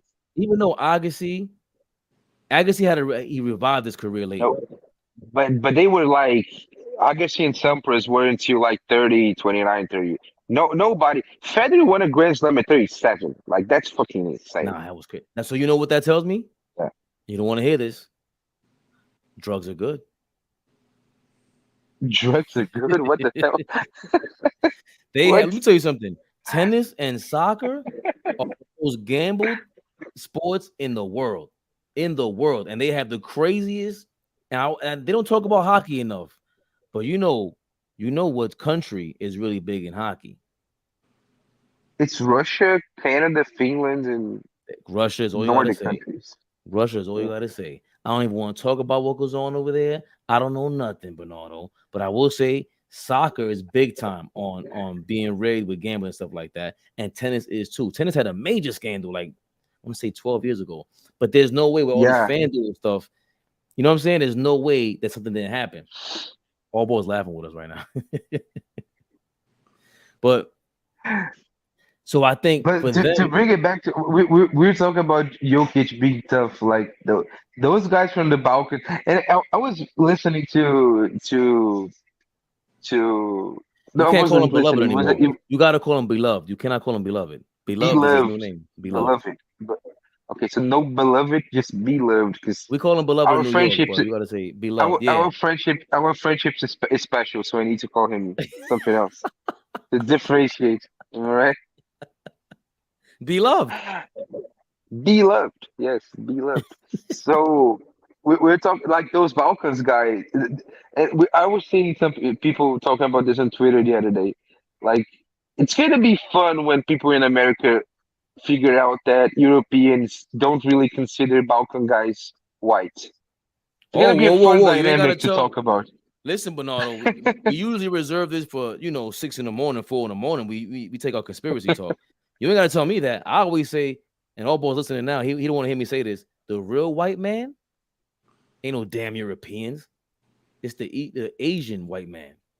That's the real white man. You kidding me? I'm disgusted that they bred us and turned us into this what I am, this Dominican where we was mixed with Spanish blood. No, why don't we go with the Russians and the Serbians and the Eastern European, the real white man? I don't have that blood in me. Do you see what they do in every sport right now? They conquered everything. And the thing is, the Balkans guys and the Western European guys hate each other.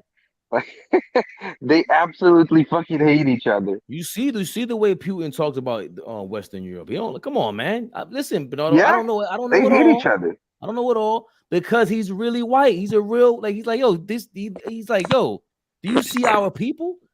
And remember, the Russians and the Germans, that's the people that the Russians respect. They respect German motherfuckers because remember, they have that type of excellence, that discipline towards anything. The Germans' discipline is crazy with cars, technology, and even money. Remember, they were the backbone to the whole European, the Euro. And the Germans are the really crazy fucking racists. Like those are the pinnacle of bigotry you're gonna find in the world. It's really our Russians and Germans are this is something else. Like So are you saying they're superior, Bernardo? I'm saying the pinnacle of racism, not racist. Of course, but I think out of all the white crazy. people, they deserve to at least say that. Like you guys, they really tell the like you guys are beneath us. They really look at English. Imagine how they spoke to an English person like you're the king. That's your king. That's how they look at them. That's your princess. You kidding me? That's how they look at them. I love it. No, Germans say like Europe. I include myself because I'm Brazilian, so like we outside of Europe think Europe is just a great like kumbaya. Every white guy loves each other, but Europeans hate themselves, like hate each other. They hate each other. Like bring English people and Irish people hate each other. Oh man, like. No, Irish people despise. Remember, they conquered them. The Irish people don't. That's when McGregor, when he was saying, he tried to call him racist at first when he went against Floyd Mayweather. He's like, "What are you talking about?" But then he fed into it, and that's how they promoted that fight with a white black thing. He realized like, oh shit, that gets the algorithm going. But Conor McGregor, you ever hear him talk? He's like, bro, he respects black people to a different level. Like, he's fucking copied the whole black style with his whole style is that shit. It's hip hop, Conor McGregor, but. He don't like English people. He calls them names and all that shit. No, you'll be scaring me when you be that's crazy. Like that. What is all got worried of the he don't like when we get too political. No. I'm just listening, man. He's like, don't get us banned. Nah, I'm just listening. I took us off Facebook because of that. Because I'm tired of like they kept flagging us, and I'm like, yo, all we did was talk about basketball the whole time. So they kept flagging us. I'm like, you know what? I ain't gonna go live with you motherfuckers. And that's where we got some of our traffic. But whatever, we'll repost it like with the link. But yeah, 2.5 more hours to go. Oh, boy, see our predictions come true. Hold on, let's see. Say it again. 2.5 more hours to go, and you back, Bernardo? I'll see when your video pops up. Good. 2.5 more hours and see if our prediction works out. Oh man, I'm scared for Miami.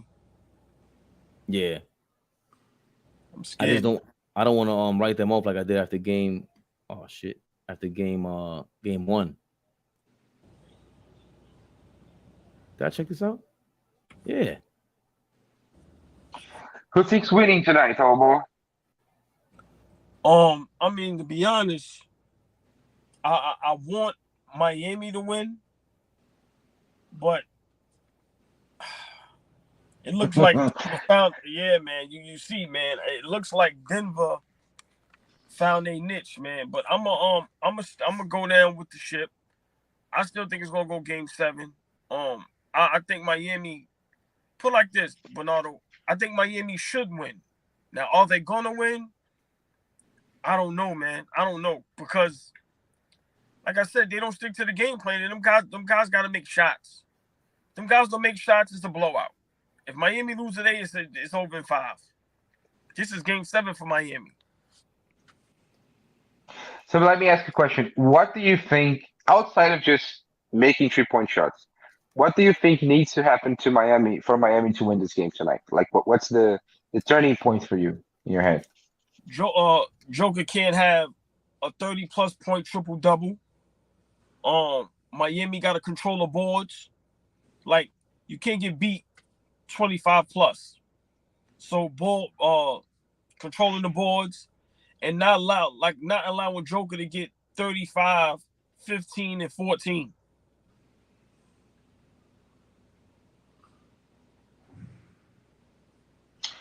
Yeah. Like I think we're going to have I think Denver wins, but I think we're going to have a big Jimmy game today. I think Jimmy's I hope so show up. I hope so because the way everyone talked about Jimmy Butler, from us to just the whole sports world, he ain't looking too good.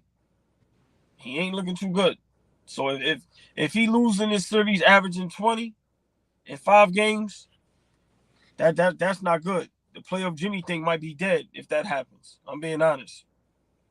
No, last year he scored 45 in the first round and it will be back. I mean, well, let's see, because I think after this year, unless Miami get somebody over there, Milwaukee healthy, Boston coming back, Philly, see what happens with them. So I think Miami got to take advantage now. If not, this Eastern Conference and Finals, I think this is it for them. I'm never going to count out Eric Spoelstra, Pat Riley, and Jimmy Butler in the Miami core. Like they're the zombie Heat for a reason. You think it's kind of similar to facing the Lakers all over again, like a superior team, and then they got to pull all stops out to go, to try to win another game, because it just like Denver's just clearly more talented, and the Lakers were clearly more talented than them in 2020. I've been saying this since the beginning of the series. It's an uphill battle for Miami. Like everything that needs to go right for them, and everything needs to go wrong for Denver for them to win the series. Like it's tough. Like how because basketball, there's something about basketball that's different from soccer. That basketball is a numbers game.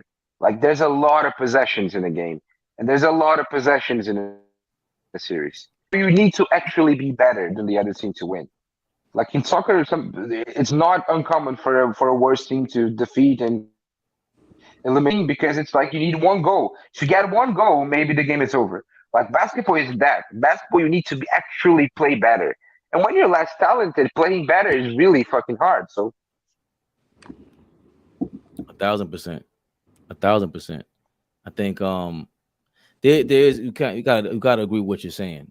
We've seen it with when I remember I made a bet. I was a big Iverson fan. I made a bet against, shout out to Rob, that Iverson and the Philadelphia 76ers were gonna win, because I was such an Iverson fan, and it taught me a lot, because he was just had a crazy game, a crazy run, but the Lakers was just so superior to them, and I don't necessarily think we're seeing that though. Like, I don't think we're seeing this flat out dominant. It's not that level of discrepancy. No, No, Lakers. yeah. There's not that level. No, and this Miami's team is like they're talented. Like they have scoring. They have a lot of scoring in the team. If you take out the names and just look at the performance, they have a bunch of shooters and guys that can score.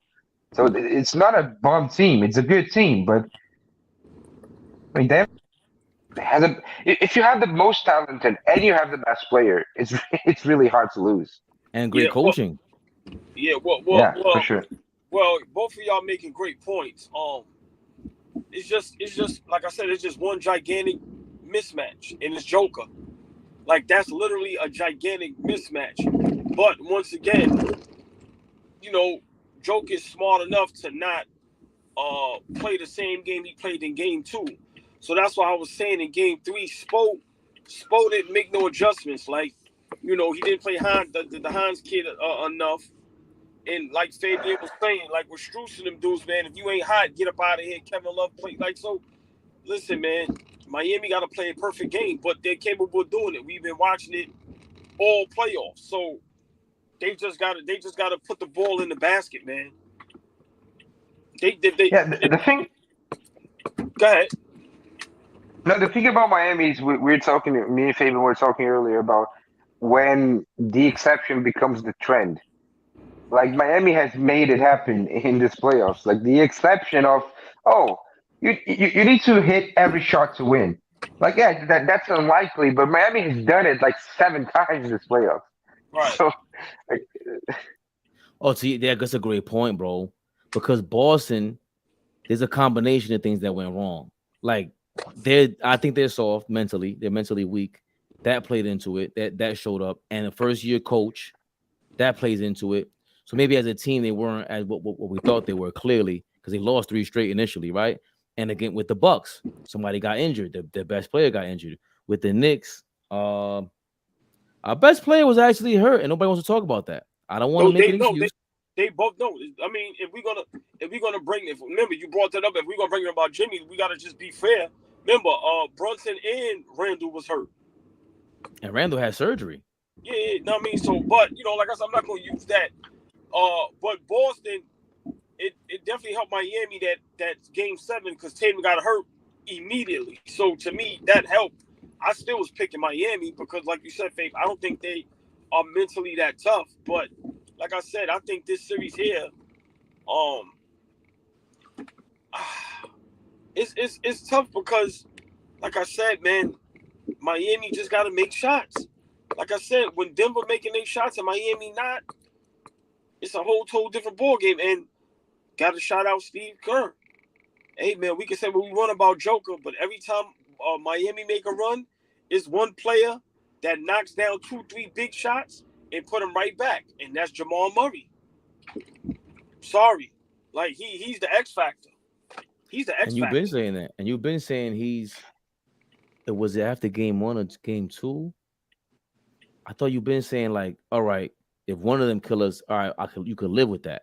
But once Jamal Murray gets going, that's 2 guys. Those are the 2 guys that you've been saying that from the beginning of the series. All you fear is those 2 guys, but everybody else, give me whatever you want. I mean, if Aaron Gordon kills you, we ain't expect that.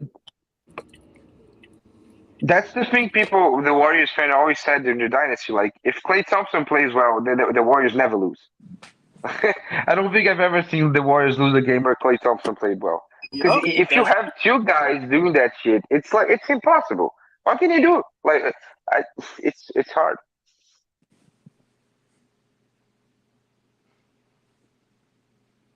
And also the other thing about the Nuggets is like if you the Nuggets they have something that every great team needs to have, which is a reliable way to get easy shots. Like every great offensive team that we have seen has a reliable way to get easy shots, and I don't think Miami has that. That's where I think the gap is between the two.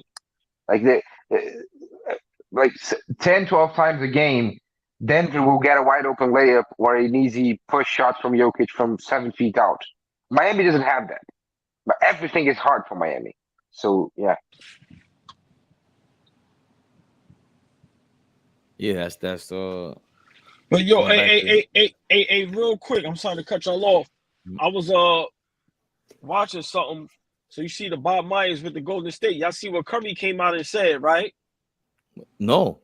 So he said he wants to bring back the core for 1 more year. Oh. So the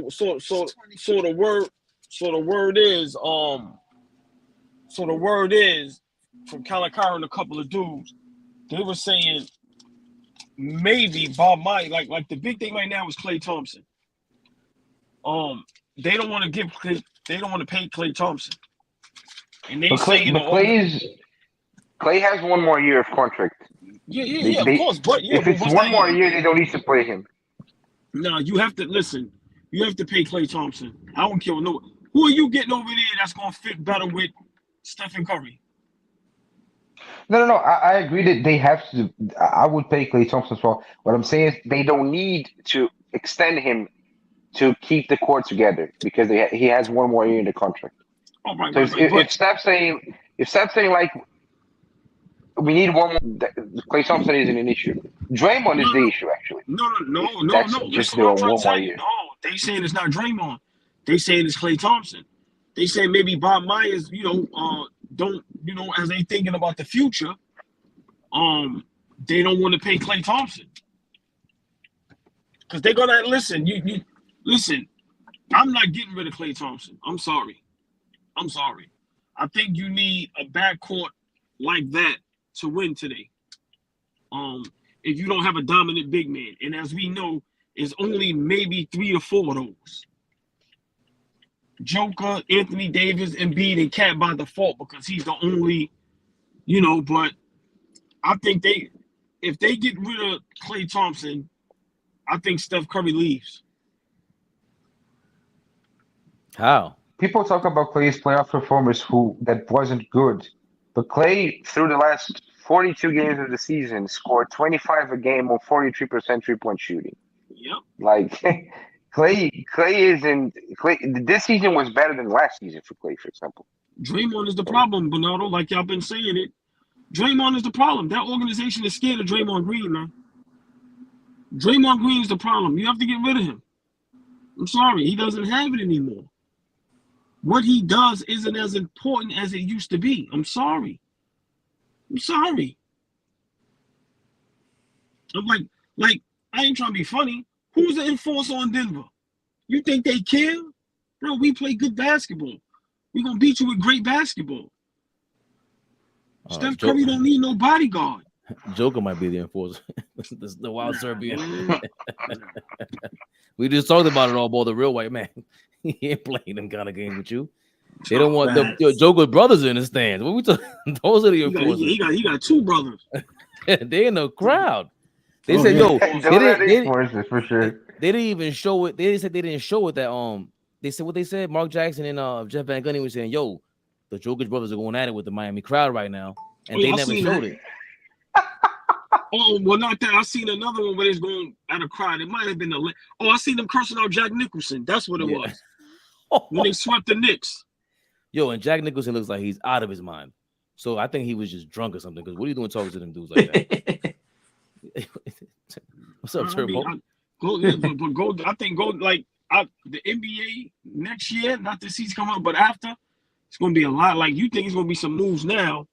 And don't forget what CJ McCollum said. He said, yo, man, if I put my money on it, we ain't going to see Damon Portland again. I think Dame is out. He said that? Yeah. Yep. On the panel. YouTube it. Yep. I just watched it. Dame is for the first time actively entertaining, like talking about trade possibilities. Exactly. Right now. Like he's been talking about it. Yeah. For the first time. Every time prior to this year, he said, no, I'm staying in Portland. I want to be here for my career. This year, he's talking about trade possibilities, like in podcasts and stuff. Yep. Telling you. Listen, man. I look at it like this with those caliber type players. Those players need to be seen in the playoffs, whether they win a ring or not. Players like that's not in the playoffs to show that skill set, man. Listen, that's not good for basketball. I'm sorry. Damian Lillard. James Harden would probably be better off if he never played in the playoffs, to be honest. Right. But guys like Dame Lillard, you want to see that. Yeah, I ain't gonna lie.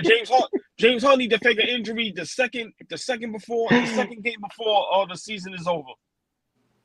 James Harden is the worst. We always talk about like how the injury affected Kevin Durant foot on the line shit. Yo, guys, James I Harden. have to go. It was great talking to you guys. It's great talking to you, Bernardo. I mean, it's not as great talking to Beloved, but that's neither here nor there. That's his guy. Oh boy, it's gonna go crazy with Beloved. I think we talk about James Harden. We had the live later after the game or during the game, probably during the second half to keep it. Okay. Might have to, it's movie night. I gotta watch something with the kids. Okay, bye. All right.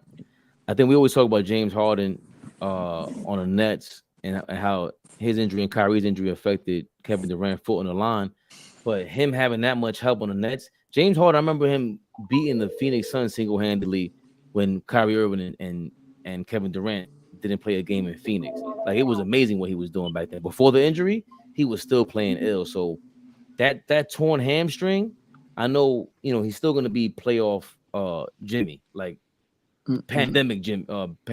He's the original pandemic Jimmy. But before he tore that hamstring, on that Nets team, nah, that would have been serious to see. That's another thing. That's another what if is if Kyrie and James Harden would have been able to get together. I think a lot of these players, man, the KD, like, you know, the guys that was like probably a little bit right after LeBron, the KD, Kawhi's, Paul George, James Harden, that era. Listen, man, them dudes need to start giving it all they got. I'm not saying they don't. I don't know. But I need to see these guys in the gym. I need to see these guys working out hard, in shape, and giving us a full season, man. And just going all out. Like, I want to see how great guys really are, man. Like, I ain't trying to be funny. I ain't saying these guys ain't great. Come on, man. Like, these guys is legends. But it's like everybody breaking down in the playoffs. Guys asking for all this help. Like, yo, man, just show how great you are. That's it. Like that's it. Like, I ain't trying to be funny. Dame Lillard was dragging that Portland team to the playoffs, man. He got them to the Western Conference Finals. Like, come on, man. Nobody want to struggle. I was talking about that. Yeah, like y'all dudes just underachieving. Like, I love what Gilbert Arenas say. He say some messed stuff, but then remember, he know what he's talking about. He said, yo, Joel Embiid is lazy. He said he works out just enough the way his body gonna break down in the second round. He said he's not in shape to make a conference finals or the finals. Yeah, I'm wondering if he was someone like Joel Embiid, who could really put him on to that? Because somebody got to be around. Like, come on, Jordan's a nutcase. You gotta want it himself, though, Fade. We know that. Like, remember, we got kids. You can't want it more for them than they want it themselves. Like, bro, y'all got millions of dollars. Y'all got chefs. Y'all got this. Y'all got, like, it was a time I seen maybe two years ago or so. I seen Embiid right before the game. You know, when they down on the floor stretching, sitting on the scorer's table eating a chicken sandwich. Yeah, that was crazy. And he's that like, big. You understand what I'm saying? Yeah. Come on, bro. At least Chris Paul, his excuse is he getting older. Like, come on, man. Y'all guys flaming out in the playoffs. Y'all guys not giving it y'all all, and then y'all don't have no excuses when y'all lose. It's just, that's it. We see y'all next season. Nah, man, this shit is it's out of control. I don't know what Embiid. It got to be something, though. You got to do whatever it takes to win, and he's always getting hurt somehow. And in the way he flops is crazy. Like they talk about somebody said Joker's. Oh, that's what Older Gray said. Joker's dirty. Nah, Embiid is dirty. Embiid be doing the crazy frog splash from anywhere. He'll elbow drop you, Macho Man style, from anywhere, and he's bigger than everyone. Like what he does is insane, bro. That's is actually pretty dangerous what Embiid be doing. Crazy. So I really don't.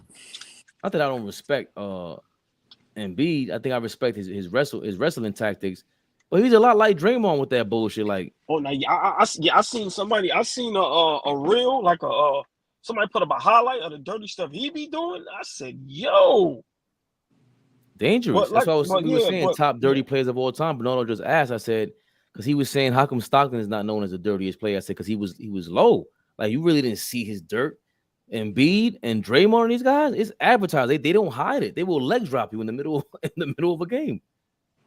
Yeah, but like I said, man, I just feel, like Kevin Durant and Devin Booker shouldn't lose in the second round. Like, I'm sorry, Kawhi Leonard, Paul George, like what the hell is going on? I know Kawhi got legit injuries, so he definitely get a pass. And what's going on with his system? Remember, John Sally said that.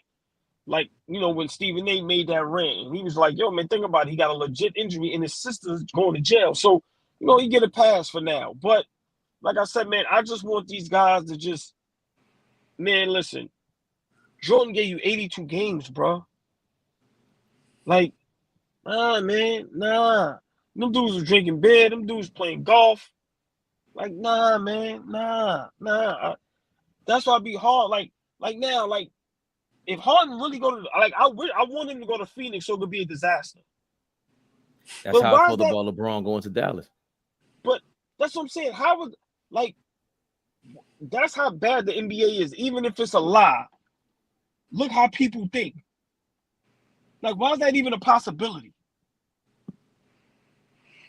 Yeah, I was Nah, like, oh man. my God, that Harden going to Phoenix is even worse than LeBron going to Dallas. Because I'm like, yo, how the hell is Nah, that gonna they work? they both, but Turbo, they both terrible. Just like when LeBron called Kawhi, like then they tried to get Paul. It's like, yo, if it's only 10 superstars in the league, y'all want 3 on the same team? It would have Where's been the four. It would have been 4 probably. No, it yeah, wouldn't have been where's 4. the competition at, man? Like, Mhm. come on, get your road dog, and then let's go at it. Mhm. I don't mind 2.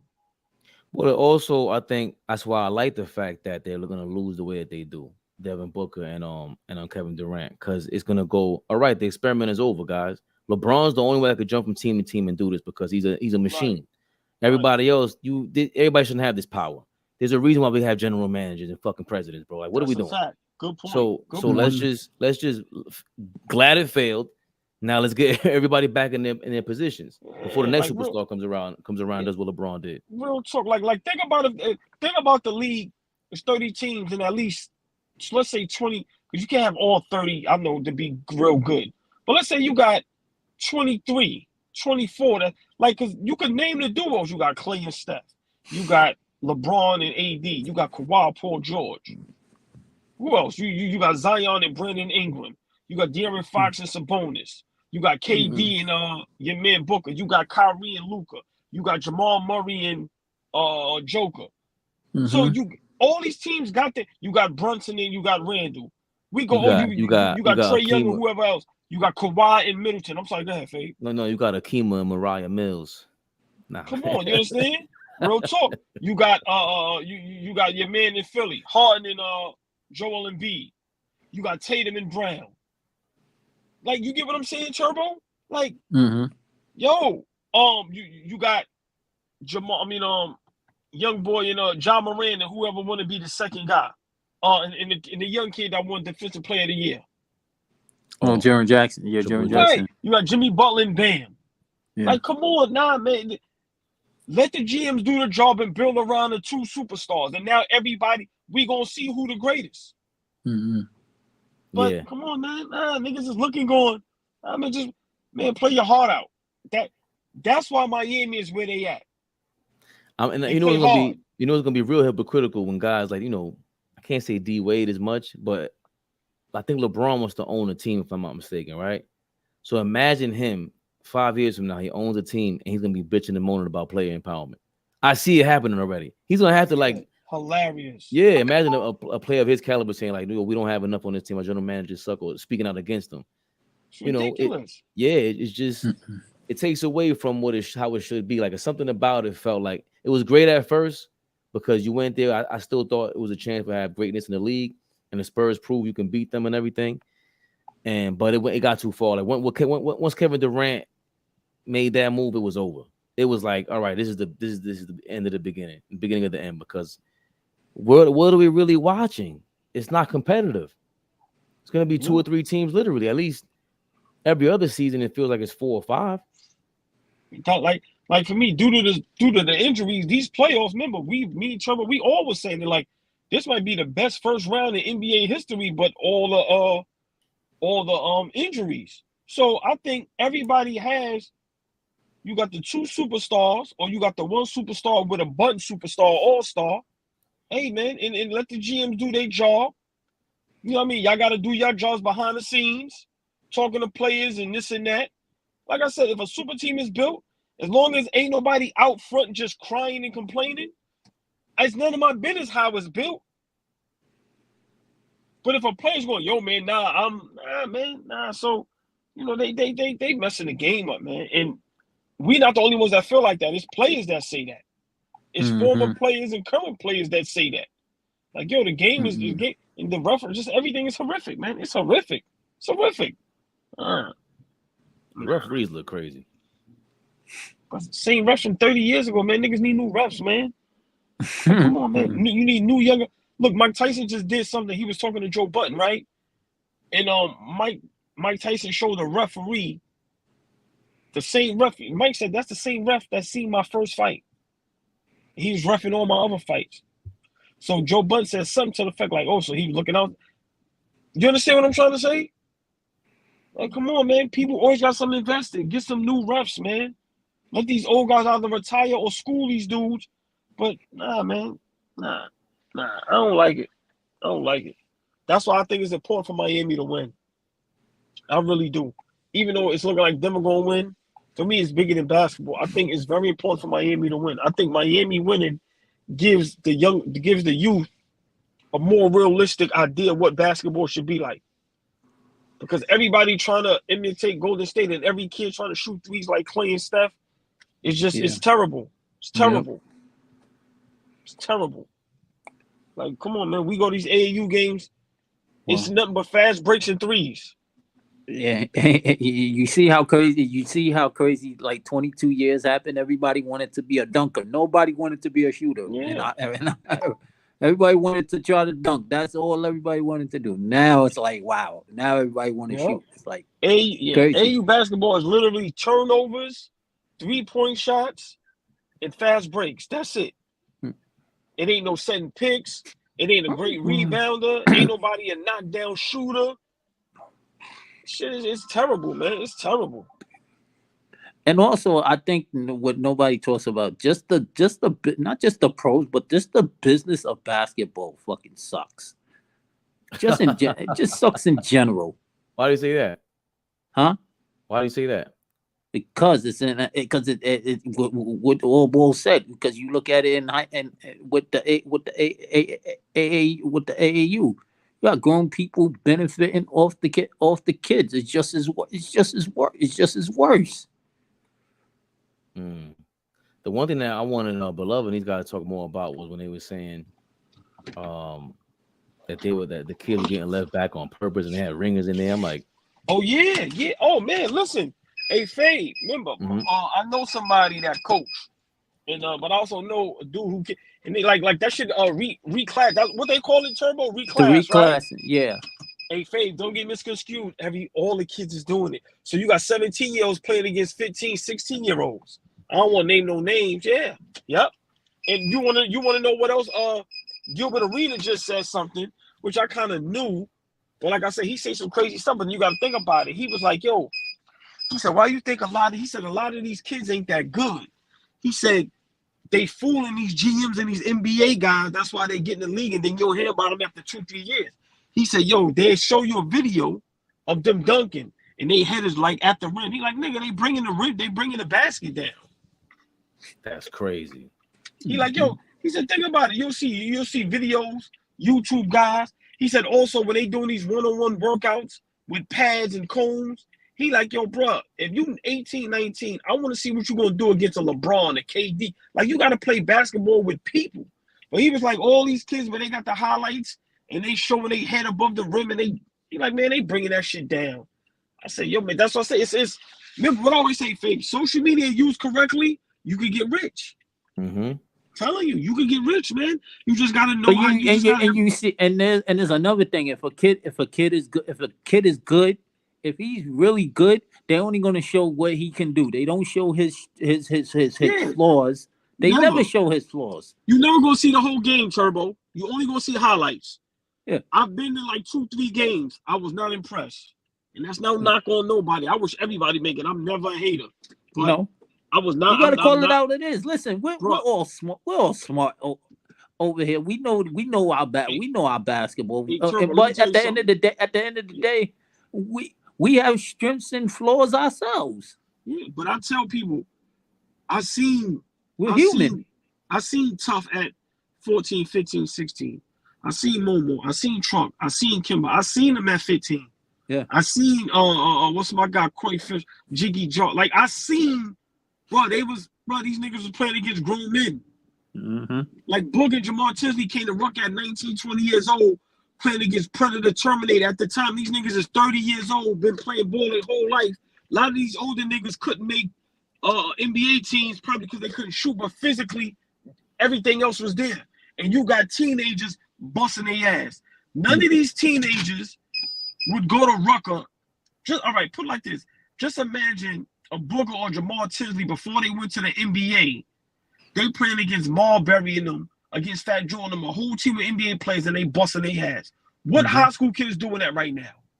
None. And those two rarely played high school ball. Come on, man. So miss me with this, that. Listen, man, I got a son.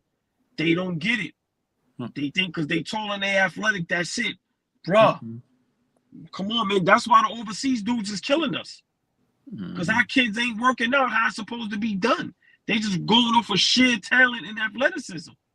Nobody can fucking shoot.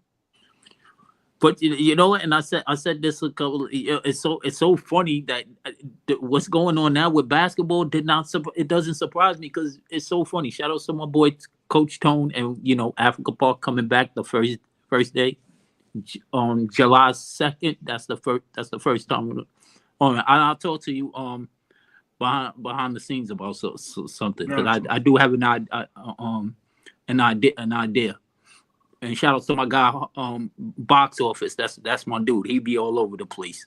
But anyway, we was having this conversation. We was like, yo, in the next 20 years, it's gonna get worse. And I kind of like laugh. When you say something and you just laugh at it for a minute, but once you start to think about it, you be like, oh shit, you know what?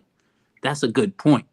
Yeah, and it was like wow. And now that when we look at it, it's like wow. That's why I'm not really surprised. Listen, watch what's going to happen when the whole first round, the first 30 picks, when half of it is overseas and European guys. That's when we fucked up.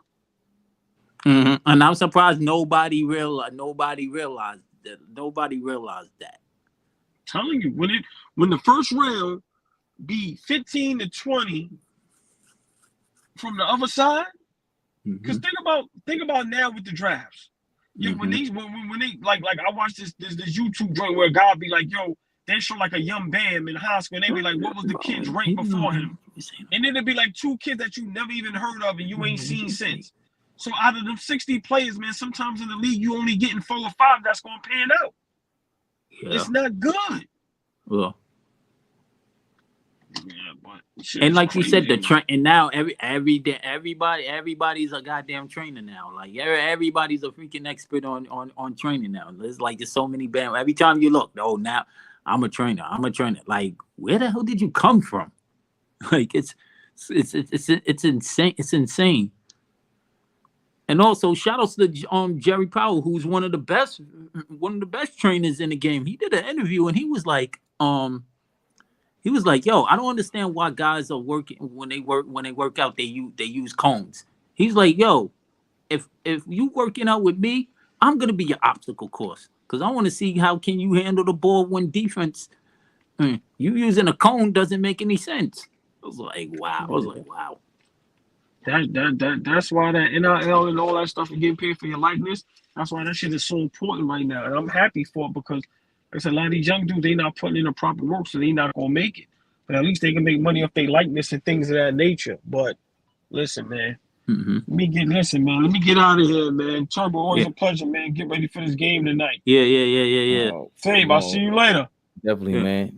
Let's get going, Turbo. Yeah. It was for so tonight. You said like around halftime, you click back on. Yeah, I think that's better, so I could at least watch something before because we were supposed to 8:30. Yeah. Let me see if I get 8:30. Let me see if I can at least watch a movie right now.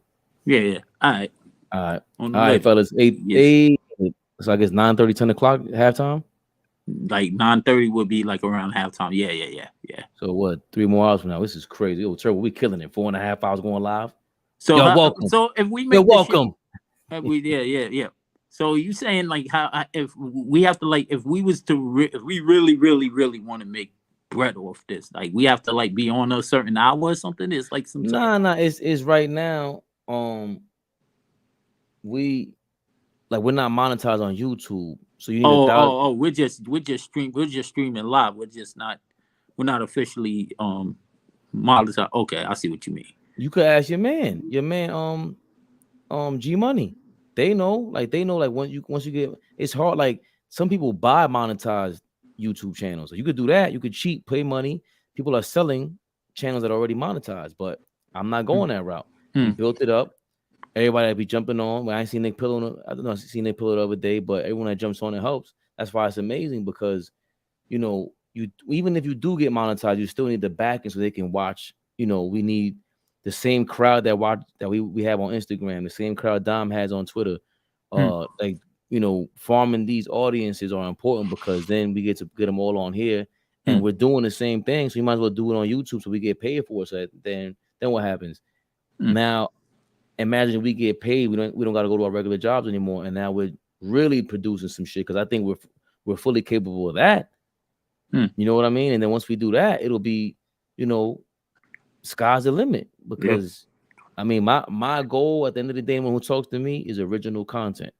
Original content. Ain't nobody gonna be fucking with me with that. Like I have too much shit in store for that. So, but and we have, and it's not like we have the back ends behind the scenes. Because if you look, like all of us coming together as a unit, and then with Flea interviewing all of these great players and stuff like that, and now that helps us plug in because he's in the mix, so that helps us grow. And then Rockstar Mel with his connect, Beloved with his connect, so that help that will help. That also would help too.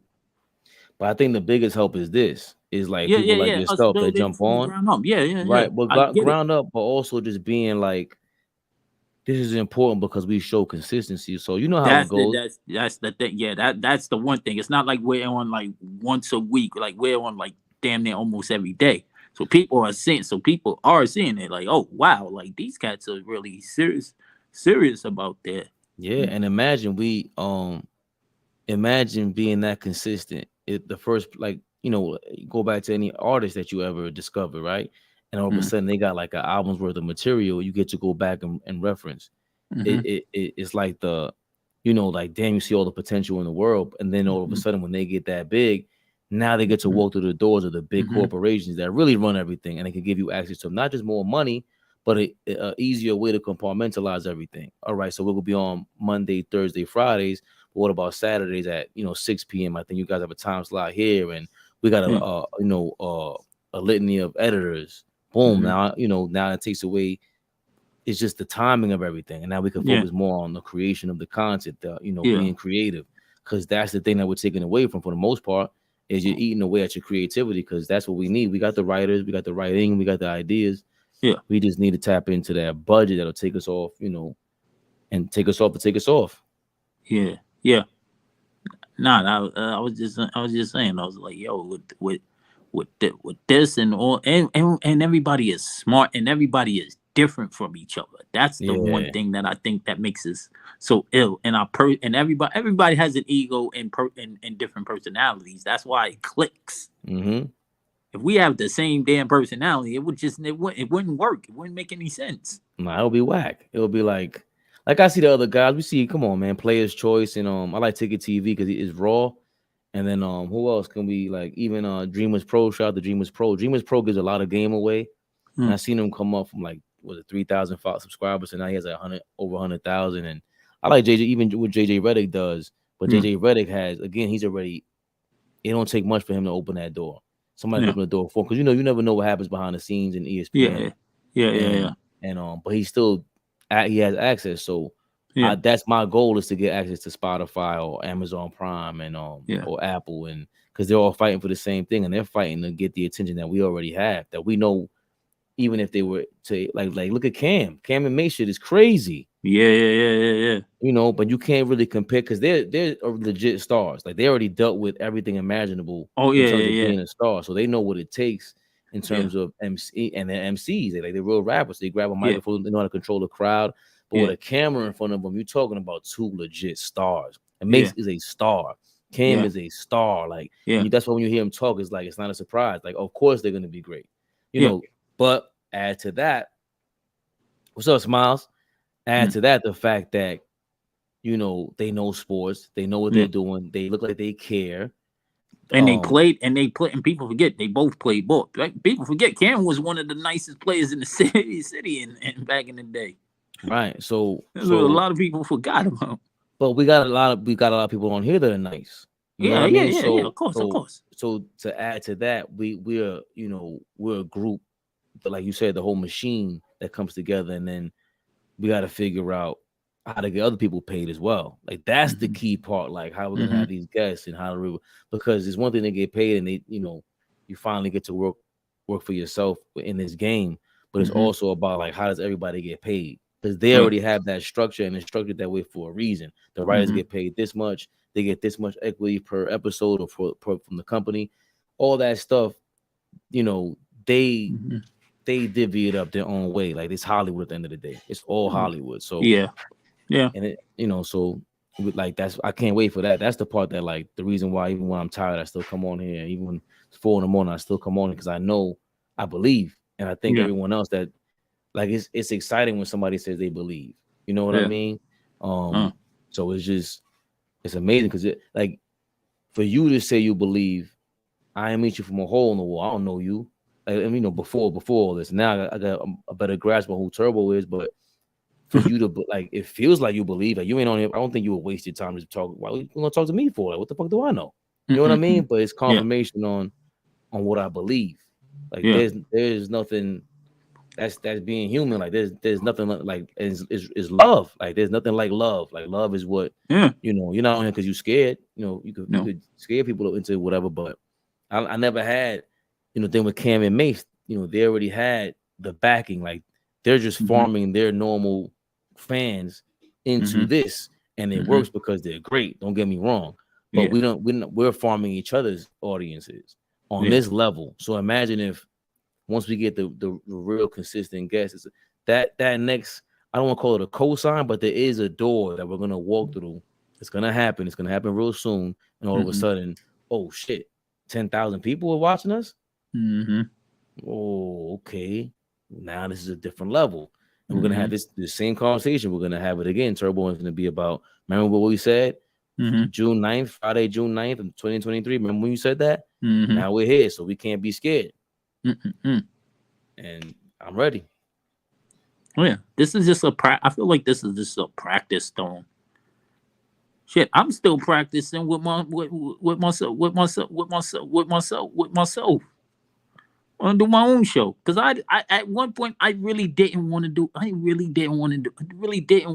I said I wanted to do my own show, I didn't want to do it by myself. I had one female partner that was because it said she was going to do it, but she didn't take me seriously enough. She just said yes just because we have that cool relation, just because we're cool and we have that relationship. And it's hard to say no. I know she look at that like it's hard to tell him no because he's such a cool dude. Like, yo, if you don't want to do it, just tell me. I don't care. Then I can figure something out. You know what I'm saying? And then I just got to a point when the pandemic hit, and I was like, you know what? Fuck it.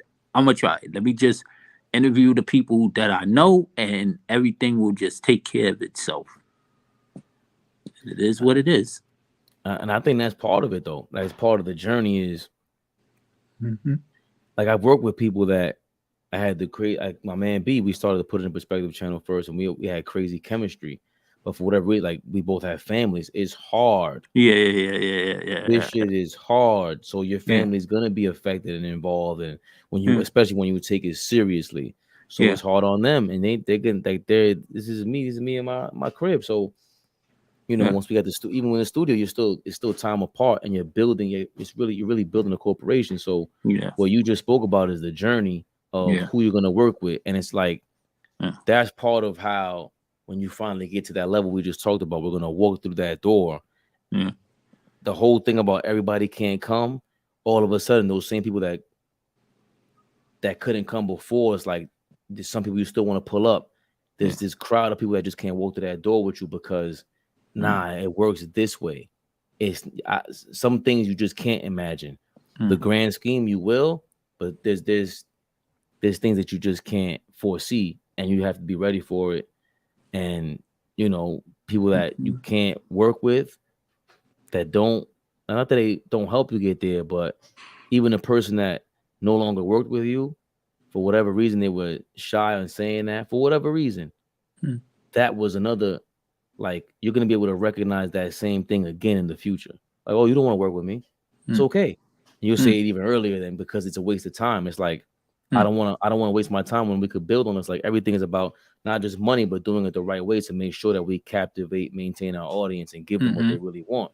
I got to give my best. So giving my best would include making the right decisions as soon as possible. It's like But basketball. now when I look at it now, it's like, you know what? It was a reason why it didn't happen. It was timing. That's what it was. That's what it all come down to. And this was way before like when people were like podcasting and all of that stuff was like really like coming in. It was like really coming in. I just wanted to do a show like Pardon the Interruption, because me and her always had like this disagreement. Like she was like a big Tom Brady fan, and I'm like, no, he's not the GOAT. We'll just go back and forth like that. We would go back and forth like that, and I was like, yo, let's do like a hood version of like Pardon Interruption, like us just not going at it, but just having a decent conversation, just having a good old conversation. And you know, she likes music, so we was gonna just touch on different topics like that from a girl and a guy's point of view. Like we was gonna do something ill like that. Hold on, so I gotta hear real quick because I'm gonna get off and I got 3 Yeah, minutes. yeah. I gotta hear why Tom Brady's not the GOAT. I didn't say that. I said to me, Joe Montana. I feel like Joe Montana is a better quarterback than him. That's all. Okay. I respect Tom Brady. I don't. I mean, of course, you know, us as Giants fans, we had to hate him because we had to play against him. You know? Oh no.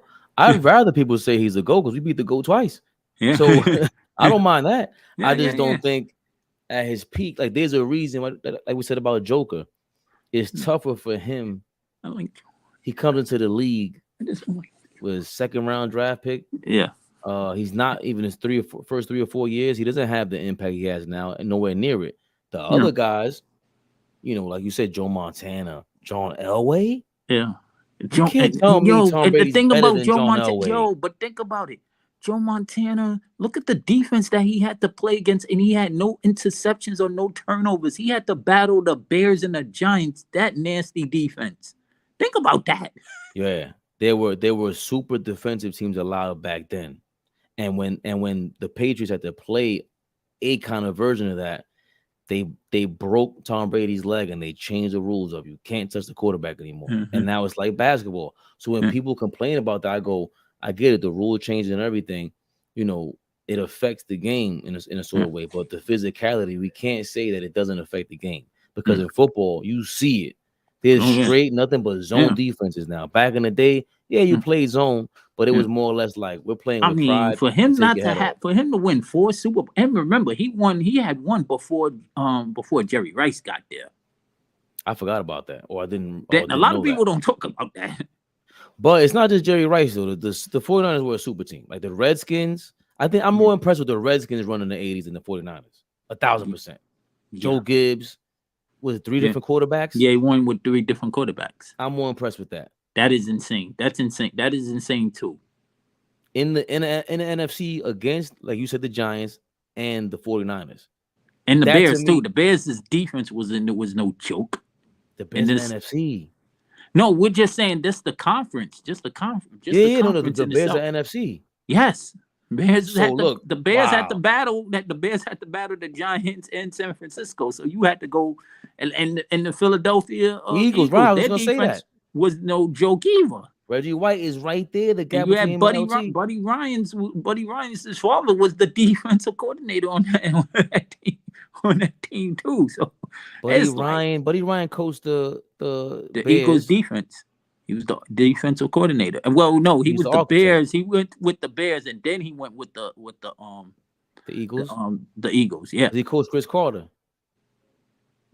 Chris Carter on Coke on the Eagles. Yeah. So and back then those were all super teams though. So I'd imagine every other team was kind of garbage. Back then, like let's say the Steelers of the 80s, like the Jets had the front 4, but they weren't who else? Like the Bengals were right with Esiason, but they were okay.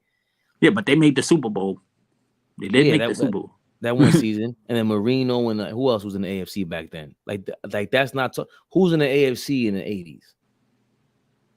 You know what I mean? Like that's tough. Like because again, with basketball we can do that, but football is not talked about like that. It's not dissected the way we do basketball. Basketball is way more of a part of American culture. Yeah. That's why I was saying.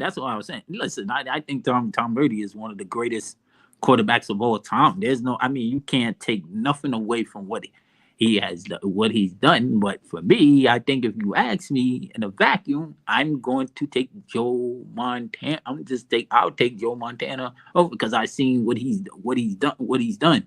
To have no interception with real defense, to go against those defense, like I said, that's insane. No interceptions.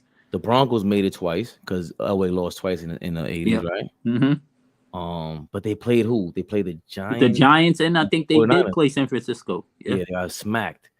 Yeah. Who else? Did the Patriots make it? I think they lost. The Pacers got it. Yeah, the Giants beat them that second, and then I think that's when LT won the MVP that year. So there's this. So we could go back and talk about that's going to be ill if we do football. Like if we do like breakdown football for real like this. Oh my God! Because again, I think there's one guy I knew who used to argue about the Redskins all the time. I'm like, yo, that is kind of crazy. Like they didn't have no LT. They didn't have like who? I can't name 4 guys on the Redskins from the 80s. It's the cornerback Darryl Green, Mark Rippon, Joe Theismann. Who's the first black quarterback that won? Doug Williams. I forgot the other quarterback. I can't name their wide receivers. All I remember is Darryl Green, off the top of my head. Like everybody else, you can't name them. The star was really Joe Gibbs. Joe Theismann and Joe Theismann. Yes, Joe Theismann. The single back offense, halfback offense that was the star of the team. We had to block LT. Right. So I think I'm way more impressed with that shit. And Joe Gibbs, that's why when they say Belichick's the best all time, like I can't say that shit. He didn't like. I'm pretty sure he did some new shit or whatever. He was on the Giants defensive staff, so he watched what Joe Gibbs did. He watched what Buddy Ryan did. He watched what Bill Parcells did. You know, we gotta give. He didn't play against super teams. He didn't learn how to beat. I mean, actually, I can't say that. He did learn with LT how to beat those teams, but I just can't flat out say he's the best head coach ever. That's crazy to me. Yeah, that's crazy to me. Like they ain't no best. I think I would put. Like you said, yeah. I would, and then I definitely would have to put. For me, I definitely would put Bill Parcells up there. I don't think, sure. and I think Joe Gibbs is, Joe Gibbs too. Joe Gibbs. But for like I said, like with him, that's why I always say. I compare him to he was the Larry Brown of the NFL. One thing about those two, no, on Bill Parcells. One thing about those two, they don't stay in one place too long. But they turn it around. They'll turn it around shortly. He knows when to leave. Yeah. They both know when to leave. They both know where to leave. They both know when to leave. Parcells know with the bounce, man. Yeah. And he was ill. Like nobody. Because the Giants were terrible. Even Popovich. Who's a better coach to listen to for a press conference than Bill Parcells? Who's in his category? As far as what having the crazy croak, having one of the crazy quotes. Yeah, no, just ill. Like when Bill Parcells said, "Hey, if you want me to buy the groceries, you gotta let me cook the dinner." Some crazy. He just didn't play any games. And I forgot what he said. I forgot he talked about one player, and they asked about him, and then he called him a she. I forgot who it was. I was like, "Yo, Bill Parcells is insane." Yo, he's insane. Belichick is horrible. He's one of the worst. He's one of the worst. So is Andy Reid. Andy Reid is worse at the press conference. Andy Reid is trash. Andy Reid is he's up there top 20 coaches all time minimum. Yeah. There. Did Schottenheimer not get I thought the way they speak about him now, I'm just like, damn, I thought he got LT getting hurt and something else happening prevented him from really winning because they had the best defense one season, it looked like, and LT just got hurt. I think they played the Jets back-to-back weeks, and the Jets beat them in the playoffs. Yeah. So I was a big football head, and now I'm just, and a lot of it has to do with the video games. I think I would know every player, I would know who was fast. Yeah, it's crazy. But that's gonna be that would be an ill story. Like, who is the greatest coaches in NFL history? Yeah, now that we definitely gotta bring that up. Yeah, Belichick is a prisoner of the moment because then who's second place in this era? They don't even talk about that shit. Andy Reid got to be in the conversation, right? The Harbaugh brother in Baltimore, and the guy in Pittsburgh. Tomlin to me. Oh no, Tom. I think Yo, Tomlin, he don't get enough credit. He has not had a losing season yet. He's always been over 500. He has no losing record. That's tough. That's crazy. And he's a black coach. Let's think about that. But he is in Pittsburgh. Like Pittsburgh, they don't fire coaches. They're patient. That's one thing we gotta give the Pittsburgh Steelers. They only had 3 coaches in their history. That's insane. I kind of hated their Sergeant Slaughter coach back in the day. I thought he was a little overrated. Crower. Damn, what's his name with the mustache? He looked like Sergeant Slaughter. Oh, Bill Cowher. Bill Cowher. Yeah. I thought he was like okay, but they all seem to implement. No, Jim Johnson wasn't there. Jim Johnson was in the Eagles. He's forgotten about as well. Jim Johnson was an amazing defensive coach for the Philadelphia Eagles. Yeah, but I think Joe Gibbs versus Bill Belichick. I want to see who got. I want to see. I'm gonna look up some. But you know, people are gonna go with Belichick. Listen, man. They can say whatever the fuck they want to say.